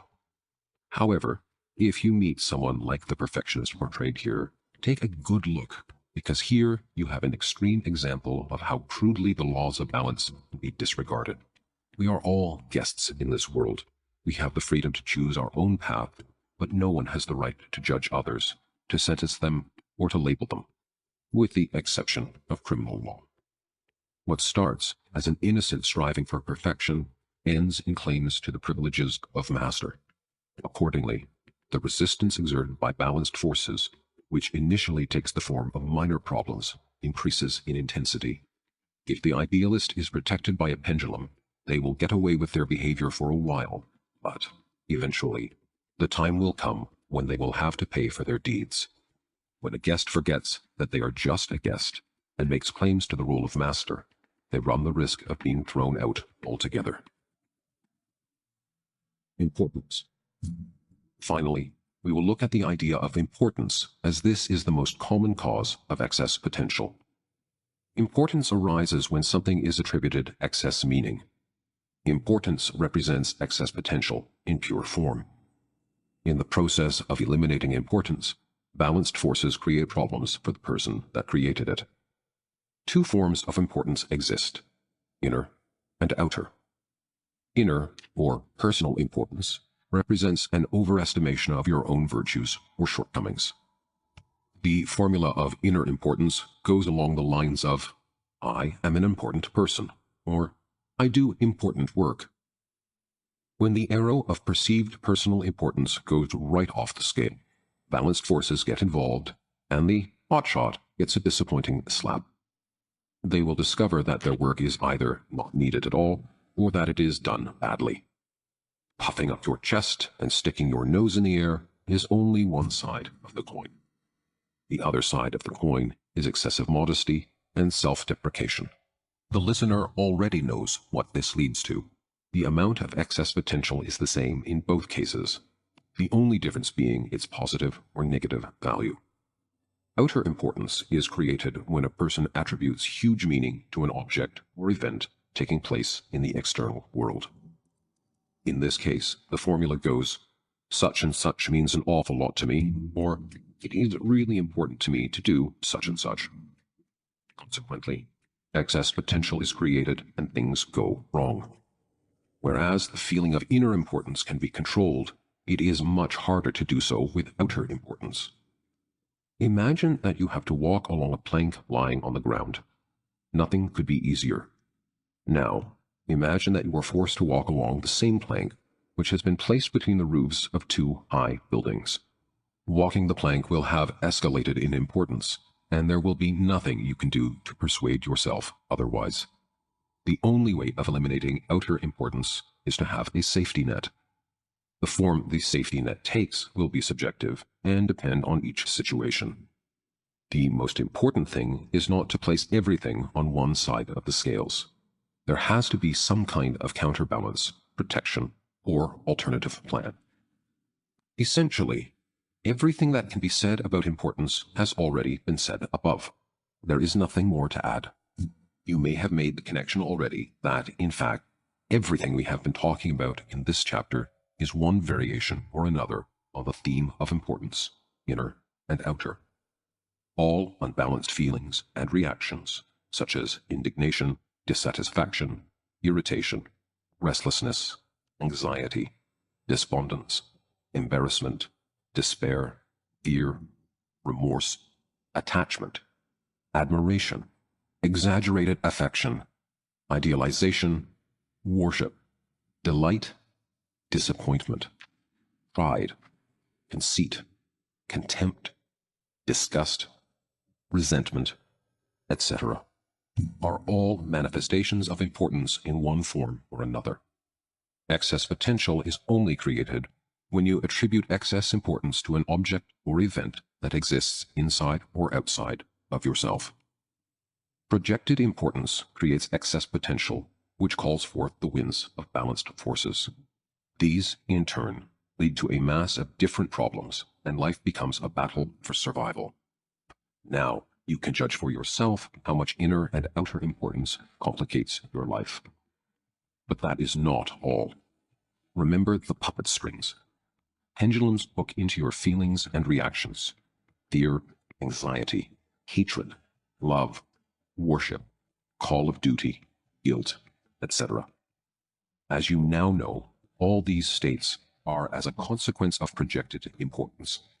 This is a description of what happens. Imagine an object is standing in front of you. On an energetic level, the object is neutral, neither good nor bad. You approach the object, wrap it in importance packaging, step aside to look at it, and gasp. Now you have created an attachment to the object you are willing to give the pendulum, your energy. Importance is like the carrot that makes a little donkey obediently plod along behind. Pendulum uses the same carrot to lock onto the frequency of your energy, drain it, and then lead you wherever it wants you to go.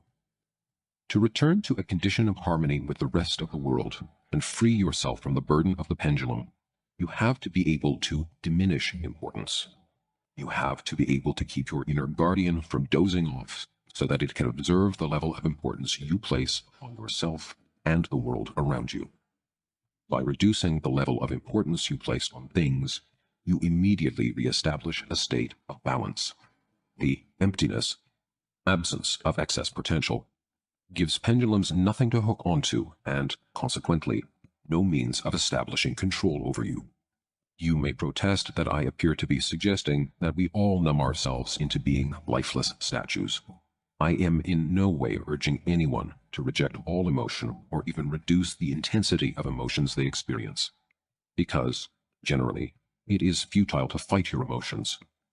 Trying to keep yourself in check and struggling to stay calm on the outside while everything is bubbling over on the inside just creates more and more excess potential. Emotions stem from attitudes, so rather than fighting your emotions, it is more purposeful to change your attitude. Feelings and emotions are simply a consequence of your relationship or attitude to something, and that attitude is caused by one thing: importance. If, for example, someone in my family has had a baby, a relative has passed away, or there is a wedding or other family gathering planned, these things are neither important to me nor am I indifferent to them. Do you see the difference? I do not make a problem out of the event, or torture myself and those around me with my emotional response. So, what of compassion, you may ask? I think I would be correct in saying that compassion and helping those who truly need it never did anyone any harm. But it is still important, even with compassion, to observe how you attribute importance to it.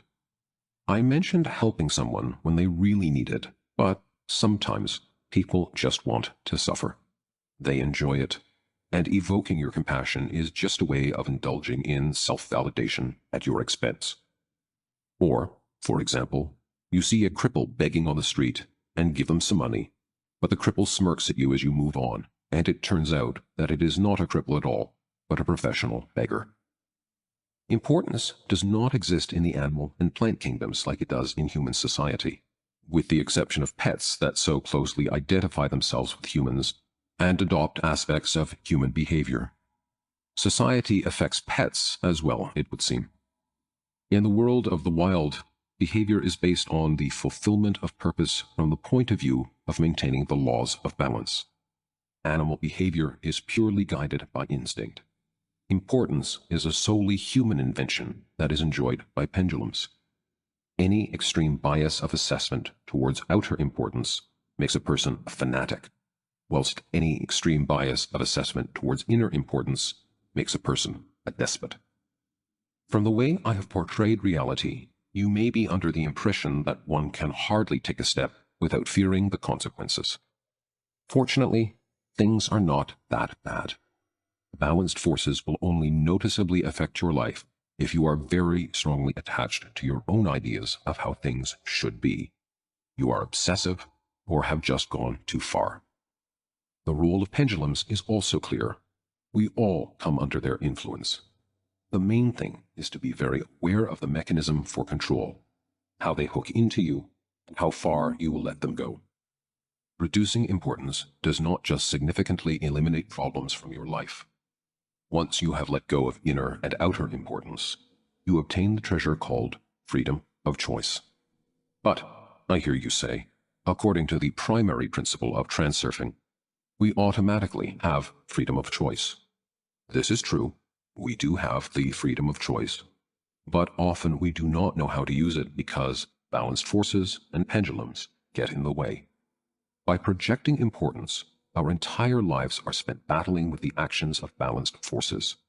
There is simply not enough energy left over to make conscious choices or think about what we really want in life. Pendulums go out of their way to gain control and enforce their own ideas. What freedom can there be in this? All the importance we attribute to things, be it inner or outer, is simply a projection. No one is of any true importance in this world, and yet the riches of life are available to us. Children playing happily on the beach, splashing about, and having fun in the waves, do not think about whether they are good or bad, whether the water is good or bad, or whether the other children are good or bad. Whilst the situation remains unchanged, they are simply happy and in harmony with nature. We all came into the world like that, as a child of nature. If a person maintains a state of harmony, the best that life has to offer will be available to them. But as soon as a person begins to project importance, problems arise. People fail to see the causal link between their projections and the problems they experience. So, they buy into the idea that the world is a truly hostile place, where it is really hard to get what you want. In fact, the only obstacle on the path to fulfilling your desires is the projection of artificial importance. I may not have managed to convince you so far that this is the truth of things, but I have not run out of arguments yet. From battle to balance. You may wonder if there is a way of counteracting the action of balanced forces. In fact, our day-to-day life is an ongoing battle with balanced forces. All the difficulties and problems we encounter are linked with the action of balanced forces. Trying to resist balanced forces is futile, as they will have their way no matter what. Any effort to avoid the consequences of their actions will only aggravate the situation. The only remedy for the impact of balanced forces is to reduce the excess potential of importance produced as a result of the underlying problem. The kind of situations life throws at us are so diverse, it would be impossible to give a universal recipe to cover all of them. There are, however, certain general recommendations that can be made to ease the way. People spend a lot of time building walls based on a foundation of importance, only to bang their heads against it or try crawling under it. Rather than trying to get over the obstacle, would not it be better to remove bricks from the foundation so that it crumbled? People tend to have a very clear view of the obstacles in their way, but a very dim view of the foundation the obstacles are constructed on. If you find yourself in a problematic situation, try and determine where you might have placed too much intensity, gone too far, or become obsessive, consequently projecting excess importance.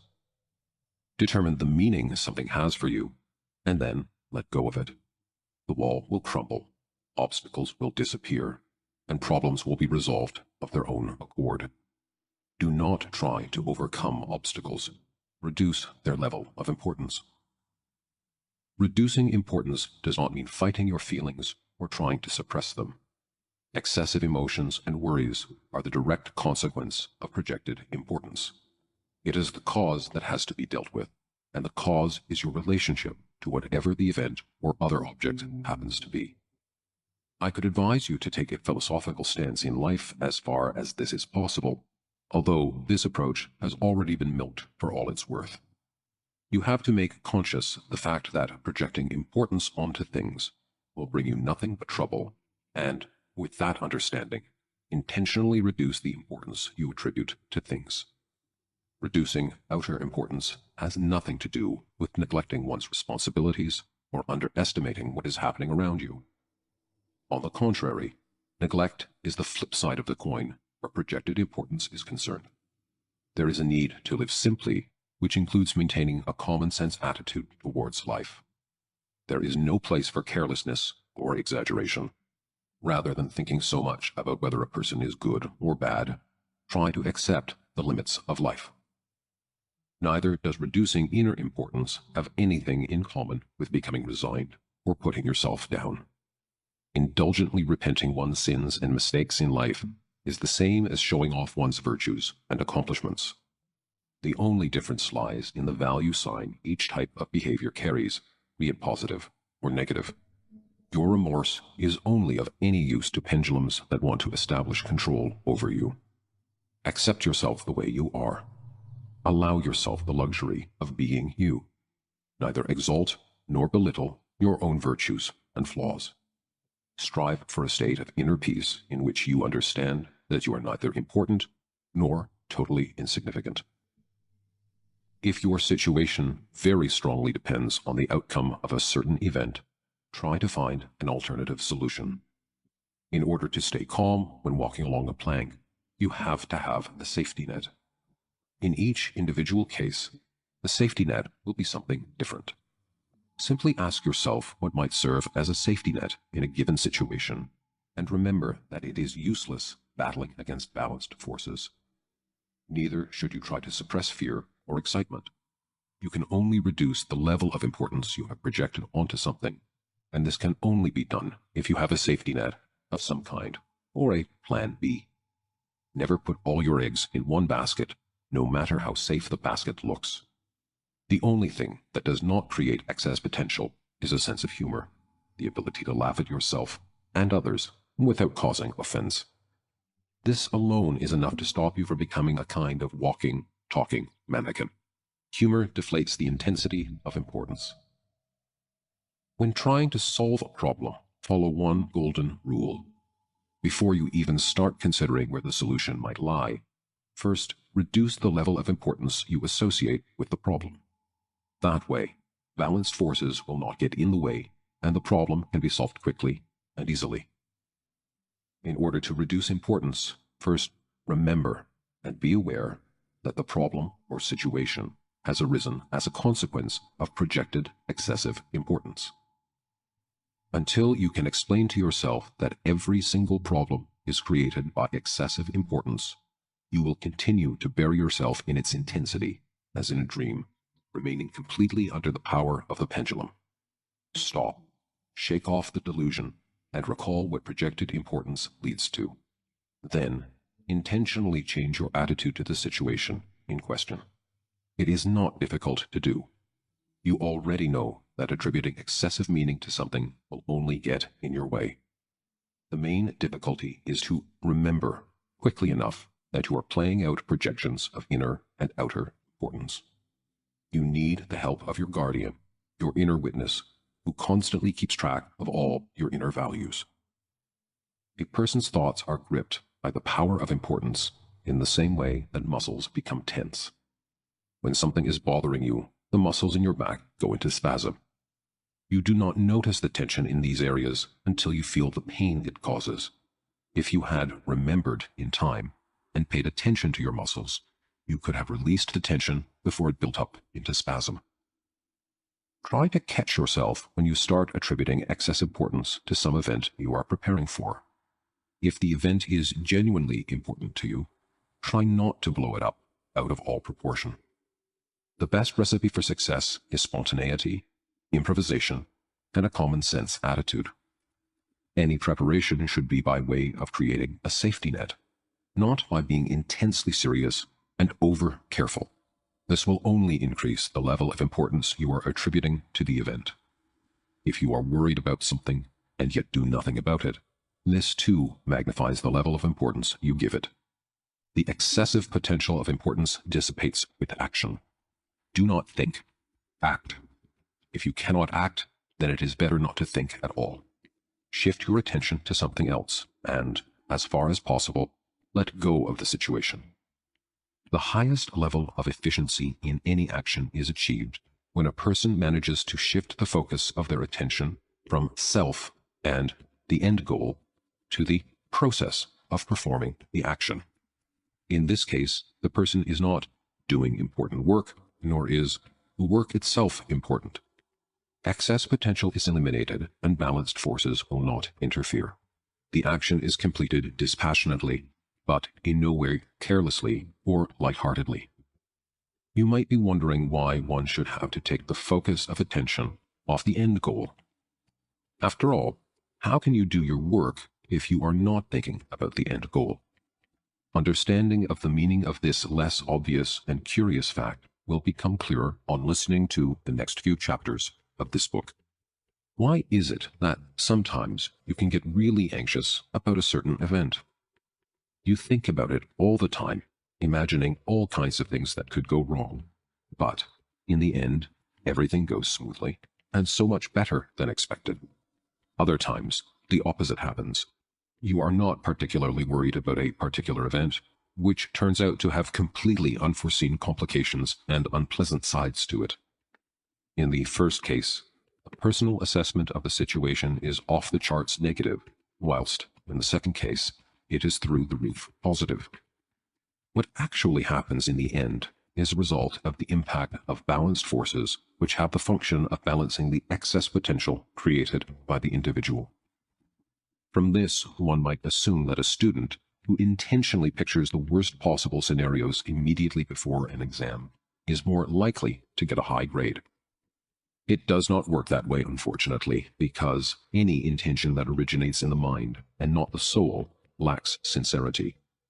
You can try deceiving yourself, but false sincerity has no energy behind it. Only an intention that comes from the soul has juice to it. This is why it does not work when you try to create a desired result simply via visualization, but this is a topic for later. Never, under any circumstances, should you boast about what you have, even if you deserve the things and receive them fairly, to say nothing of the things you have not yet achieved, because balanced forces will act against you. Make yourself at home, but do not forget that you are visiting. If you are in balance with surrounding pendulums, swaying with them in unison, your life will be pleasurable and flow with ease. When you are vibrating in resonant harmony with the rest of the world, it energizes you, and you achieve your goals without any particular effort. If you have driven yourself into a state where it is practically impossible to live in balance with the world around you, for example, your husband beats you, then you should think hard about how to take that crucial step to change your surroundings. If you feel that you have nowhere to go, this is an idea that has been instilled in you by a pendulum that is trying to keep you under its control. There is always a way out, sometimes more than one. Remember that a fly on the glass pane that did not spot the open window? Sudden movements that are badly thought out should be avoided. The best possible solution to any problem will come to you as soon as you reduce the level of importance you project onto it and free yourself from the influence of the destructive pendulum that prevents you from living in peace. You are already familiar with the two means of freeing yourself from a pendulum: defeat and stopping its sway. With that thought, I conclude this chapter on the complex and difficult theme of balance. Now that you understand how the mechanism of balanced forces works, you will easily be able to determine the reason for one failure or another. We conclude that it is essential to observe the principle of balance. It remains only to offer a word of caution against applying the principle too ardently, from becoming fixated with it or fanatic about it, as this will only negate the very principle itself. If you try and explain to a centipede in minute detail how it should walk, it will become so confused that it won't be able to move at all. In all things, moderation. Allow yourself, from time to time, to disturb the balance a little. Nothing awful will happen as long as you do not force the arrow off the scales. Summary. Excess potential is only created when you attribute importance to your assessment. Only the importance you personally attribute to something imbues your assessment with energy. The force of the excess potential created increases if your assessment represents a distortion of reality. The impact of balanced forces is aimed at eliminating excess potential. The action of balanced forces is often the opposite of the original intention that created the potential. When renting yourself out, instruct your inner guardian to help you remain impeccable. Discontent and judgment will always turn balanced forces against you. It is essential that habits of negative response be substituted with a transmission of positive energy. Unconditional love is admiration without worship or the need to possess. Setting conditions and making comparisons leads to dependent relationships. Dependent relationships create excess potential. Idealization and overestimation always end in disillusionment. To experience reciprocal love, you must let go of the right to possess. You always have to pay for expressions of contempt and vanity. Let go of the need to assert your superiority. Striving to hide shortcomings creates the opposite effect. Your positive qualities compensate for any inadequacies. The greater the importance of your goal, the less likely you are to achieve it. Desires are realized when they are free of excess potential created by projected importance and dependency. Let go of feelings of guilt and the need to justify your actions. To let go of guilt, it is enough to give yourself permission to be yourself. No one has the right to judge you. You have the right to be yourself. Money comes of its own accord as an attribute on the path to your goal. Greet money with love and attentiveness and part with it without regret. Having let go of inner and outer importance, you acquire freedom of choice. The projection of importance is the only obstacle on the way to fulfilling your desires. Do not try to overcome obstacles. Reduce the amount of importance you project onto them. Take care without worrying. Chapter 5. The Induced Transition. Do not absorb negative information. The generation shift. People have always hankered after the good old days. With age, life somehow seems to get worse. People turn to reminiscing about their youth and times when the colors were richer, first impressions more vivid, dreams attainable, music was better, the climate more favorable, people were more approachable, and meat was more tender, to say nothing of their health. Life was full of hope, pleasure, and joy. Once a certain number of years have passed, people begin to sense that events do not make them as happy as they did before. Picnics, parties, concerts, films, celebrations, dates, warm seawater. From an objective point of view, all these things are still pretty much the same quality as they were before. Parties are still fun. Films are still interesting, and seawater still feels warm. Nonetheless, life is not the same as it used to be. Colors have faded, our responses have dulled, and enthusiasm has waned. Why is it that everything is so much more wonderful when we are younger? Can it really be that our perception of things loses its sharpness as we get older? We do not lose the ability to laugh, cry, perceive taste and color, distinguish truth from deceit, or differentiate between good and bad just because we are a little older. So, could the world gradually be going downhill? No, the world is not deteriorating. Things only seem to be getting worse to certain people. What actually happens is that a person shifts to a negative lifeline that runs in parallel with former lifelines where everything is just as fine now as it was before the individual left them behind. By expressing dissatisfaction, a person attunes themselves to lifelines that draw them in, and where things genuinely are worse than before.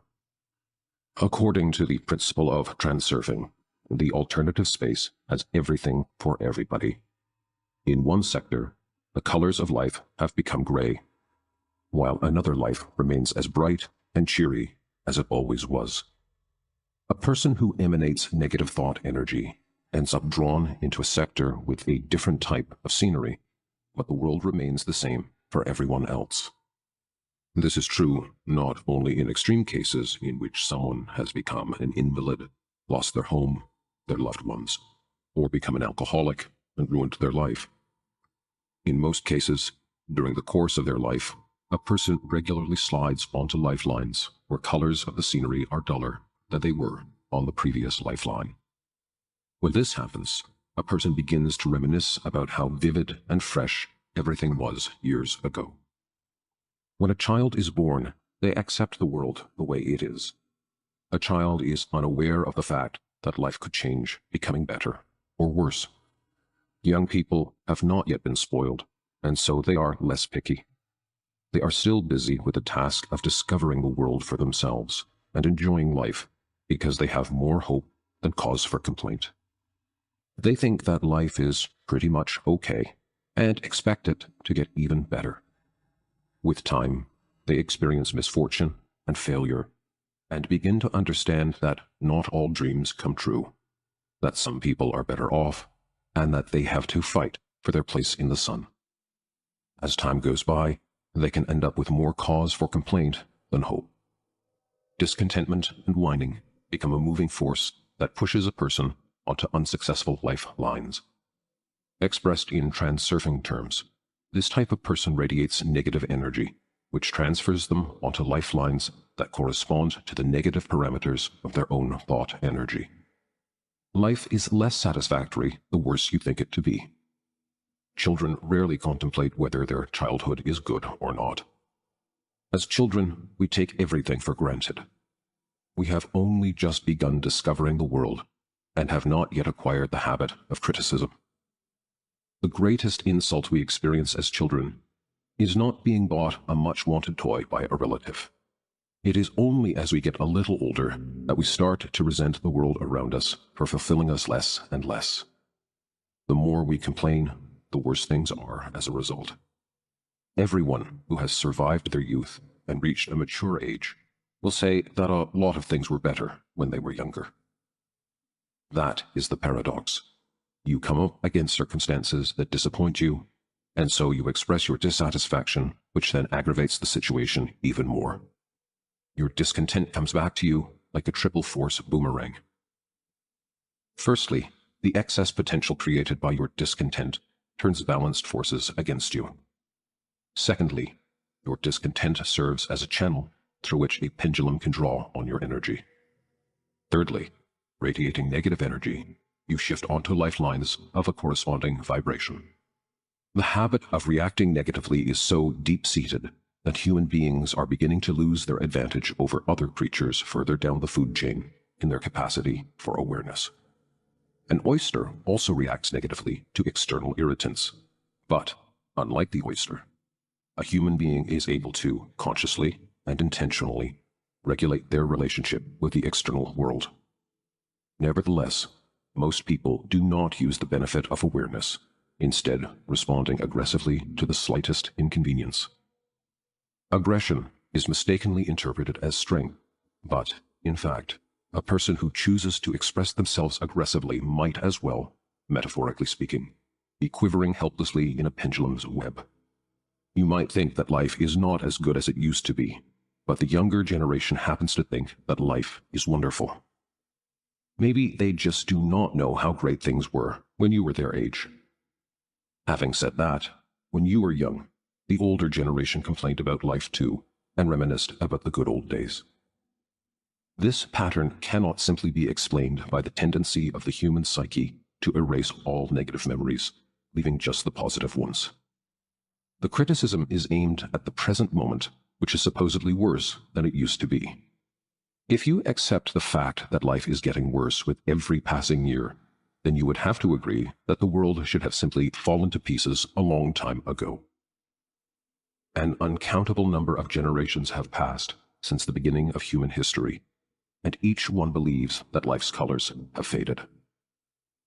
Many an old man will tell you with absolute certainty how much better Coca-Cola used to be. Coca-Cola was invented in 1886. Imagine how disgusting Coke must be by now if it has been consistently worsening in quality since then. Or, perhaps, one's sense of taste weakens with age, although that is hardly the case. Anyway, the old man will probably tell you how everything else is of a poorer quality today too, be it furniture, clothes, or any other item. If the world were the same for everyone, after several dozen generations, life would have become a nightmare for everybody. So, how should we understand the paradoxical statement that the world is not the same for everyone? We all live in the same world, comprised of the material realization of alternative lifelines, and yet every individual experiences a different possible alternative. On the surface of things, there are obvious differences in people's fate. Some are rich, some are poor, some are successful, and some are struggling. Some are lucky, and some unlucky. We all have our own personal reality within the common world we live in. It seems quite straightforward, just as there are rich and poor neighborhoods in a single town. The script, role, and the scenery differ in different manifestations of reality. The difference in scenery is harder to track. One person looks at the world from the window of their luxurious car, whilst another peeks at it from inside a rubbish container. One person enjoys the party, whilst another is consumed in thought about their problems. One sees a group of happy youths, another at a gang of hooligans. They are all looking at the same things, but the images they perceive differ as black and white film differs from color. Every individual is attuned to their own sector in the alternative space, and so everyone lives in their own personal world. All these worlds exist in layers that exist, one on top of the other, forming what we understand to be the space we live in. It might be difficult to imagine, but no one layer can be separated from another. Every individual creates their own reality, and that reality intersects and interacts with the rest of the world around us. Imagine what the earth was like before any single living creature existed. Winds blow, rains fall, volcanoes erupt, and rivers flow. Then, suddenly, a person is born who begins to observe their environment.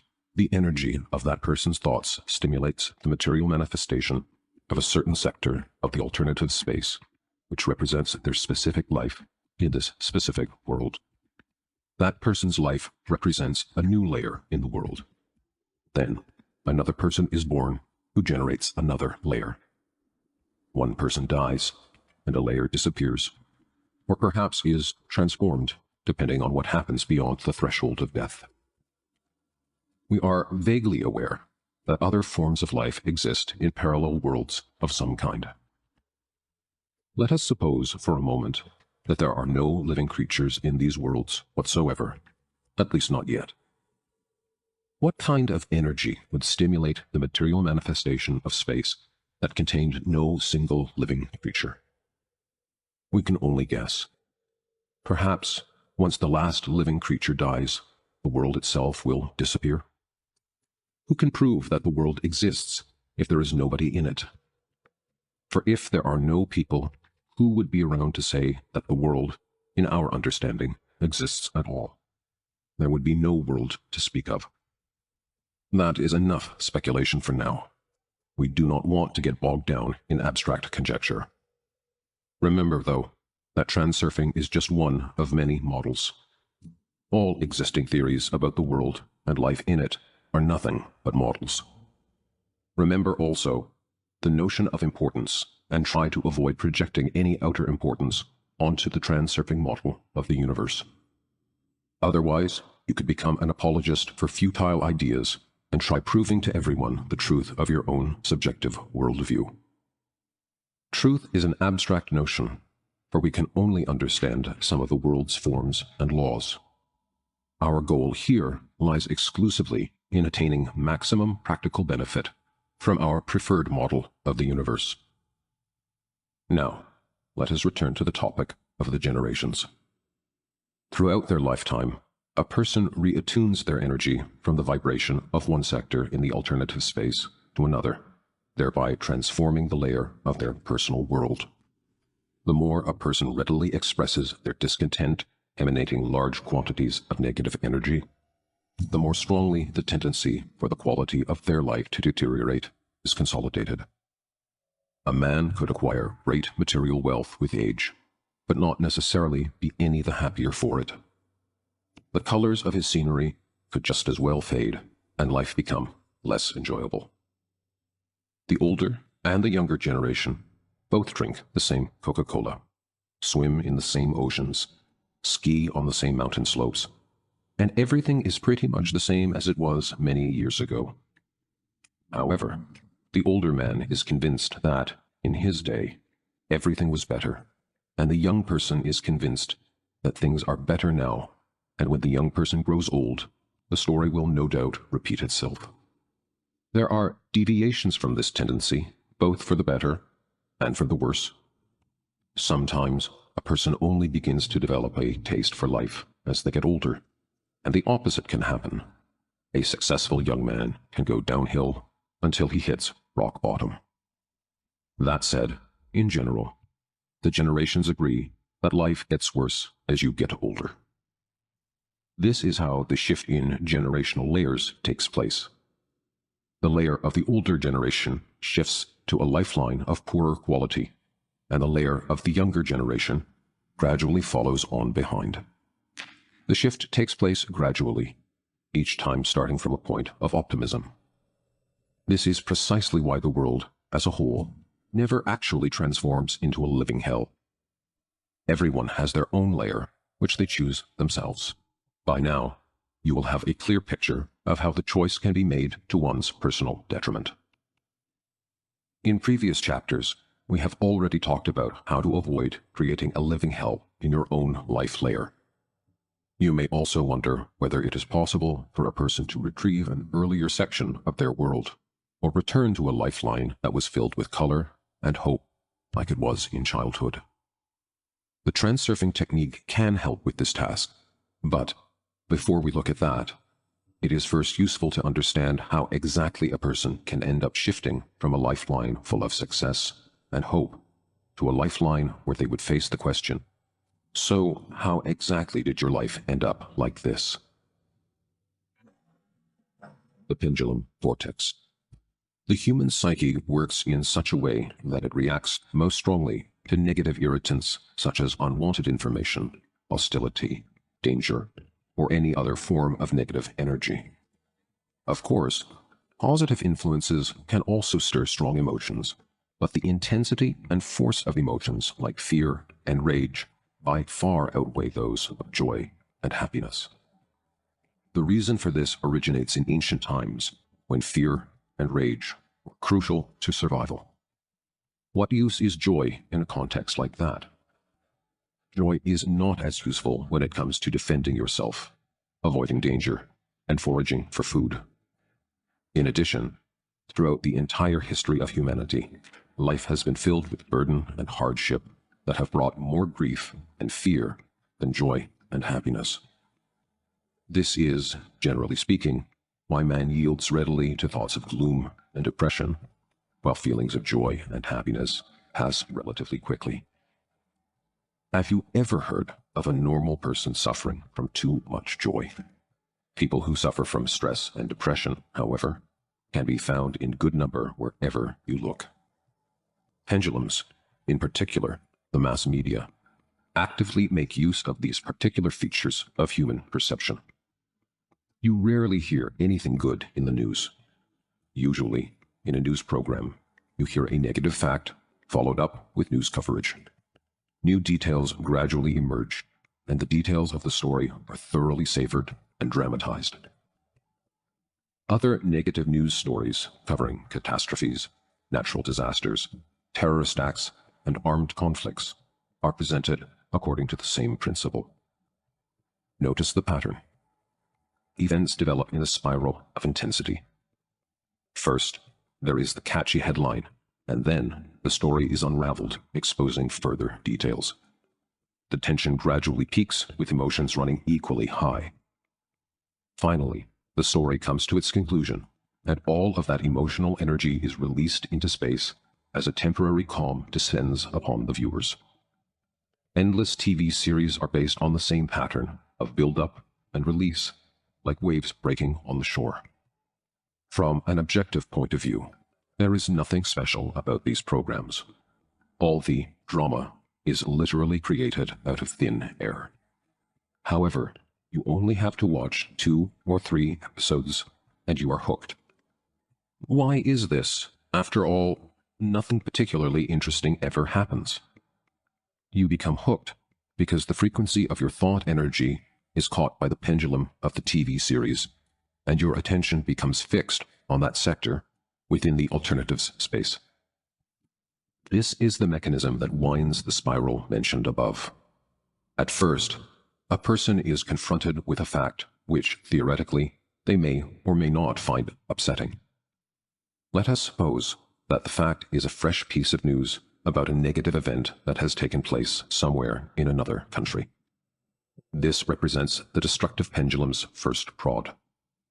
If a person is touched by the news story, they respond to the stimulus by expressing their thoughts and feelings about it. If the news concerns them, they will begin radiating energy at the same frequency as the pendulum's initial prod. Like thousands of others, the person responds to the pendulum with interest, thereby participating in the overall event. The vibration of the person's thought energy begins to resonate with the pendulum, increasing the force of its energy. Meanwhile, the media continues its campaign. The person follows developments with interest, making sure that the pendulum receives its nourishment. This is a typical example of how a pendulum entices adherents into its web so that it can continually suck energy from them. The person who becomes increasingly interested in the news piece absorbs some of its negative energy, and, whether they are aware of it or not, they are now involved in a game, at least as an observer. At first glance, It does not look as if anything untoward has happened. Watching the news is a matter of course. So what if a person gives a bit of their energy to a destructive pendulum? It is not as if it will affect their health. When a person begins radiating energy at the frequency of a negative event, they shift onto a lifeline that is located closer to other lifelines in which such events take place. They begin to play a part in the plot. They find themselves within the impact area of a spiral that rotates faster and faster, drawing them into a vortex, like water into the funnel of a whirlpool. The interaction between the individual and the pendulum becomes increasingly close, and the person accepts the event as an unavoidable part of their life. Their attention becomes selective, and it will seem as if new facts about similar events in different countries are popping up everywhere. The person will discuss the news with their close friends and relatives, who will, no doubt, respond with interest and compassion. The energy of the pendulum grows as a result, and the individual is drawn ever closer by the frequency of their thought energy to the lifeline of the original event, except, at this stage, they are no longer an observer, but a direct participant. The phenomenon of being drawn further towards the vortex can be described as an induced transition to a lifeline where the adherent becomes the victim of a destructive pendulum. The individual's response to the pendulum's initial prod and the mutual exchange of energy that follows induces a shift to a lifeline with a vibration very similar to that of the pendulum's sway. As a result, a negative event occurs in the layer of this person's life. Disaster. Most people accept that, theoretically, they could end up being involved in a catastrophic event, but not all actually allow the possibility into the layer of their personal world. There are people who do not watch TV serials, have no interest in the news, and are emotionally undisturbed by events taking place somewhere else in the world. They live in a different life layer to these events, and are adherents of other pendulums. They remain undisturbed by the fact that, somewhere in the world, there has been a plane crash. They listen to the news indifferently, whilst they eat their supper, probably because they have enough to deal with in their own lives. The type of person most likely to undergo an induced shift shows active interest in disasters that involve other people and take place in other areas. This kind of person is deeply disturbed by news of such events. Sometimes, when a person suffers few problems of their own, there is a tendency to fill the empty space in their lives by giving their attention to events taking place in life layers other than their own. This type of person regularly reads the tabloids, watches TV series, or awaits news updates on tragic accidents and natural disasters. Tabloids and soap operas are the activities of small, harmless pendulums. Adherence to pendulums in this category does nothing more than make up for a deficit of information, emotion, and experience in a person's own life. In contrast, displaying an active interest in catastrophes and natural disasters poses a real threat, for these are the manifestations of stronger, more aggressive pendulums. The vibration of thought energy radiating from a person who gives their attention to tragic events is hooked in the same way that it is by a television series. Anyone who looks for negative information will always find an abundance of it. At first, they play the innocent role of observer, like a person watching a football match from the grandstand. The game gradually becomes more gripping, and the observer becomes a fan. Then they walk onto the playing field and start to run about, waiting for the ball. Gradually, unnoticeably, the fan becomes more involved in the game, and in the end, another player will pass them the ball. Metaphorically speaking, the original observer has become a player, a victim of disaster. Could it really be otherwise? A person allows information related to disaster to become a part of their life. They unwittingly accept the fate of victim and, eventually, materialize misfortune in an alternative lifeline. Of course, the person had no intention of becoming a victim, but that is, unfortunately, of no consequence, because once a person has agreed to join, the role they will play is chosen by the pendulum. Whereas for many people, personal involvement in a disaster would signify the result of a fatal train of events, for our victim, it would represent the logical end to a line of behavior that increased the probability of their being in the wrong place at the wrong time. If you ignore the prod of a destructive pendulum, you will never end up involved in a catastrophic event, or at least the probability of it happening will be close to zero. You may object that thousands of people have lost their lives in tragic accidents and natural disasters. Surely not all these people were thinking about catastrophes simultaneously. The thing is that we do not live alone in the world.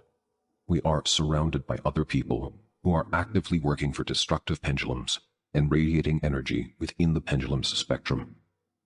It is not possible to become totally and ideally isolated from these vibrational frequencies. The common field encompasses you, and, without being consciously aware of it, you begin to radiate energy at the same frequencies as the surrounding field. The roots of this type of behavior go back to very ancient times, when the herd instinct helped to protect the group from danger. This is why the energy field of an induced shift grows, producing a snowball effect that pulls you in like water to the center of a whirlpool. The task is to stay as far away as possible from the pendulum's vortex. This means not absorbing negative information relating to catastrophic events and disasters, showing no interest, refraining from worry or discussion, and, generally, letting the information pass you by. Notice that we say, let the information pass you by, rather than try to avoid it. As we know from previous chapters, trying to avoid a meeting with a pendulum is the same as seeking out a meeting with it. When you resist something, desire specifically to avoid something, or express your enmity towards something, you actively radiate energy at the frequency of the object you are trying to avoid. To let something pass you by means not to absorb or react to negative information. Simply ignore it and switch your attention to harmless television programs and books. If you find it impossible to retain a positive outlook when confronted with negativity, you can always turn to your guardian angel. For example, if you are afraid of flying, stay away from planes. If you are afraid, it means that somewhere in the spectrum of your energy, there is a frequency that resonates at the vibration of a lifeline in which a plane crash occurs. It does not mean that you will immediately transition to this lifeline, but, nonetheless, the possibility exists. If you are the kind of person who does not think of the dangers of flying at all, then you have nothing to fear. On the other hand, if you experience unusually high levels of anxiety before boarding a plane, it would be wise to skip the flight. If this is totally out of the question, you would be wise to learn to listen to the rustle of the morning stars. What that is and how it can be heard, you have yet to discover. War. Wars break out essentially for the same reason that fistfights do. One party expresses their opinion. The other party holds the opposite opinion, and so the opinion expressed by the first is like the prod of a destructive pendulum. The second party takes offense at the prod and reacts with double the amplitude. The first shouts back even louder. Both parties become increasingly aggressive until things finally come to blows. This metaphor illustrates the battle between two pendulums that knock against each other, causing each to swing higher and higher. Obviously, the outbreak of war, or build-up to a revolution, involves all sorts of complex factors, but essentially, the process is the same. The pendulum primes the people by telling them that they do not have a good life, and the people are quick to agree. It is then explained that the reason they do not live well is because other people are preventing them doing so. This stirs resentment, and the pendulum begins to swing. Then, one side provokes the other, evoking a storm of anger, whereby the pendulum gathers force, and the war or revolution can begin. Each swing of the pendulum generates a response, which strengthens the pendulum's sway still further. A snowball effect is initiated until a shift occurs to a lifeline with mounting tension. The situation can only be changed at the outset before things escalate out of control, at the moment when the spiral begins to turn and the pendulum makes its first move. If the other party responds peacefully or simply walks away, the pendulum will be brought to rest or defeated. If, however, the pendulum's prod is accepted, the participant's energy will correspond to the parameters of the lifeline on the next turn of the spiral. Unfortunately, there is no guarantee that an individual participant will not be pulled into the events of war or revolution, even if they manage not to respond to the pendulum. If you get pulled into a powerful whirlpool, however hard you try, it is almost impossible to free yourself from the current that pulls towards the center. If, however, a participant refuses to play the pendulum's game, they will at least have greater chances of surviving with minimal loss. Here, we should be clear about what it means not to tolerate war or revolution. You could hate war or be actively campaigning against it. It makes no difference to the pendulum which side of the fence you stand on. It will claim your energy in both cases. If energy is emanated at the frequency of war, a shift will occur onto a corresponding lifeline. If you accept war and participate in it, then you are effectively on the battlefield. If you fight against war, it will consume you anyway. Not to accept the pendulum's game means to ignore it. I realize that it is not always possible to ignore something like war, but this is the danger of the induced shift. It is not worth taking the position of defender or opponent of war.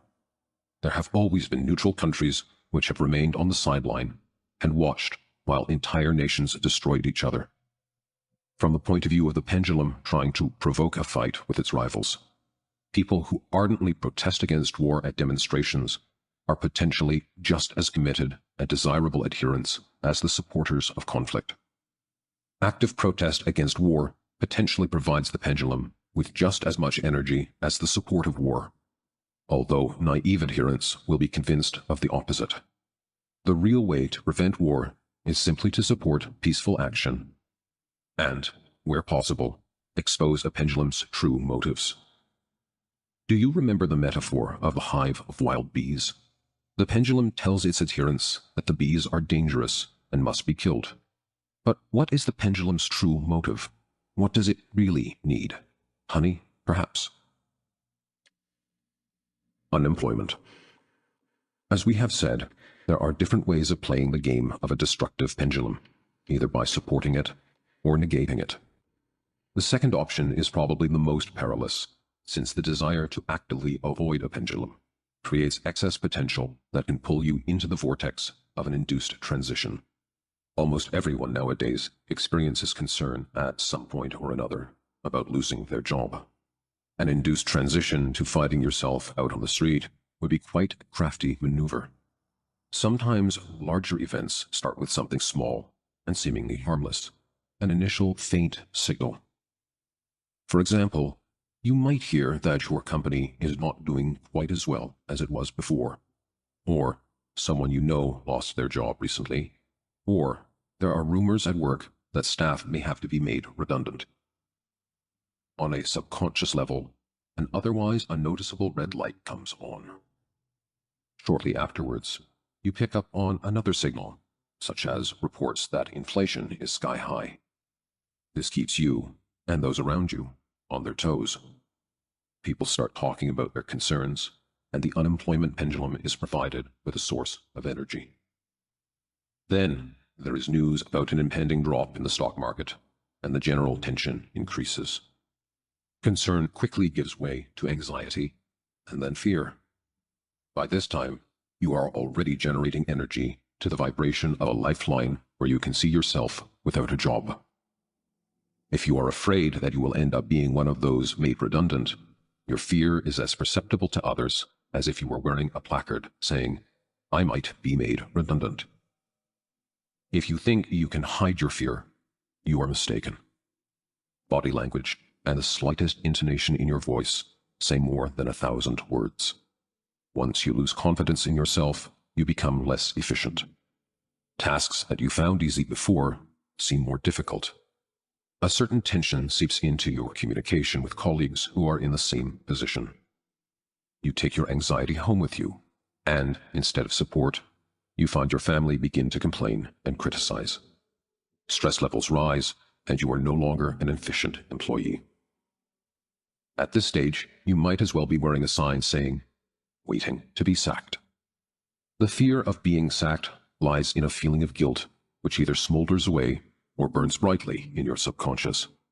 They always fire the weakest employees first. If you allow yourself to consider that you might be weaker than your colleagues, you effectively write your own name into the blacklist. Let go of guilt. Give yourself the luxury of being you.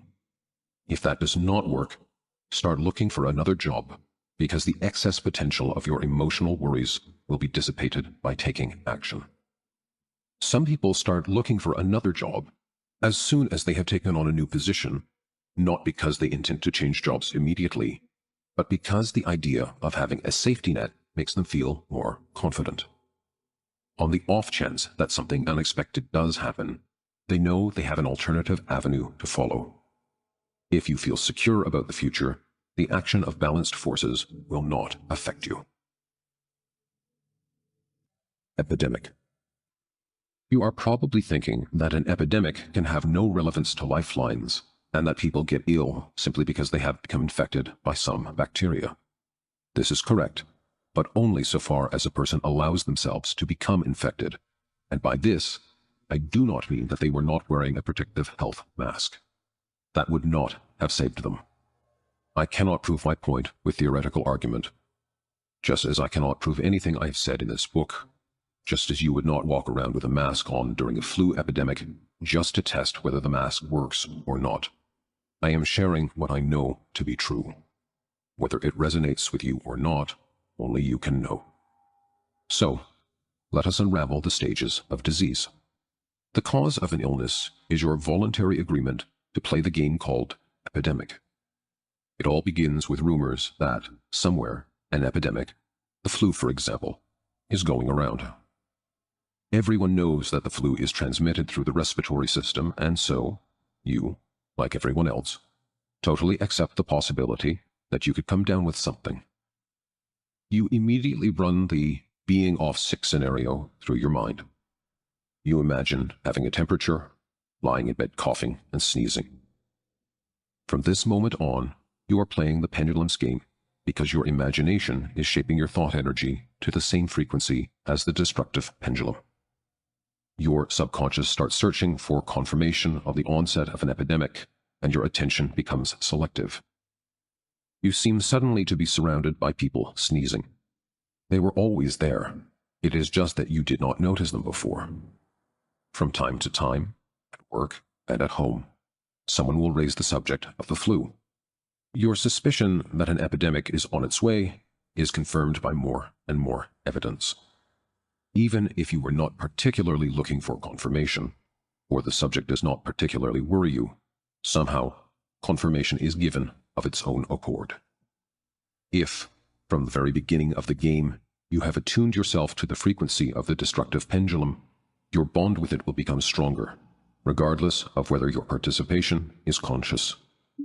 If you are not against the idea of getting sick, or if you feel that you are, for some reason, bound to come down with something, you become an active adherent.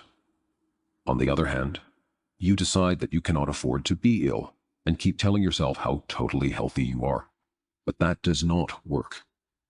Just thinking about the illness means that you are attuning your energy to its frequency. How exactly you think about it, positively or negatively, is of no matter.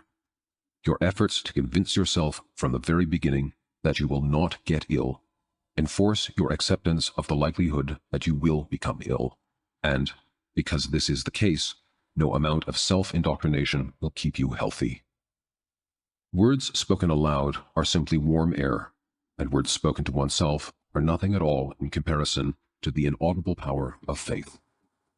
Without faith, you will not protect yourself from the flu, even if you rush to get a flu vaccination. It makes no difference because, whatever you do, you will be ill for as long as you need to be. The first symptoms provide you with a choice of whether you are going to come down with something serious or recover very quickly. You might make a weak attempt to resist, but, finally, you face the fact that you are going to be ill. With that, the final adjustment is made, and your energy vibration and you shift to a lifeline where illness is prevalent. The induced shift actually starts from the very moment that you respond to the pendulum's prod. If you genuinely could not care about the epidemic, you will not be affected. If you are on holiday, have not communicated very much with anyone, have not seen the news, and know nothing about the epidemic, the pendulum will not affect you. It will simply disappear into thin air. Have you ever wondered why doctors are not infected by their patients?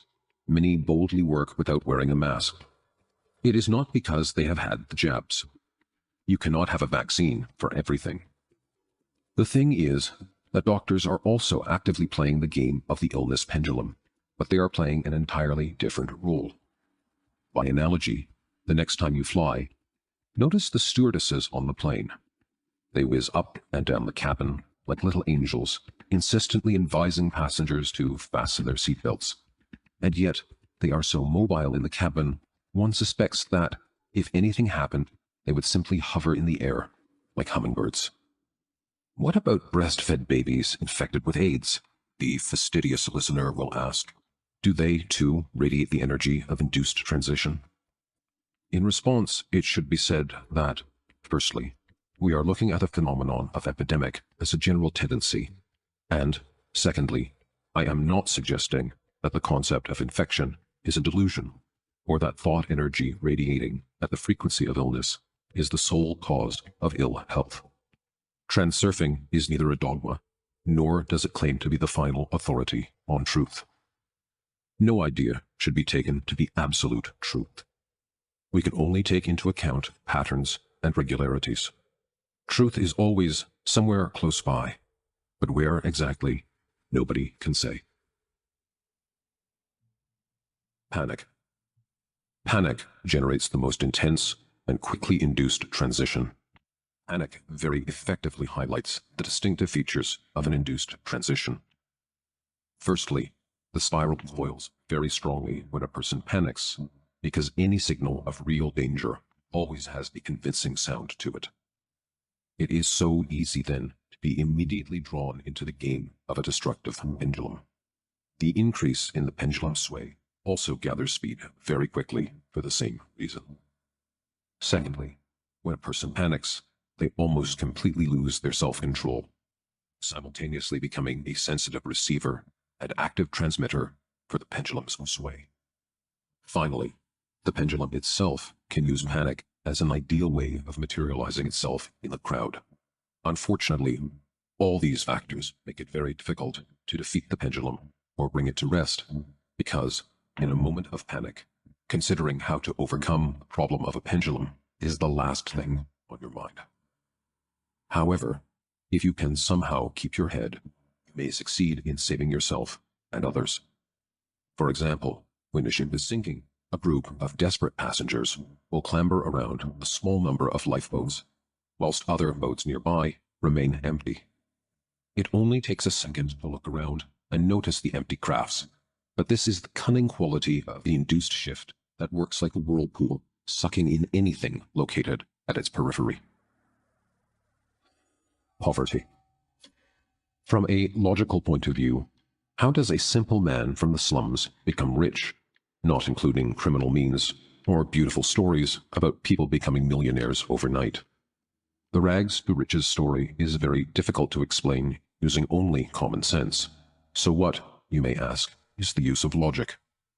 Transurfing does not entirely fit into the framework of common sense. On the other hand, it does enable you to achieve things that would otherwise appear impossible. When your actions are based on logical deduction, you get a corresponding result. If a person is born in poverty, they will be accustomed to living in poor circumstances, and their energy will be attuned to the frequency of their own misfortune. It is very difficult to shift to a lifeline of prosperity if you despise your own poverty, envy the wealthy, and constantly wish you were better off. Actually, I would say that with these three types of thought in mind, it is totally impossible. One of the first discoveries children make as they get older is the fact that just because you would hate for something to happen, it does not mean you can avoid it happening. Sometimes the soul simply cries out in despair, "But I don't want to. I hate it. Why does this always happen to me?" It is not only children who ask themselves this question in fits of anger, but adults too. It is difficult to accept the fact that, even though you do not want something to happen, there is nothing you can do about it, and if you hate something, it will follow you around wherever you go. You can harbor a hatred for poverty, your work, your physical flaws, your neighbors, drunks, alcoholics, drug addicts, dogs, thieves, criminals, the impudent child, the government. The list goes on. The more you love to hate something, the more likely you are to have experience of it in your life. The reason for this is clear. When something gets to you, you think about it, which means that you radiate energy at the frequency of a lifeline where that thing exists in abundance. It does not matter which polarity you embody, liking or not liking. The second is of greater benefit to the pendulum because emotions associated with not liking are more powerful than emotions associated with liking. The destructive pendulum sways even higher when you are suffering emotionally. Finally, when you actively hate something, you create excess potential. Balanced forces are then directed against you, because it is easier for them to eliminate one opponent than to change a world that does not suit one individual. Who would have thought that there could be so many harmful aspects to a negative attitude towards life? In the case of the individual who is born in poverty, but dreams of becoming rich, we know that desire itself is not enough to initiate change. Often, people do their dreaming, lounging about on the sofa, having the occasional stretch, and thinking how much they would like a bowl of strawberries, but not knowing where to get them in the middle of winter. If you are not prepared to take action to acquire what you want, you will not get it. A poor person usually does not take action because of their own conviction that the fulfillment of their desire is not realistic. It is a vicious circle. Desire of itself has no power. Desire fails even to lift a finger. Intention, i.e., the readiness to act, is the force that lifts the finger. With intention, a person could just as easily say, "You can't take this away from me. It's simple. I just want to be rich." Again, there is a huge chasm between wanting and being ready to become. For example, a poor person tends to feel out of place in the company of the wealthy or an expensive shop, even if they are desperately trying to convince themselves and others that the opposite is true, because in their heart they believe that they are not worthy of that environment. Wealth is not part of a poor person's comfort zone, and not because it is uncomfortable to be wealthy, but because it is so unfamiliar. A new armchair is better, but the old armchair is more comfortable. A poor person only sees the external side of wealth: luxurious houses, expensive cars, ornaments, clubs, etc. If you placed a poor person in this type of environment, they would feel uncomfortable. And if you were to give them a suitcase full of money, they would do all sorts of foolish things with it until they had spent it all. The frequency of energy a poor person transmits is sharply dissonant with that of a wealthy life. Until a person lets the attributes of wealth into their comfort zone, and until they learn how it feels to be the owner of expensive things, they will remain poor, even if they find a buried treasure. Another obstacle on the path to wealth is envy. To envy someone means to be annoyed by someone else's success. There is nothing constructive about envy at all. In fact, it has a very strong destructive element. A person's psyche works in such a way that, if they envy something that another has, they try to devalue it in every way possible. This is the logic of being green with envy. I envy what he has. I don't have it, and probably never will have. He is no better than I am. The thing that he has can't be that good then. Perhaps I don't need it after all. The desire to possess something is transformed into a psychological defense, which then develops into rejection.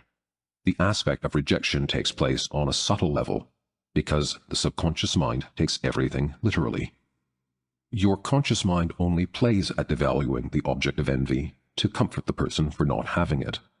But the subconscious mind takes it all seriously and bends over backwards to make sure that the person does not receive what has been so ardently devalued. You can see what tenacious forces hold a person to their lifeline of poverty. Events can unfold even more dramatically when a person undergoes an induced transition from a lifeline of prosperity to a lifeline of destitution. It does sometimes happen that a successful person suddenly loses everything and ends up on the street. The most insidious thing about an induced transition to poverty is that the spiral begins to unwind slowly and then picks up speed until there is no stopping it. The spiral starts with temporary financial difficulties. Anyone can experience temporary financial difficulties. They are an inevitable part of life, just like rain on the day you plan for a picnic.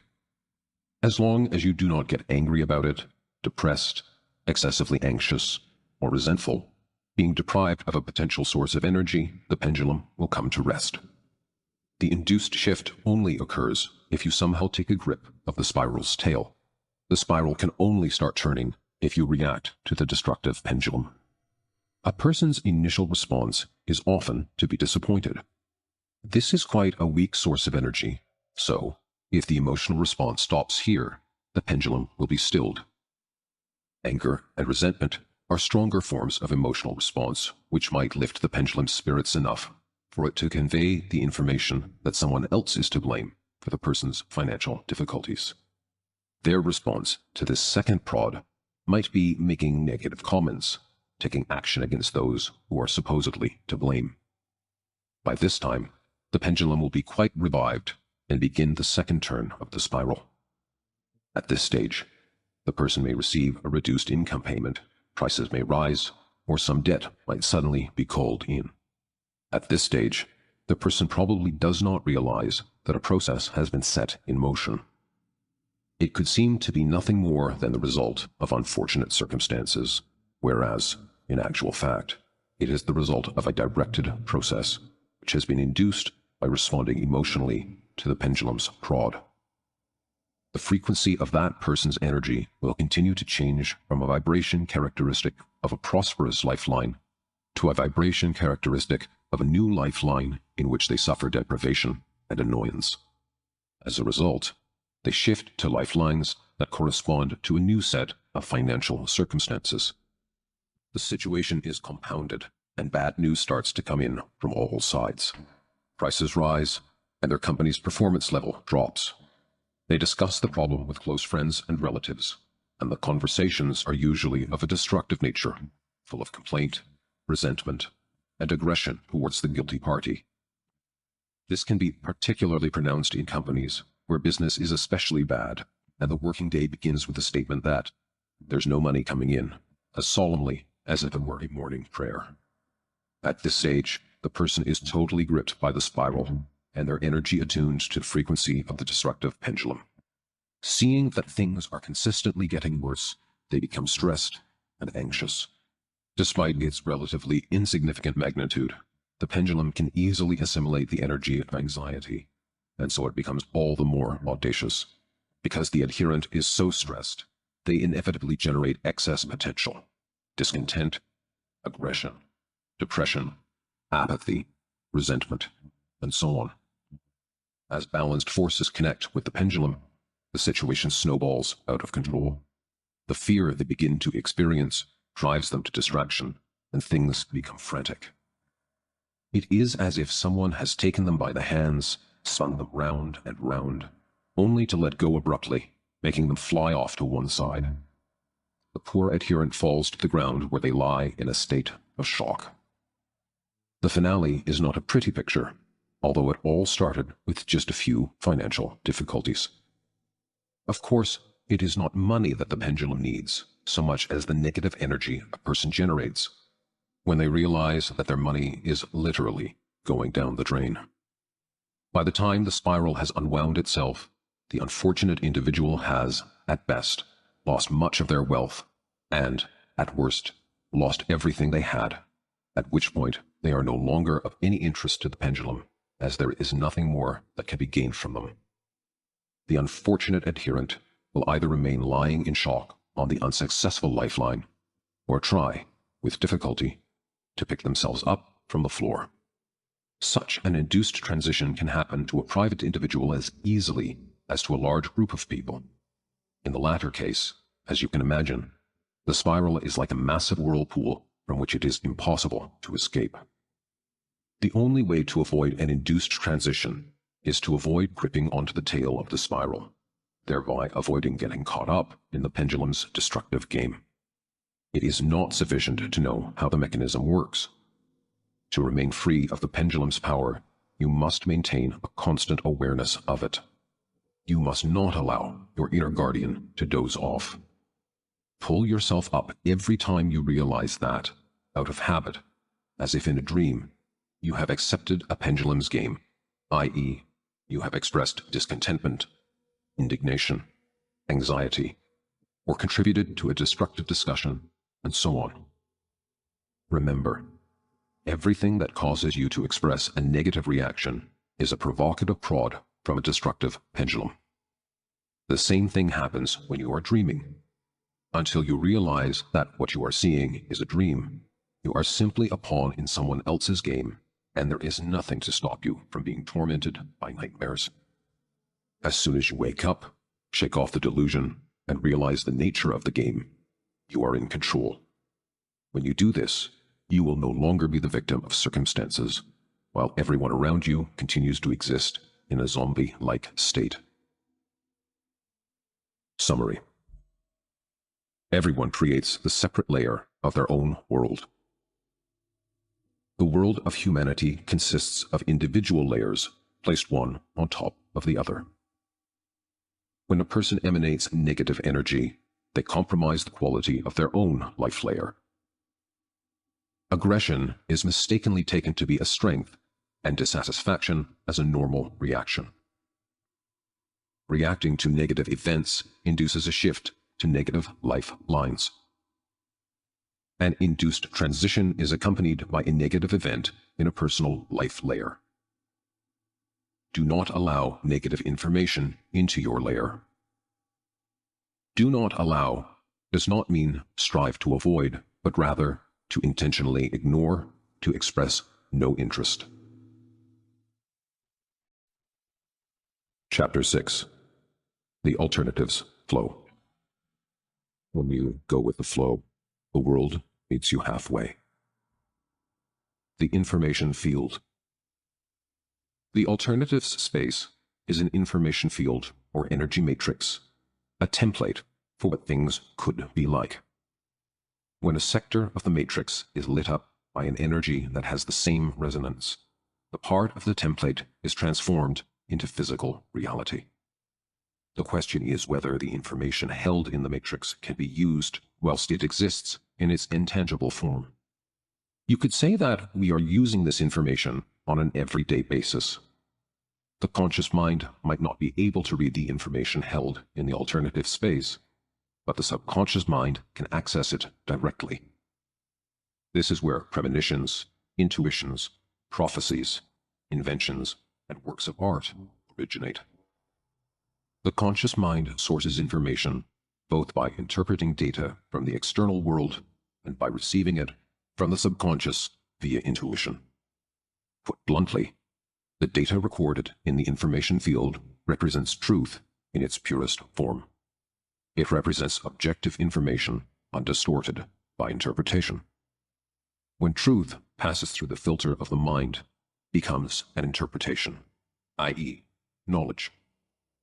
All living beings have their own way of interpreting the truth. A chicken, for example, sees and understands the world very differently to a human. Even different people will see and understand the same things in different ways. As a result, knowledge is a more or less distorted representation of the truth. The data contained in the information field exists in the form of a complex energetic structure. The field is a record of everything that causes matter to move in accordance with the laws of nature. Initially, data from the information field is received by the subconscious, the soul, and then the conscious mind, or reason, translates it into word and symbol. This is how any innovation is brought to life, be it a new genre of music, a work of art, or anything that a person could not have seen or understood directly. Intuitive knowledge and premonitions are received in the same way. This explanation might be a little perturbing or hard to accept. Can it really be, you ask, that the mind is incapable of creating anything new independently and is actually drawing on data from an external source or information field? Perhaps it is too categorical to say that the mind can never create anything new.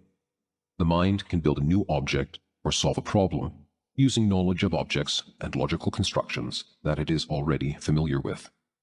In other words, the rational mind can build a new house, but only from old bricks. It can construct something using ideas that have been made accessible to the conscious mind previously, but it cannot directly access information that is fundamentally new. Scientific discoveries are not made as a result of logical reasoning, so much as from an aha moment of insight when knowledge seems to come from nowhere. The same goes for genius inventions.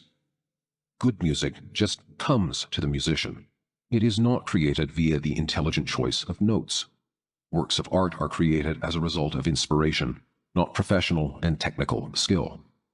A picture that, from a technical point of view, has been executed perfectly will not necessarily be proclaimed a work of art. The special quality that makes something a work of art lies beyond the realms of technical execution.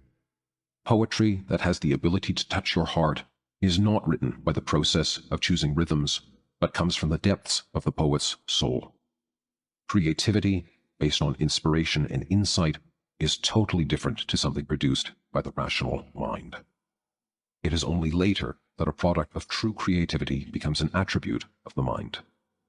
The mind may be capable of making a perfect copy from an old work of art, but it is incapable of creating a new one. The mind analyzes data received from the information field by the subconscious and endows it with symbolic form, producing a painting, a melody, a poem, mathematical formula, etc. We do not yet know how the subconscious accesses the information field, but we can witness the access. Clairvoyants, for example, are capable of perceiving events that have taken place in the past, have not yet taken place, or are happening somewhere beyond our field of vision. As we cannot yet explain the mechanism for such things, we refer to them as paranormal phenomena. Not wishing to reveal their importance, pendulums of fundamental science refuse to take such phenomena seriously. However, the fact that we cannot explain them does not stop them from being real, or justify the tendency to dismiss them out of hand. There are people who are capable of seeing events in the information field as clearly as if they were witnessing them in the material world. People like this are capable of attuning to manifest sectors in the alternatives space. A clairvoyant, for example, can attune to the sector of a missing person by looking at a photograph of that person or touching an item of their belongings. The police have even been known to make use of the services of clairvoyants in their investigations. Not all clairvoyants can see perfectly, and so mistakes are made. Mistakes can be made for two reasons. Firstly, the clairvoyant may attune to a sector that has never been realized in the material plane and never will be. Confusion can also be caused by the fact that separate sectors differ in script and scenery to a lesser or greater degree, depending on their relative distance from one another. This can affect how information is interpreted. For example, ancient prophesiers and prophets who observed unusual scenes from the future interpreted them according to the knowledge available to them at the time, causing their predictions to be inaccurate. Whether you believe in these things or not is a very personal thing. Remember, transurfing is just a model that allows us to apply the laws of the universe to serve our own interests. It does not claim to provide a comprehensive description of the structure of the universe. Neither is transurfing a monument in granite bearing the inscription, "Here lies the secret." Truth, as you know, is only ever somewhere close by. The idea that man is capable of synthesizing anything new using the rational mind alone is simply the product of a certain attitude. It is just that society has been relying on the model that generated that attitude for a long time now. It should be pointed out, however, that the conventional worldview is as impossible to prove as the transurfing model. Whether things actually happen according to one system or another does not concern us here too much. The fact remains that information originating in the alternative space is somehow available to us in the form of hunches, visions, insights, and signs, and, as far as we are able, must attempt to understand its meaning. Knowledge out of nowhere. Only a few very unique individuals are capable of reading data held in the information field. The majority of us receive reverberations of data in the form of momentary premonitions and vaguely perceived knowledge. People involved in the worlds of science and creativity often receive insights after many long days or years of contemplation. It can take such a long time to unveil something entirely new because thought energy, however deeply a person concentrates, can be more easily attuned to sectors of the alternative space that have already been transformed into physical reality. Anything fundamentally new originates in sectors of the alternative space that have not yet been transformed into physical reality. Unfortunately, we do not yet fully understand how to attune our thoughts to those sectors. When the subconscious is somehow able to access information held in an unrealized sector of the field, the conscious mind can be confused, finding it vague and obscure.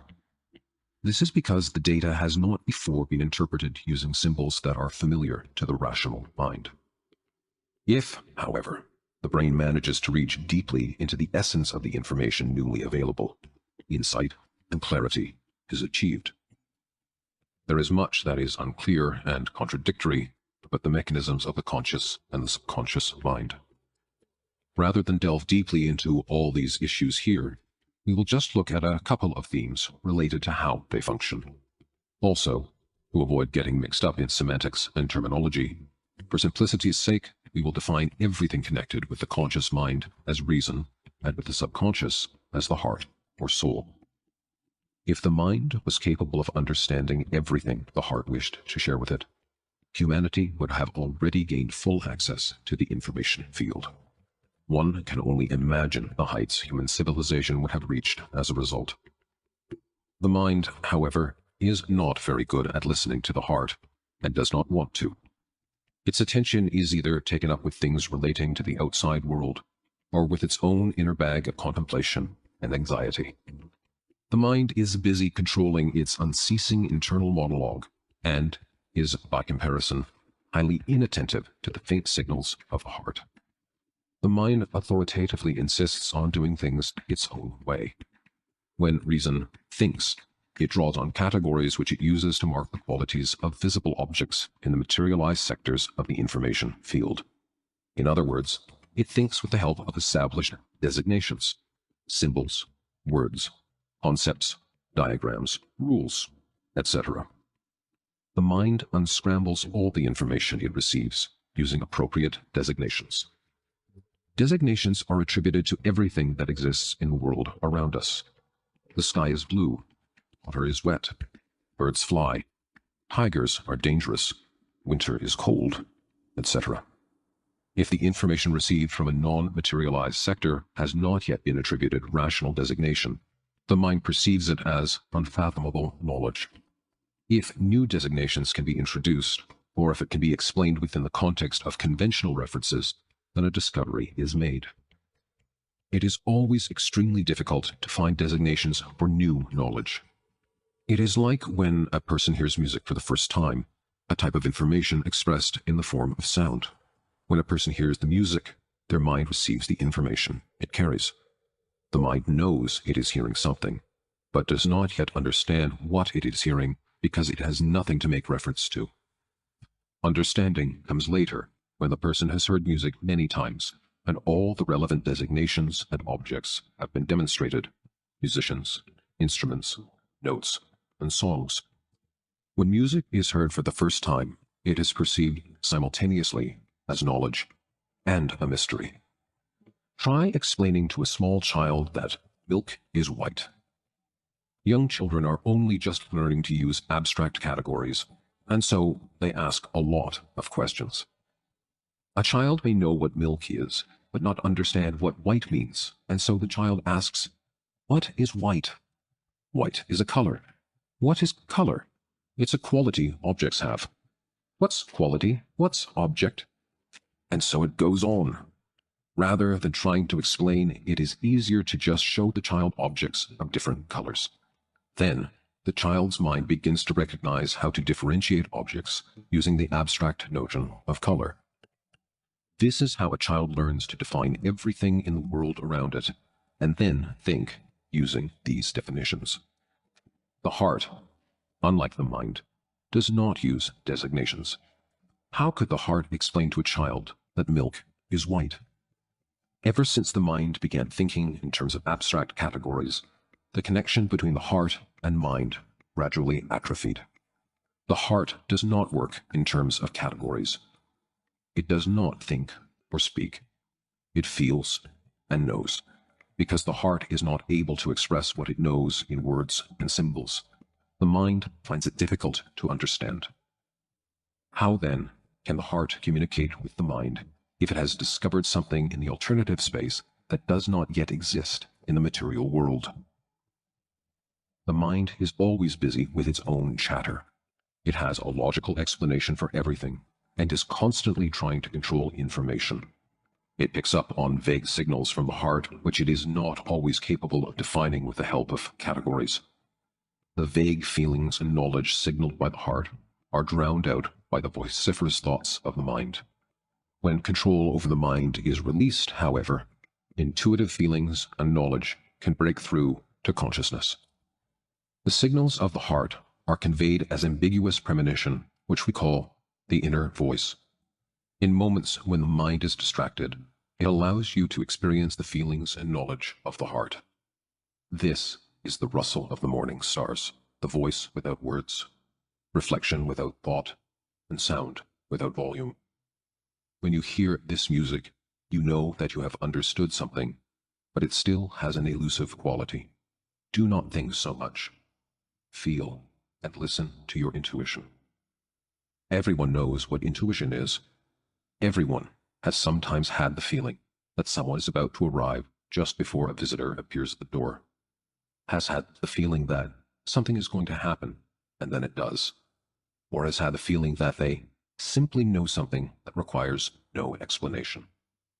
The mind is constantly generating thoughts, and the voice of the heart is literally drowned out by the thought churn, making it difficult to access intuitive knowledge. If you stop the train of thoughts and simply contemplate the emptiness, you will hear the rustle of the morning stars, the inner voice that has no words. The heart could provide answers to many of our questions, if only we could hear its voice. It is quite difficult to deliberately attune to unrealized sectors of the information field and to force your mind to listen to what the heart is trying to convey. So we will begin slowly. The heart has two quite clearly discernible states: comfort and discomfort. The mind has designations for these states. I feel good, and I do not feel good. I feel confident, and I am anxious. I like it, and I do not like it. At every step we take in life, we have to decide whether to do one thing or another. The thing we call life emerges when parts of the alternative space are transformed into physical reality. Depending on our thoughts and actions, one sector or another is realized on the material level. The heart has access to the information field, and, somehow, The heart is given to see what lies ahead in as yet unrealized but impending sectors. When the soul has set its sights on a sector that has not yet been realized in the physical, it knows what to expect, and whether it will be a pleasant or unpleasant experience. The mind interprets these feelings as vague sensations of inner peace, or the lack of it. The soul often knows what lies ahead, and tries, patiently, to communicate what it knows to the mind, but the mind hardly hears the voice, or attributes very little meaning to the vague premonition. The mind is hooked by pendulums, preoccupied solving problems, and convinced by the reasonableness of its actions.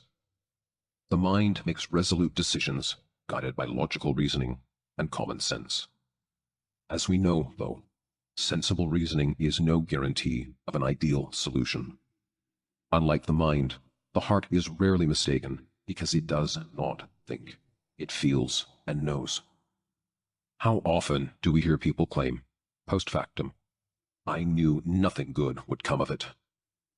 The task is to learn to interpret what the heart is trying to communicate to the mind at the time a decision is being made. It is not difficult. All you have to do is instruct your inner guardian to pay attention to your inner state before making a final decision. Your mind is usually trapped by pendulums or absorbed with the job of solving various problems.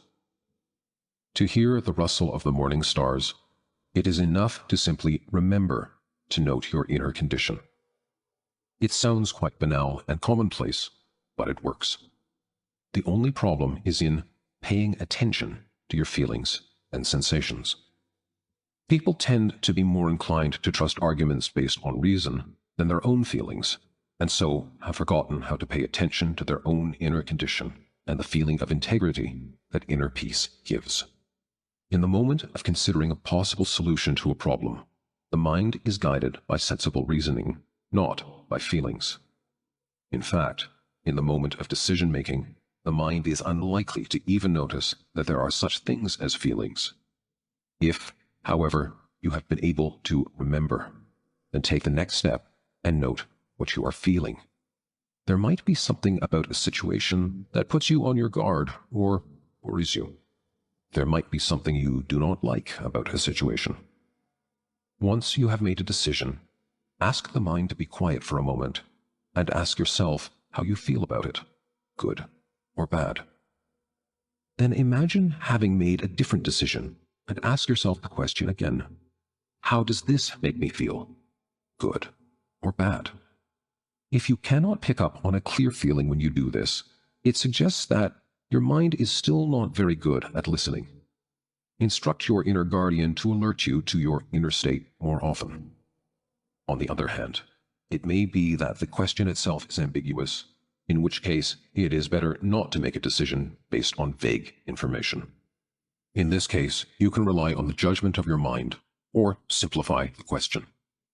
If you get a clear sense of yes, I feel good about this, or no, I do not feel good about this, then you have clearly heard the rustle of the morning stars. Now you know the answer to your question. It does not mean that you will necessarily act according to the dictates of the heart, for we are not always free to act as we would wish to, but at least you will know what to expect from a sector which has not yet been transformed into physical reality.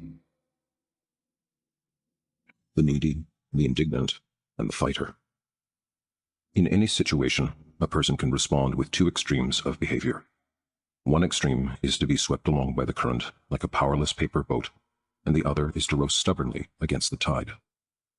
If a person is lazy, incapable of taking the initiative, has no goals, and is happy to simply exist, then they can be controlled by other forces.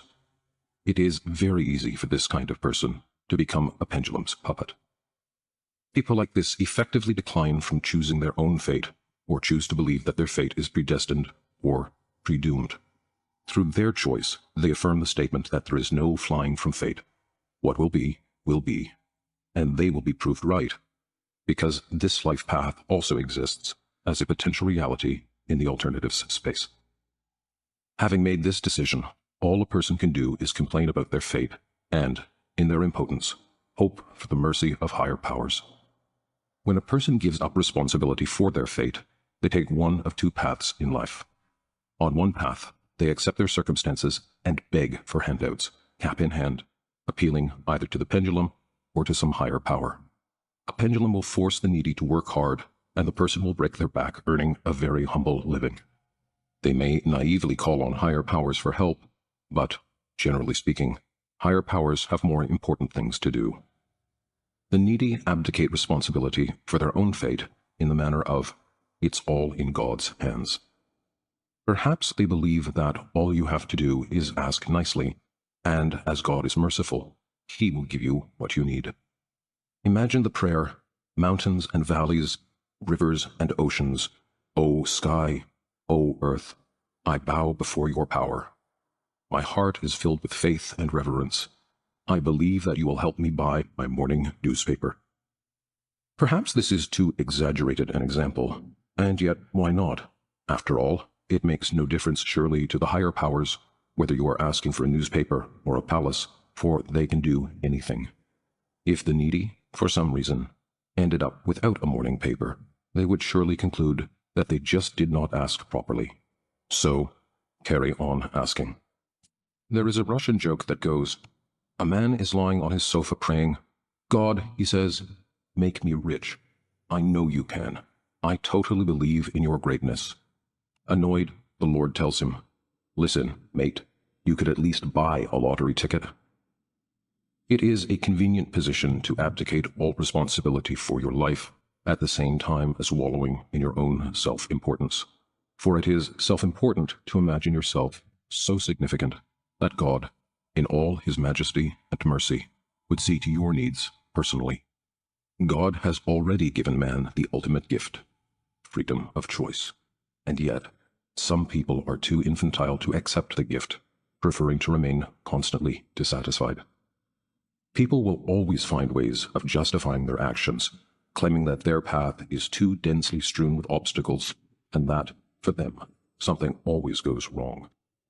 That something, of course, is balanced forces and pendulums that arise as a consequence of the excess potential generated by their self-importance. It is like in the children's game that goes, "Geese, geese, honk, honk, honk. Are you hungry? Yes, yes, yes. Well, fly on home then. We can't. We are afraid of the gray wolf that stands at the foot of the mountain." If a person does not fit the role of the needy, they may choose the role of the indignant, expressing their dissatisfaction and demanding to be given what they are supposedly due. By being so very demanding, the indignant person harms the potential shape of their destiny even more. Imagine a man who visits an art gallery, but does not like the exhibition, and so has a tantrum, believing he has the right to express his dissatisfaction. He stamps his feet, making threats, breaking things, and demanding that the organizers take the exhibition down. Naturally, the man would be punished for his actions, which would make him even more resentful, and all the more inclined to express his indignation. A person who believes that their own wants and needs should be a priority for others would never dream they are merely a guest in this world. From the point of view of transurfing, both roles appear equally as absurd. Transurfing offers a different path. If you want something, don't plead for it. Don't demand it. Just go ahead and get it. There is nothing new in this position. It is the natural stance of a person who makes their own choices and believes that their destiny is in their own hands. However, people tend to take this too far in their struggle for a place in the sun. Taking a hard stand, people declare war on pendulums, get drawn into competition, and elbow their way forward. Their entire life becomes a continuous struggle for survival. This is their choice, and the choice will be played out because it also exists as a possible reality in the alternatives space. We already know that passive acceptance and overt dissatisfaction cause a person to become dependent on pendulums. Perhaps you recall the content of the chapter on importance and excess potential. The needy create excess potential via their feelings of guilt, voluntarily offering themselves into the hands of manipulators. The victim automatically assumes that they are condemned to have to ask for what they want and waits until someone decides to give it to them. The indignant person creates excess potential with their continuous expression of dissatisfaction and ruins their own life by endlessly invoking balanced forces. Having chosen to battle, the fighter takes a more productive stance, but their life is hard and demands a huge amount of energy. No matter how hard a person tries to resist, if they take this position, they will just get more and more entangled in the web. The fighter believes that they are battling for the sake of their own destiny, while, in fact, they are simply wasting huge amounts of personal energy. Sometimes a person wins, but at what cost? Their example goes to convince everyone that the laurels of victory can only be hard won. With that widespread belief that if you want to achieve something, you have to slog away and fight for it is further consolidated. Public opinion is mainly shaped by pendulums. The excess potential of self-importance serves as a feeding trough for pendulums, and so beliefs based on some aspect of self-importance are widely supported. The belief that a personal goal is difficult to attain represents a projection of outer importance, whereas the belief that a goal can only be achieved by a personality with extraordinary qualities is a projection of inner importance. Either way, the individual is fleeced. They may be allowed to reach the finish line, which will, no doubt, make them very happy. But what the person will not realize is how much energy was wasted, not so much on reaching the goal as on indulging the exactions of the pendulum. Metaphorically speaking, it is like a person trying to make their way through a crowd of pleading beggars in order to reach their goal. The beggars bustle about, block the way, and grasp at the person's clothes and body. The person tries to justify themselves, apologizes, gives the beggars money, pushes them aside, and forces their way through the crowd. Finally, and not without great difficulty, the goal is reached. The energy that was spent on actually achieving the goal is comparatively small, enough to place one foot in front of another. The remaining portion of energy went on battling with the needy. When a person learns to break the loop with the pendulum, they will have their freedom. The scroungers will leave them in peace and focus on some other individual. To free yourself from the burden of pendulums, you have to abandon inner and outer importance. If you manage to do this, the obstacles you would have encountered on the way towards realizing your personal goals will simply fade away. Then you will be in a position not to ask for what you want, not to demand it, and not to struggle for it, but simply to go ahead and get it. Now, the question arises as to how the phrase, "go ahead and get it," should be understood specifically and how to go about it. The rest of this book is devoted to answering this question, so soon you will have the answer. So far, we have outlined general strategies for choosing one's personal destiny. None of the roles described above, the needy, the indignant, or the fighter, are for us.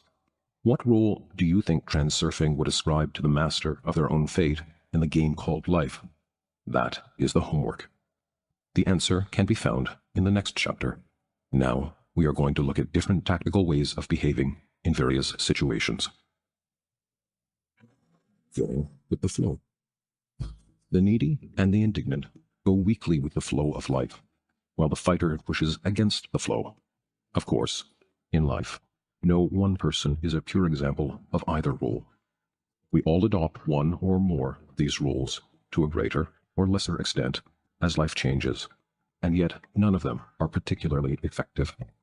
If it is not advisable to fight, and going with the flow is too limp, what other options are there?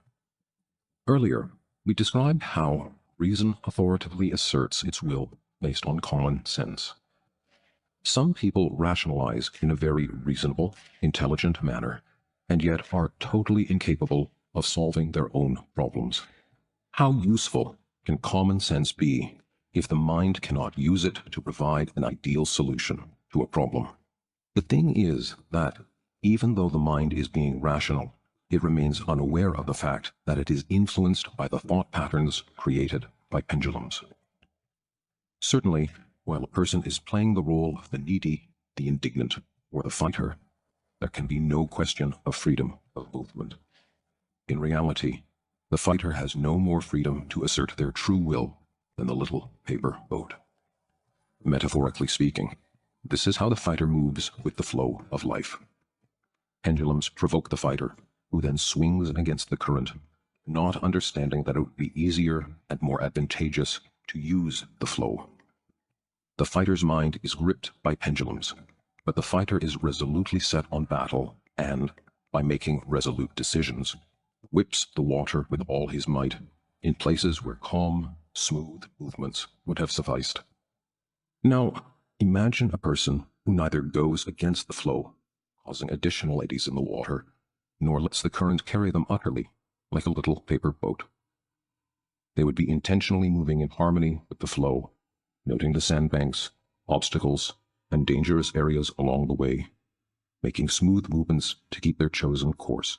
This is the person at the helm. How useful is it to think of life in terms of flow, and why is it so injurious to swim passively or try to resist the flow? The information that lies in the alternative space is stationary, like a matrix. At the same time, the information structure is organized into chains of cause and effect, which give birth to the flow of alternatives. This is what we mean when we talk about flow in the context of transurfing. The main reason to avoid actively resisting the flow is that, in doing so, you expend a huge amount of energy, either in vain or to your own detriment.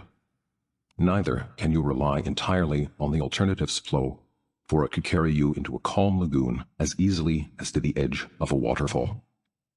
One should therefore proceed with a sense of caution, correcting one's movements with smooth actions. A person should also be aware of the general direction of the flow, which is determined by their chosen goal and the means of achieving it. Once the general course has been determined, one should rely on the flow as far as possible. Everyone has a rough sense of the general flow of events in their life. Most people first study, then get a job, have a family, work their way up the employment ladder, build a house, and so on. Many people make a lot of mistakes along the way, in retrospect wishing they had done things differently, but it is too late to change anything. What is done is done. The flow takes them in a direction far away from their goal, and the rational mind is powerless to do anything about it.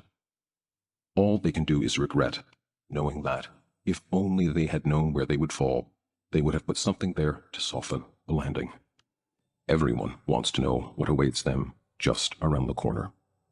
Not everyone is serious about turning to fortune tellers and astrologers for advice, but many are interested in them, at least out of curiosity.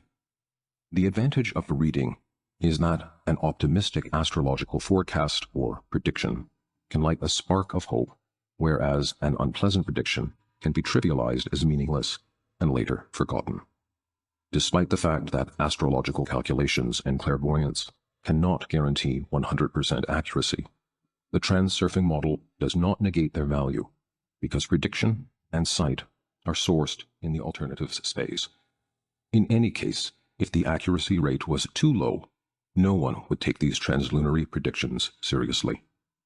Astrology does not only exist because people are curious to take a peep into the future. The alternatives flow also allows us to take a glance at other sectors of the field that exist in physical reality. How much one chooses to rely on forecasts and astrological predictions is also a very personal thing, so we will respectfully place this subject to one side and consider what we can usefully conclude from the simple knowledge that the alternatives flow exists. The main questions that arise are to what extent we can surrender ourselves to the flow, how to determine whether we are going in the right direction, and why we should surrender ourselves to it at all. As we mentioned previously, the mind is constantly under pressure from projected levels of importance, and so hindered from making truly effective decisions. Inner and outer importance is, essentially, the main source of the problem, causing balanced forces to manifest in the form of rapids and whirlpools along a person's path. If you reduce the intensity of projected importance, the flow will return to a calmer current. The question of whether one should surrender oneself to the flow is also important. Outer importance encourages the mind to look for complicated solutions to simple problems. Inner importance convinces the mind that its reasoning is sound and capable of making the only right decision.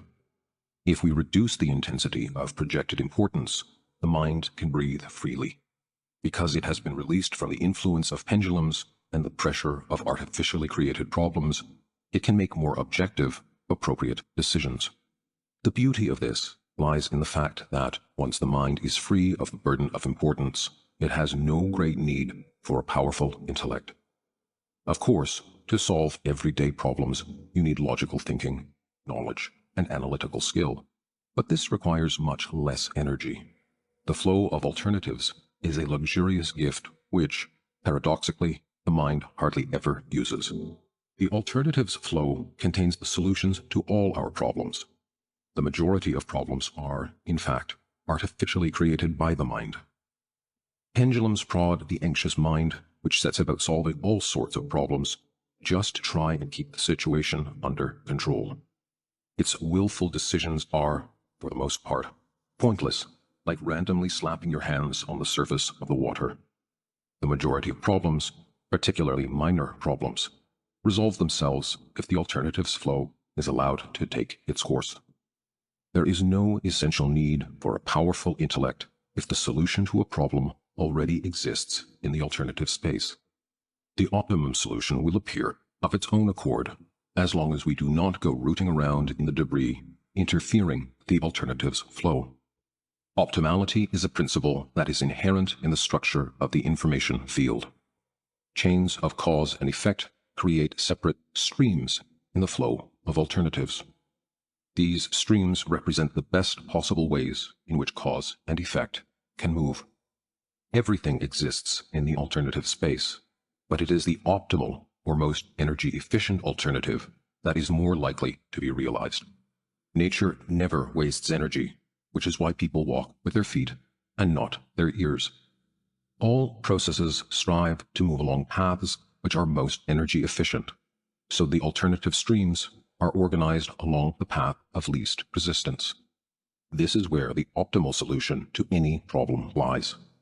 The mind is constantly losing a sense of the flow because it is influenced by pendulums and acts in their interests. In other words, the mind gets caught up in a maze looking for complicated solutions to simple problems. All these abstract notions may appear overly conjectural.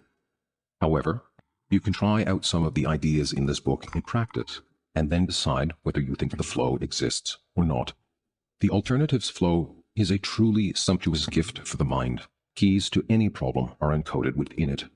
To access them, you have to learn to move in the direction of least resistance. As a rule, people look for complicated solutions because they perceive the problem as an obstacle, and, as we know, obstacles can only be overcome by applying much effort. It helps to get into the habit of choosing the simplest possible solution to any given problem. We all have to learn something new at some point, or think about how we can do familiar tasks in a more effective way. One approach to doing things in the most efficient manner is so simple, it is hard to believe it actually works. In accordance with the principle of harmonious movement, everything should be done by the easiest and simplest means possible. The most optimal alternatives to any action are organized in streams, which are like chains comprised of links, which represent optimal cause and effect. Deciding to take the next step in a given action is like choosing the next link in the chain. It is a matter of deciding which link is a part of the stream. What normally happens, though, is that a person makes a logical decision based on what they think would be the most correct, based on their day-to-day experience of life. The mind makes willful decisions, believing that it is capable of calculating and explaining anything, but this is not true. You can probably recall many occasions when you have suddenly seen how things could have been done differently, and yet it was too late. It is not that the mind is scattered or lacking in sharpness, so much as that the chain in the stream does not always correspond to logical construction. However meticulous you are, you will rarely choose an optimal action relying solely on logic. Generally speaking, The mind is always under some kind of pressure, be it stress, anxiety, depression, or heightened activity. In other words, the mind is constantly distracted by pendulums, which makes it a little bit pushy or prepared to launch an attack on the outside world. In order to choose the next chain in the stream, all you have to do is free yourself from the puppet strings and have enough compliance to follow the flow. This means adopting a condition of balance and having enough mindfulness not to project inflated importance. Once you feel that you are in a condition of balance and harmony with the world, just follow the flow. You will notice a multitude of signs that will guide you. Let go of the situation. Be the objective observer rather than the participant. Perform your actions simply adopting neither the position of slave nor master. Instruct your inner guardian to nudge you every time your mind tries to make a sensible but nonetheless willful decision. Detach yourself emotionally as if you were simply an administrator and observe your work from the outside. Everything can be done a lot more simply than you think. Yield to the simplicity. It is the mind, not the alternatives flow, that carries you to the edge of the waterfall. Imagine that there is something you need to buy, but you do not know where to find a shop that sells it. You rely on your mind, which suggests the most sensible and the most complicated way of finding the shop you need. You drive round half the town looking for the right shop, only to find one right next door to your house. If you had attributed less importance to the search, the mind would not have been set on finding such a difficult solution. Here is another example. You have a list of things to do, and you are wondering which tasks to start with and which to put off until later. Do not think about it. If there is no particular need for the tasks to be done in a specific sequence, do the task that you feel most inclined to start with. Go with the flow. Separate your mind from the influence of the pendulums. It is about learning that smooth, light, simple movements are enough to navigate the water. You do not have to be an impotent paper boat or splash your hands wildly about in the water. I will not go on with a long list of examples. If you spend even just one day truly going with the flow, you will discover for yourself just how helpful and surprising living your life in this way can be. Every time you have to come up with a solution to a problem, ask yourself which approach would be the easiest and go with that. Every time something or someone comes in to distract you, do not hurry to resist or skirt around it. Try detaching yourself from the situation and then observing what happens next. Every time you face a new task, ask yourself, how can I do this as simply as possible? Then, allow whatever it is to get done with as much ease as possible. Every time someone suggests something different or tries to prove their own point of view, try not to jump in and argue back. Maybe the rational mind just cannot understand the advantage or see the alternative. Activate your inner guardian. First, observe, and only then take action. Come down into the auditorium. Do not hurry to take control. Let the game develop as far as possible of its own accord under your supervision. There is no need to madly splash your hands about in the water. Try not to get in the way of the flow of life, and you will feel much better for it. Guiding signs. How can we distinguish between an approaching sandbank or waterfall and a normal turn in current? There are always tangible signs that will help us navigate ourselves through life. Life is constantly sending us signs. The most common, well-known sign is an omen. There are good and bad omens. Seeing a rainbow is a good omen. A black cat crossing the road is an omen of misfortune. Widely acknowledged omens are created as a result of multiple observations and comparisons. If the percentage of correctly predicted omens is high enough, a certain pattern is determined, which then becomes public opinion, because people love to talk to one another about strange phenomena. However, omens do not always come true. Far from it, in fact. In Russia, when you forget something and have to go back for it, people worry because they say that returning to a place you have just left is a bad omen. Even if a person is not particularly superstitious, strong social stereotype throws a shadow across their subconscious. The person begins to fear that something unpleasant will happen, and so decides that it is not worth returning to pick up the thing they left behind.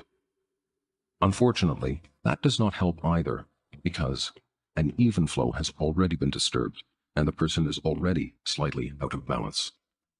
The expectation of misfortune introduces change into the parameters of a person's thought energy, and they shift to a lifeline that corresponds in quality. Not surprisingly, they then end up experiencing whatever it was they feared. In effect, the person has allowed the possibility of the event to enter their personal script. This explains why an increasing percentage of omens are fulfilled. As you can see, the omen of itself cannot serve as a law or pattern.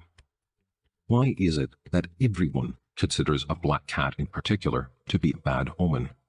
Or, put differently, how is it that a black cat can have any kind of influence on our lives? Of course, it is not the cat that has the influence, but a person's response to seeing a cat. If you believe in omens, they will play a role in shaping the events of your life. If you do not believe in omens, but still experience doubts when you realize you have seen one, the influence will be slight. If, however, you do not believe in omens at all, and pay absolutely no attention to them, they will have no influence in your life whatsoever. The principle is very simple. You experience what you allow into your personal life script. A person who believes omens to be empty superstitions will experience no indication of their validity in the layer of their world. Omens may appear real in the layers of other people's worlds, because those people look for confirmation of them, whereas the skeptic does not. If omens have no direct influence on the events in our lives, then what do we mean when we talk about guiding signs? The black cat cannot have any direct influence over you, but it can serve as a sign, warning you of an event that will take place further down the line in the alternatives flow. It is amazing how many signs you can spot once you decide to be observant of what is happening around you. You can end up seeing them just about everywhere. So, which signs should be considered guiding signs? The other issue is how signs should be interpreted, but we will not go into that as it is too comprehensive and vague a topic. All you can reliably do is increase your inner guardian's level of watchfulness and vigilance. Notice the sign and take its presence into account. Guiding signs are signs that indicate a possible turn in the alternatives flow. In other words, a guiding sign serves to herald an event that will substantially change the flow of everyday life. If you are expecting some sort of change in the current, however small, a sign will appear to signal its onset. A characteristic sign may also appear if an unexpected turn is coming up in the near future. When the alternatives flow makes a turn, you shift onto a different lifeline. The lifeline will be more or less homogeneous as far as quality of life is concerned. The stream in the alternatives flow can intersect many lifelines that have different parameters. The changes may be relatively insignificant, but you will, nonetheless, experience the difference. The qualitative change is noticed, either consciously or subconsciously, with the knowing that something is not quite the same as it was a minute ago. Guiding signs only appear when a shift to a different lifeline is initiated. If, for example, you pay no particular attention to a separate event, such as a crow squawking, if it does not put you on your guard, and you do not feel any qualitative difference in that moment, it suggests that you are on the same lifeline as before. If, however, the phenomenon does attract your attention, and you feel there is something unusual or odd about it, then it is probably a sign. A sign differs from other everyday phenomena in that it signals the beginning of a shift to a lifeline that differs considerably from the current one. Often we find signs like this a little disturbing, especially if they are spotted immediately after a shift to a different lifeline.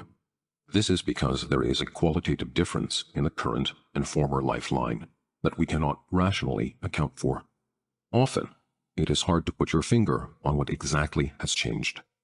You may just have the feeling that something is not quite right. When a shift has been made, it is sensed intuitively, and sometimes we even notice the change in the type of signs we spot. It is as if, out of the corner of our eye, we see, or suspect, that something new has appeared in the flow. So, Signs serve as indicators that a shift has occurred or is in the process of occurring. Some people are unaware of most of what is happening around them, and so are unlikely to notice even the most obvious signs. Generally speaking, though, if we fail to notice anything unusual about an event that takes place on our current lifeline, it is probably because it has the same quality as all the other phenomena we experience. The shift to a substantially different lifeline normally occurs gradually, passing through intermediate lines along the way. The signs on these lines can appear as warnings with different levels of severity. Sometimes a person ignores their first warning. The shift continues, and then a second warning appears, and then a third. And, if the person has still taken no heed of the danger, an event finally occurs that is encoded in the final line of the shift. Interpreting signs unambiguously is very difficult to do. Sometimes you cannot even be 100% certain whether the phenomenon that attracted your attention is a sign or not. All you can do is take into account the fact that the world seems to be trying to communicate something to you. We are mostly interested in approaching sandbanks and rapids, so it would be nice to at least get a hint of what lies ahead. In most cases, you can explore the sign by phrasing a question in such a way that it will produce a yes or no answer. For example, will it work out or not? Will I get it done in time or not? Will I be successful in doing something or not? Is it good or bad, dangerous or not? And so on. The interpretation of a sign should be simplified enough to hint at a positive or negative type of answer. There is no point in expecting a high level of precise detail. The sign carries a hint of the quality of the forthcoming turn in the flow. If you associate the sign with an unpleasant sensation, or it fills you with misgiving, unpleasant surprise, or anxiety, it means that the sign signals a negative turn of events. If the sensation is ambiguous, there is no point in trying to interpret the sign, as your evaluation of it will be too subjective to be reliable. A sign may be a warning that you need to be more careful, change your behavior in some way, or stop doing something. For this reason, it is important neither to negate a sign nor to let it worry you too much by attributing it too much significance. Signs can take various forms, but, in each case, the most useful thing to do is decide whether their meaning is positive or negative. For example, if you are in a hurry and an old lady with a stick blocks your way, this could be interpreted as meaning that you will be delayed, that the bus that normally crawls along will, for some reason, fly past today. Perhaps you went too far in a situation and should be more careful. Or, maybe, you are trying to do something that is not going very well, and, no matter what you do, obstacles keep getting in the way, bringing things to a grinding halt. Maybe you have chosen a dead-end road and should take a different route.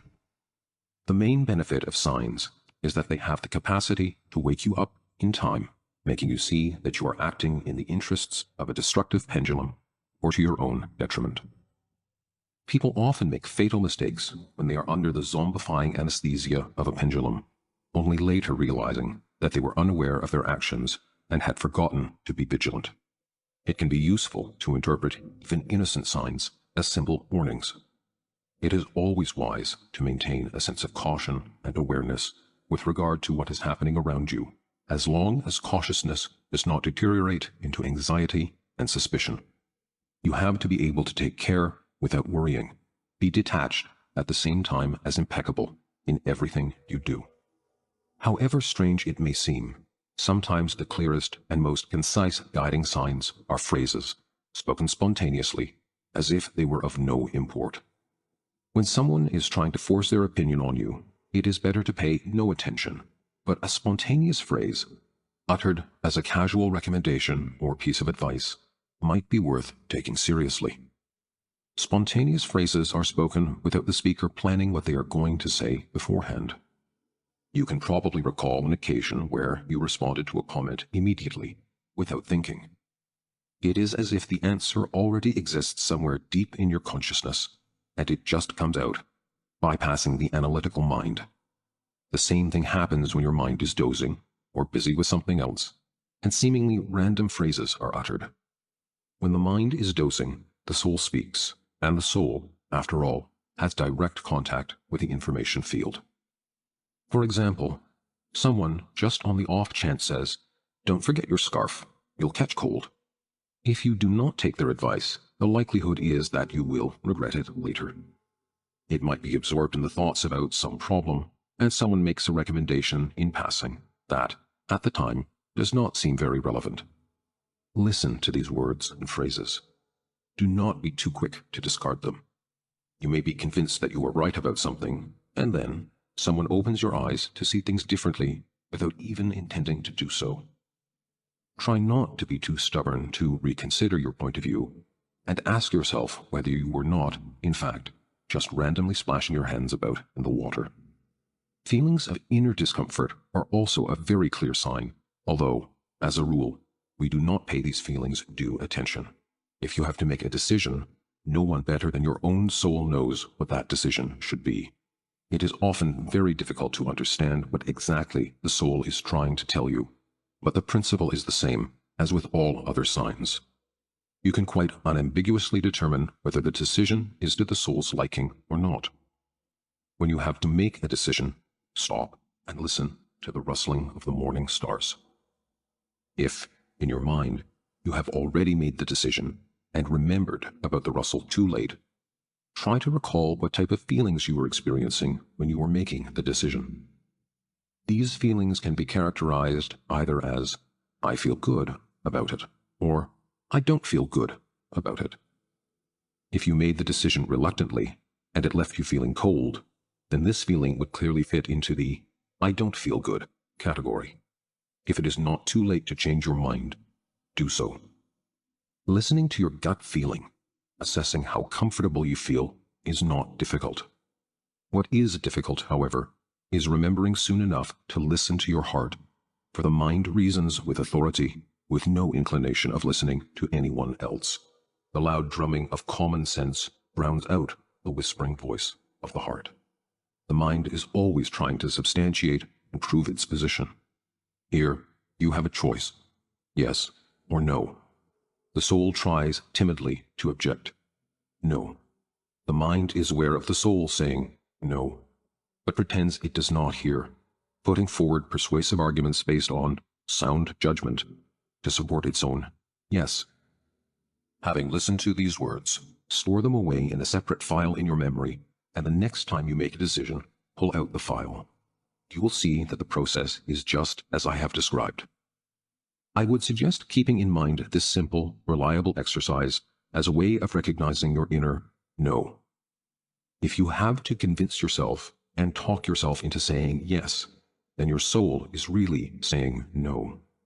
When your soul says yes, you do not have to talk yourself round. We will return to this later. Pay attention to the signs the world is giving you without going over the top and looking for signs everywhere. It can get a little absurd if you say, "Look, the birds are flying high in the sky today. I wonder what that means." Maybe it just means that birds are not afraid of heights and so are able to fly at high altitudes. It is sufficient to be aware of what you notice and keep in mind that something you have seen might be a guiding sign. As soon as you forget to be vigilant, pendulums will latch onto you and you can become the victim of circumstance. It is also worth meticulously checking out desires and actions that could dramatically change the course of your destiny. If you get a negative gut feeling about something you are thinking of doing, if it is at all possible, do not do it, because the negative feeling you are experiencing indicates that the original desire came from the mind, not the heart. Desires and actions that come from the mind are always imposed by pendulums. If you ignore a negative gut feeling, in the majority of cases, nothing awful will happen, but sometimes you may deeply regret doing so. Therefore, wherever possible, it is better to forego desires and actions that evoke feelings of guilt, doubt, or apprehension. If you can get into the habit of doing this, it will greatly simplify your life and free you from all sorts of problems. There is just one but. If a series of misplaced steps have got you all tied up in a knot, it might not be enough simply to rethink certain desires and actions, because sometimes a person is called to do something which causes them discomfort, like not telling the truth or going to work when you hate your job.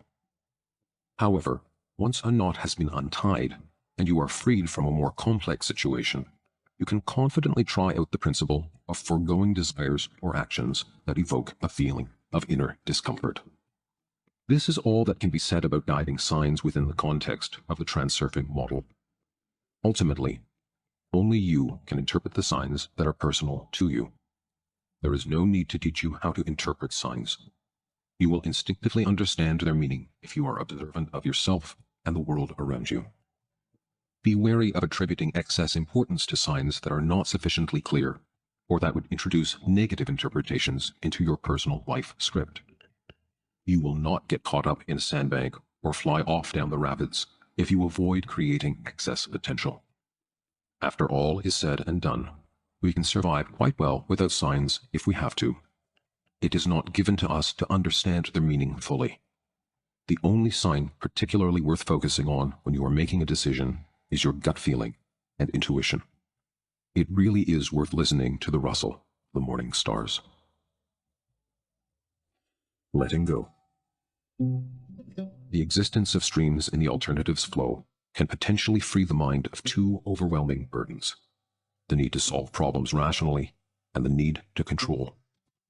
That is, if the mind will allow itself to be freed. The mind will require a more or less rational explanation to be comfortable enough to let go. As you may have noticed, quite a lot of what is described in this book is irrational, which is why, although it is not the purpose of Transurfing to offer a description of the structure of the universe, I try to validate the conclusions I have drawn that would otherwise be difficult for the mind to accept.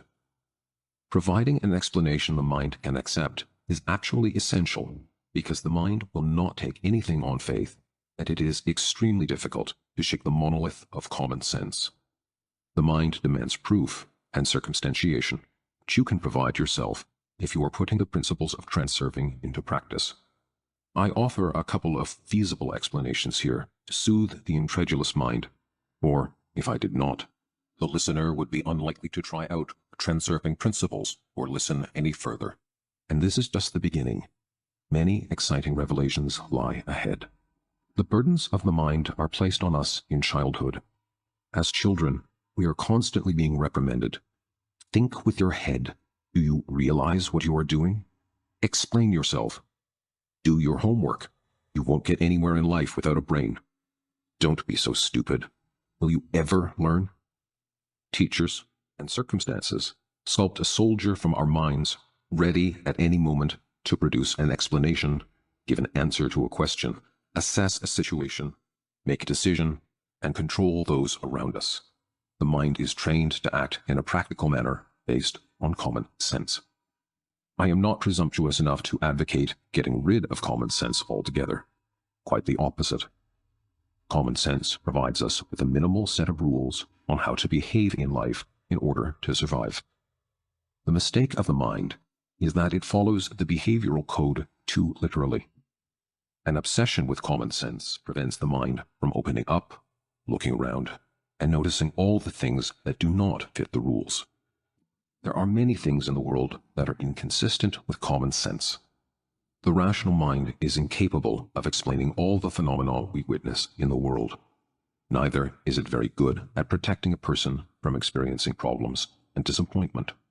However, relying on the streams in the alternatives flow can compensate for the limitations of the mind. The justification for doing so is very simple. There is purposefulness to the streams in the alternatives flow, and this is a quality the mind seeks. As we have said before, the streams take the route of least resistance. The mind strives to reason sensibly and logically, relying on the principles of cause and effect. But the imperfections of the mind prevent it from navigating correctly in the external world and finding the one prime solution to any given problem.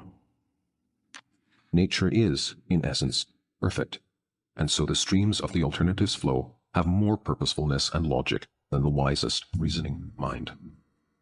However convinced the mind is that it reasons clearly, it will still be prone to making mistakes, The mind would make fewer mistakes if it did not try so hard to get involved and allowed problems to resolve themselves. When you let go of the situation and relax your controlling grip, you allow the world around you more freedom, and the flow can take its own course. You already know that it is futile and even dangerous to try to pressure the world, and yet, when the mind loses a sense of harmonious flow, it creates excess potential, which, in turn, creates obstacles. Transurfing demonstrates a different way of being. Firstly, if you reduce the importance you attribute to an obstacle, it will fade of its own accord. Secondly, if the obstacle does not respond to your efforts to overcome it, move around it, and guiding signs will appear to assist you. The problem with the mind is that it tends to interpret any event that fails to fit its script as an obstacle. The mind likes to plan everything beforehand, make calculations, and when something unexpected happens, it fights against it, trying to make it fit the script. Unfortunately, this only makes the situation worse. Obviously, the mind is not capable of planning events ideally. This is where more freedom should be given to the flow. The flow has no interest in ruining your life, as such an action would lack purposefulness. Lives can, however, be ruined by ill-designed actions. The mind would have it that purposefulness is what happens when everything is going according to the script, and unwanted problems are what happens when something does not go along with the script. Problems have to be solved, and so the mind sets about doing so with great gusto, generating new problems and cluttering the path with endless obstacles. Think about it.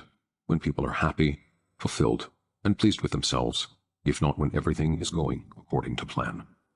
Self-importance prevents the mind from allowing any possibility of deviation from the original script, which is automatically interpreted as a failure. The mind thinks that I planned it all and worked it all out beforehand. I know what is right for me and what is not.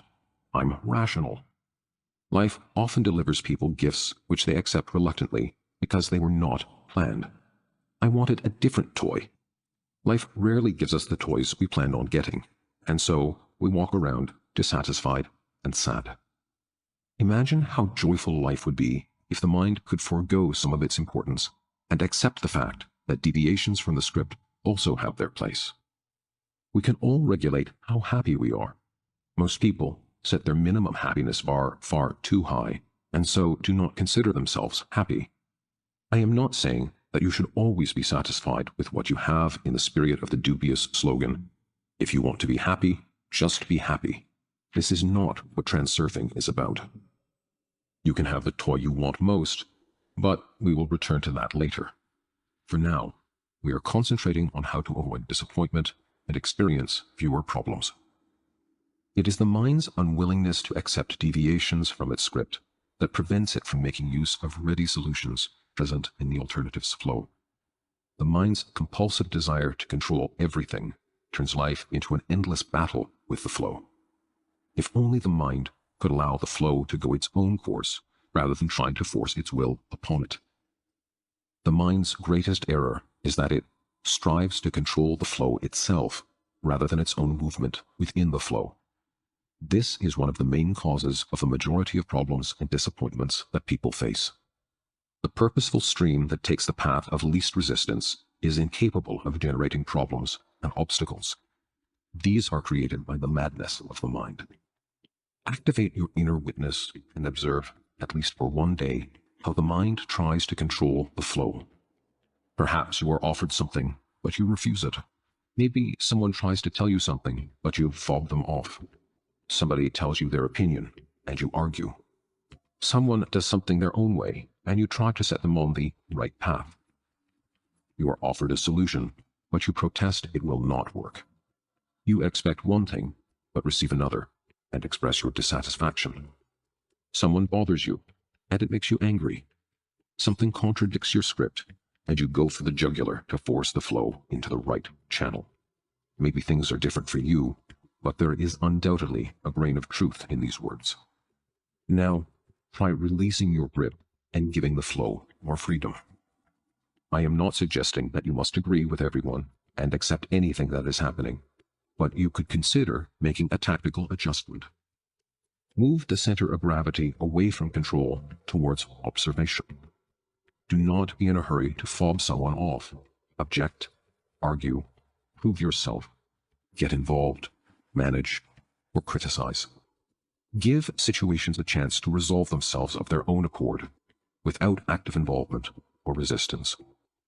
If not dumbfounded, you will at least be surprised by the result, for something quite paradoxical will happen. By being willing to release control, you will acquire more control over a situation than you had before. The objective observer always has the advantage over a direct participant. This is why I so often repeat the words, exercise detachment. In retrospect, you will see that the control you were exerting before was making you go against the flow. The suggestions other people were making did, in fact, make sense, and it was not worth arguing about. Your intervention was not actually necessary. What you thought were obstacles were actually nothing of the kind. When you let go, problems resolve themselves quite satisfactorily without you having to know how. The things that happen that do not fit with your plan turn out not to be so bad after all. Chance phrases can actually have quite powerful meaning. Your gut feeling and instincts are there to warn you. You do not waste the same amount of energy as you did before and find that you are quite happy. This is the sumptuous gift of the flow I mentioned earlier. Of course, in addition to all that has been said above, we could not forget our old pendulum friends. When people go with the flow, it vexes the pendulums, and so they try to provoke us at every step into beating our hands wildly on the water. Pendulums abhor streams in the flow, for the simple reason that the stream moves in the direction of minimal energy expenditure. When a person goes with the flow of the stream, they do not put energy into battling against the current, creating excess potential and fodder for the pendulums. The only form of control worth your attention is control over the intensity of projected inner and outer importance. Remember that projected importance prevents the mind from letting go. In many cases, letting go of a situation is much more effective and productive than insisting on getting one's own way. Even from childhood, our striving for self-assertion generates the habit of trying to prove one's personal significance. From this stems the harmful tendency to prove that one is right, whatever the cost. This striving creates excess potential and a conflict of interests. People will go to great lengths to prove that they are right, even when the verdict either way will not directly affect their interests. In some people, the feeling of inner importance is so exaggerated that they insist on their own way even in matters of very little relevance. Self-importance can develop into a mania that produces a compulsive need to control everything. I'll prove I am right, whatever it takes. It is a grave habit that makes life much more complicated, especially for the ones so intent on defending their truth. As long as you do not risk seriously compromising your interests, let go of the situation and let others exercise their right to beat their hands on the water. If you practice letting go consciously, the feeling of relief will be greater than when you succeeded in proving your point. You will experience a sense of fulfillment knowing that you moved on. Instead of insisting on your own self-importance, you manage to act like a wise parent dealing with difficult children. Here is another example. Excessive commitment to work is just as detrimental as neglecting one's responsibilities. Imagine that you have just taken on a new prestigious position that you have been dreaming of getting for a long while. You demand a lot of yourself because you want to prove your potential. There is nothing wrong with that in principle, but if you throw yourself into the job too zealously, you may find that you cannot take the pressure over time, particularly if the work tasks are very difficult. In any case, you will become less efficient, and, at worst, you could earn yourself a nervous breakdown, deciding wrongly that you are incapable of handling the position. Another possible scenario is that you generate vigorous activity without observing the established order of things.